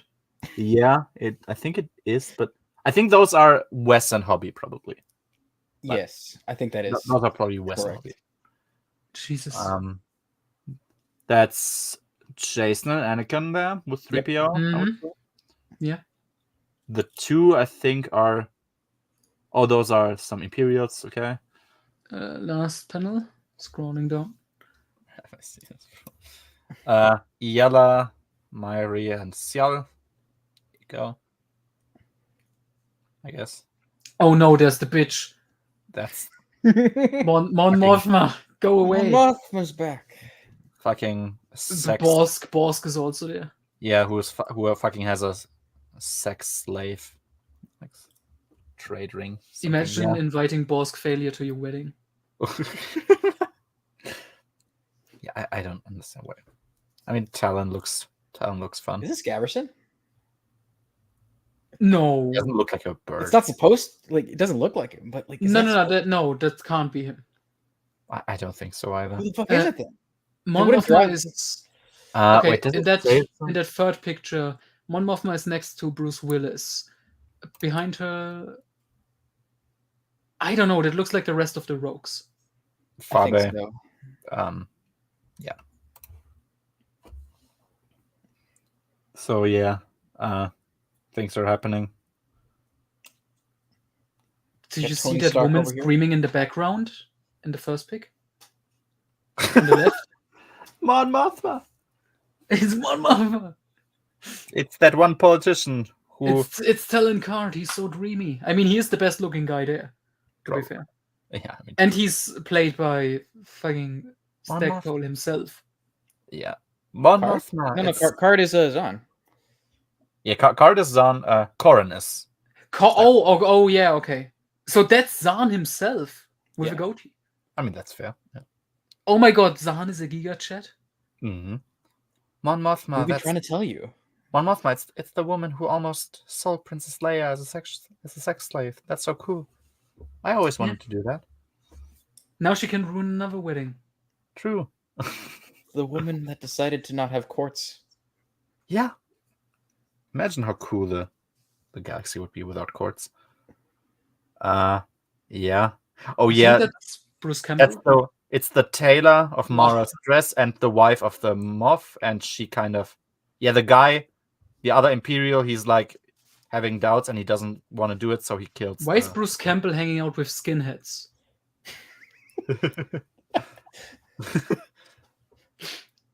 They left. Someone put a hair here for the scan.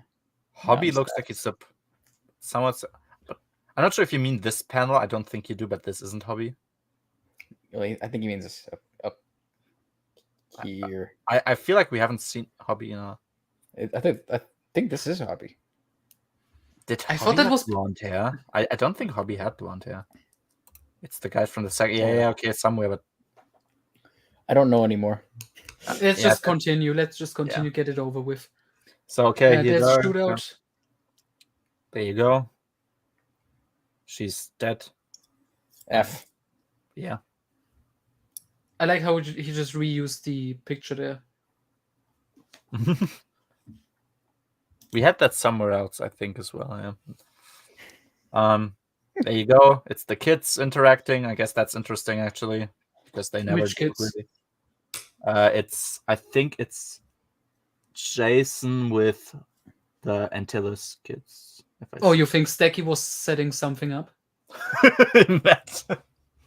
I mean, the fate of those characters would have probably been nicer if that. Wait, I think the fat guy with the beard is actually. Yeah, Booster. Yeah, probably, yeah. Jesus, he is. How? There you go. It's Talon. Mara's there too.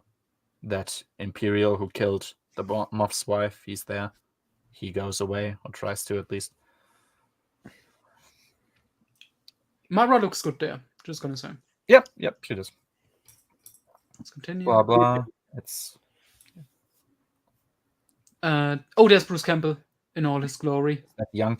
I don't think Tahiri is in here now. I would doubt it. Tahiri's still in Yavin 4. No, she's on Tatooine. Tatooine right now. But look at it's just Bruce Campbell. It's Mandalorians. The third side of a the third two-sided blade. I mean that's calm to me. I think the blonde guy. Yeah, that's Bruce. It's Bruce Willis. There you go. People looking like they're about to go to a wedding. Chewie, Tycho, Corrin, Cam, the rest. Okay, so Chewie. Which one's Tycho? Tycho's the blonde one. Left. That's Tycho. Tycho, Corrin, Cam. Okay. Yeah. Probably. I like how Cam changes hair colors throughout this comic. I mean, everyone does. Maybe he bleached it, like, just for the wedding. Oh, there's Tommy Lee Jones. I feel it's one of the rogues. It's probably Hobby. No, it does. Corrin, Cam, we have Swoops. Wait, what's Hobby supposed to look like? I think he has no beard. I don't think Hobby has a beard. Hobby Clivian. Yeah, he's supposed to have no beard. You know what? It would be fun if they just addressed each other with each other's names. That would make it easier. It's the golden. No fucking idea. I don't Scroll know. down. We have to get done. He's got to read his note for this one. Do I have notes for this? I have. You do. Oh, there was supposed to be a full page panel of Mara in a dress. I guess that it isn't. Oh yeah, that's coming up. Oh, okay. Yeah, keep scrolling. Yeah, okay. Basically, So they're just defending the rogues and the other Jedi are insisting on Luke going in for the wedding instead of trying to help them, which is cool. There you go. Makes sense. Yeah, and the thugs who attacked them in the bar attack them now as well. Yeah. I wonder if Matt Wilkins complained about this. Oh, look, it's a picture like of Corrin Horn defending Luke and Mara's wedding because he's so awesome. He's Corrin. The guy looks like Tom Riddle with a lightsaber. Like on the right. It's Corrin. Is that Corrin? I guess it's that is Corrin. Yeah, this is Corrin. That's Cam. Whatever. Yeah, Tom looks like. Corrin looks like Tom Riddle. There you go. Let's continue. Yeah. We have to get done. There it is. Oh, there it is. Yeah, that looked nice. And that was supposed to be like a jokey reveal because they showed all these Star Warsy wedding dresses, and then it's like, oh no, it's just a normal white one. I mean, sure. Which they spoiled on the cover. Yeah, true. Guess there you go. Is that Lando? I think it's White Lando, isn't it? Yeah, Chewie is choking him out. Okay. Yeah, it's White Lando. I think Corrin defeats a few of those by like putting mental images in their head, like he does in Jedi. So that's cool. Because can you scroll down because Wedge looks like he's smoking. Oh no, he's shooting a blaster. Okay. He just looks the top of the blaster looks like he was holding like with a gloved hand in front of his mouth, like he was inhaling a cigarette. That would be cool. It would be awesome, definitely. So yeah, there you go. I think there's nothing here. Really, just Corrin defeating them with his psychic powers. Psychic powers. I mean that looks like kind of. Look how cool they look, though. Yeah, the environment looks like kind of messy. It would be cooler if I knew who any of them were. Yeah, and if the environment was a bit more clear on what the hell is even happening right now, because they look like it looks like they're on Geonosis or something. They look like the boys or like the Columbine shooters, like the way they are dressed here.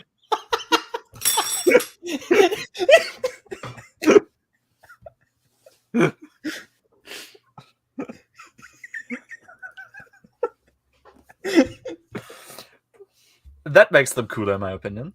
Mm-hmm. Yeah, Fabi, but you're gay. Imagine this panel out of context. They're not defending the wedding; they're going all in. Jesus, look at the fucking blaster shots they're putting out there. It looks like proton torpedoes. Look at the blonde guy squatting. Yeah, he's doing like the Shawn Michaels, like full going down. There you go. Looks sick. They are doing their thing. Oh yeah, it's a dude. He has like a computer virus that will cut off Coruscant from the Oh my god, Republic zoom in currently. on Han's face. He has the most sinister fucking smile. Leia looks interesting as well.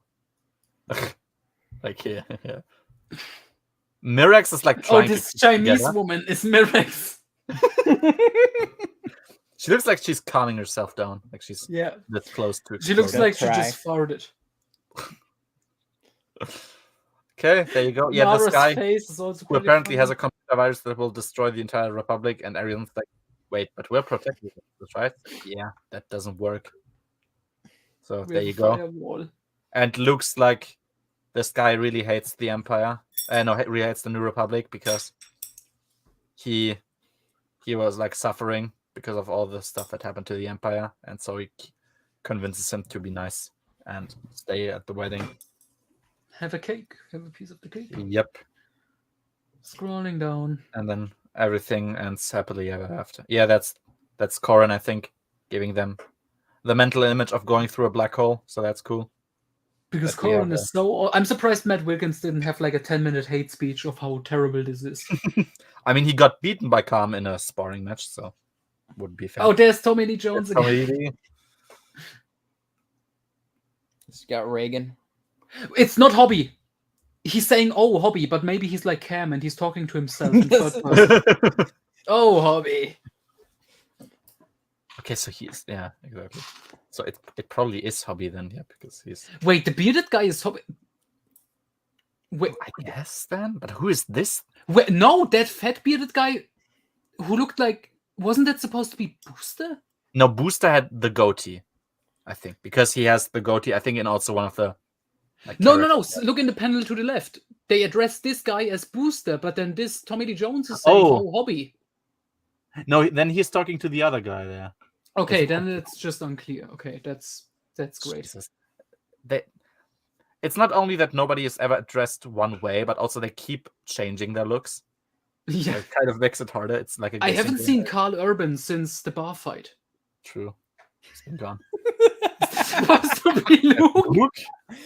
You're baby face. Yeah, it is. Jesus, with the biggest forehead ever. I thought it was Cam. He keeps his hairline keeps receding as long as the comic. I mean, we know that Callista let Luke go so he can make perfect Aryan Jedi babies. Mm-hmm. I read his dialogue wrong. I don't want charity. I just want animal mint. Mint. Well, there you go. He wants revenge, and Luke's like, don't. And so I say, okay.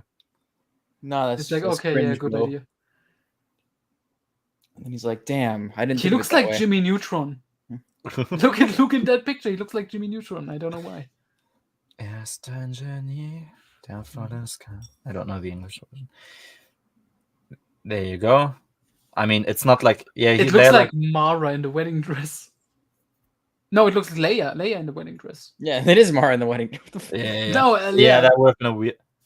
Yeah, I know that was my brain shutting down, but it looks like Leia kind of there. Luke looks like he is put on like 50 pounds. The last 2 minutes. Yeah. We saw that picture of him. The one on the left, he also looks like he's familiar. He looks like Dark Empire Palpatine. Especially that picture there in the middle. I have the feeling I know him from somewhere, but I don't know.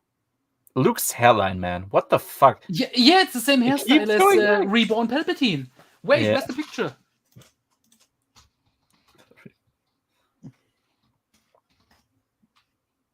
Yeah, the ginger one, you mean? Yeah. From the Essential Atlas. I'm gonna post it on the Crack Discord. addict Take a look. ginger. That's the same look. Jesus. Yeah. Okay. Keep scrolling down. I think there's nothing really more. Oh yeah. No, I mean he has. Why is it so zoomed in? Luke's hairline is more like it's further back. Yeah, it's true. Like it is. Yeah.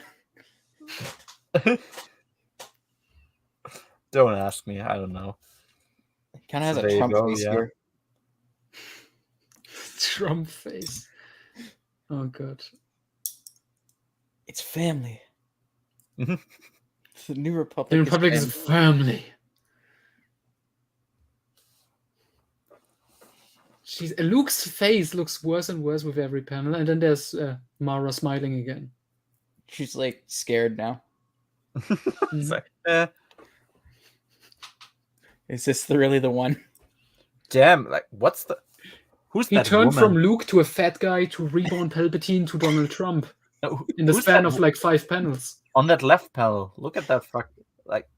Stacky was like, okay, I can't show any skin. Make her have the fattest ass ever. Like, look at. That's why Stacky's based.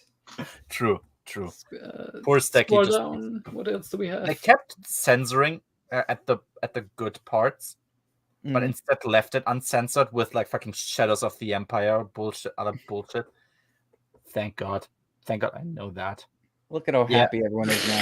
Everyone's happy.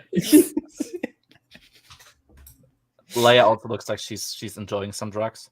Is that Corran dancing with an Asian woman? Yeah. Kind of. And yeah, Luke's hairline thankfully has been restored again, somewhat. Oh my god, can someone just color his blonde hair red and then it looks like Reborn Palpatine? some fucking creepy fan art. And there you go. That's Union. Whoa. That's all there is to say. Oh my god, I thought there was like 3 hands. For a second, it looks like Luke had like one hand down on like her hip and then another one. Oh my god. This was also Luke's hand. No, I thought that was a third hand. That was a disturbing image, but yeah, that's it. That's it. Nothing more to say. So, out of 10, what do you think? How did you like it? Perfect 10. It was amazing. We found Down syndrome, Luke. What more? Do we need? Yeah. That alone makes it a 10 out of 10. We have to make that an emoji on the server or something. Yeah, it's weird. It's like I'm gonna downgrade it for the non-existent story, but it's not like it's different in a book, let's say, where I'm like, this needs to have a story, and it's horrible when it sucks. I'm like, you didn't have to make a story actually, but you did one. It was shit. So it's like it's less horrible for me than in a book, which is supposed to like have an actual story. So yeah, I'm still pretty warm towards it, even though it looks like garbage at times. Like somewhere exactly. Did you pull up the Downs Luke again? What the fuck is that?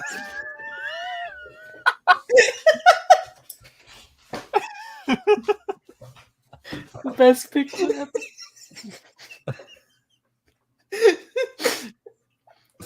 I would like to point out this is either a fucking perfect hologram or like an actual printed picture. It looks like I don't even know what it looks like.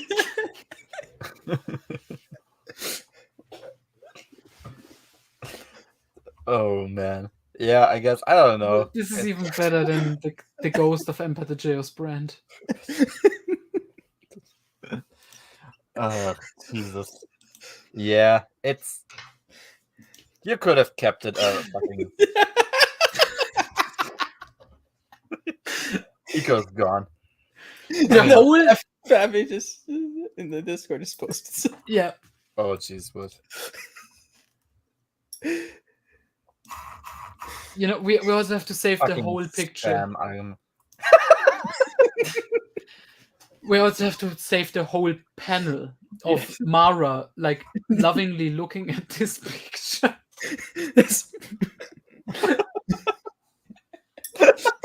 What issue was that? I have to save that for myself. I think it's 3. Yeah, likely.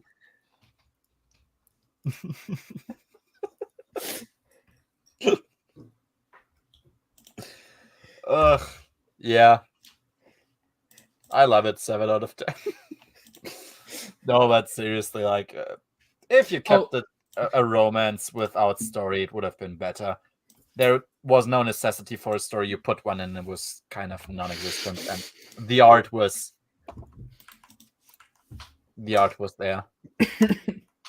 So yeah, I think, like, for what it's supposed to be, I like it. But yeah, it's don't know about you guys. Out of 10, what you would give it? I was gonna say 3.5, but I don't care. I love this book. It's so funny. It is, actually. I have to agree. Yeah, okay, there you go. I posted the whole pic. Who's the blonde woman behind Mara? I mean, either Iala or I'm pretty sure that one's Iala. That's not Tion. She has normal eyes. Yeah, they're not Mother of Pearl. Iala or Winter. Callista.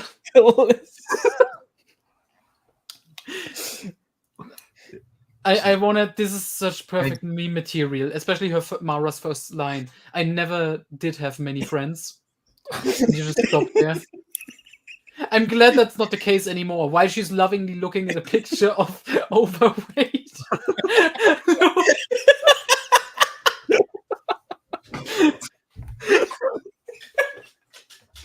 I mean, if you remember all your bad times and you see this picture, like, don't the bad feelings go away immediately?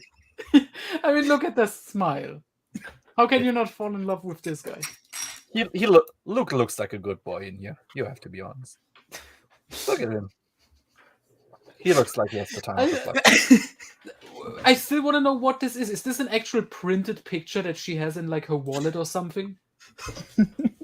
I mean, like, it looks like it's not like a hologram. Yeah, it isn't hologram. It's probably some print, I guess. Yeah. Imagine printing out this one. Out of any Luke Skywalker pictures. Maybe she does it on purpose to tease him. It's like, look at you. You look so fat in you. Nice.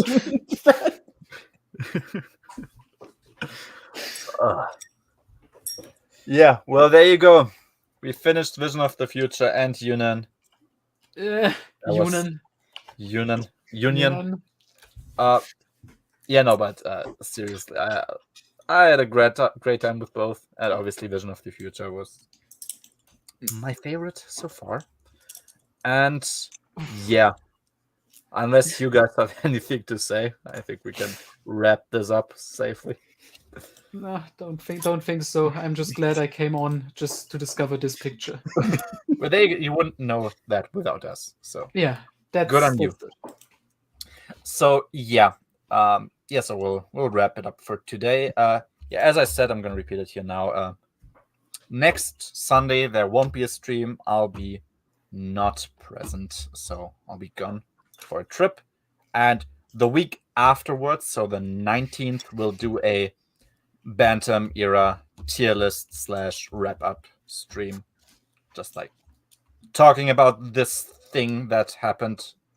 And then the week afterwards we'll do Survivor's Quest and a yet undetermined number of short stories. Maybe 2, maybe 3, we'll see. But yeah, that's it for today. So it was great fun, probably one of the most fun streams we had. Yes. Yeah, no, so we're finished now. So have a nice day, everyone, and goodbye.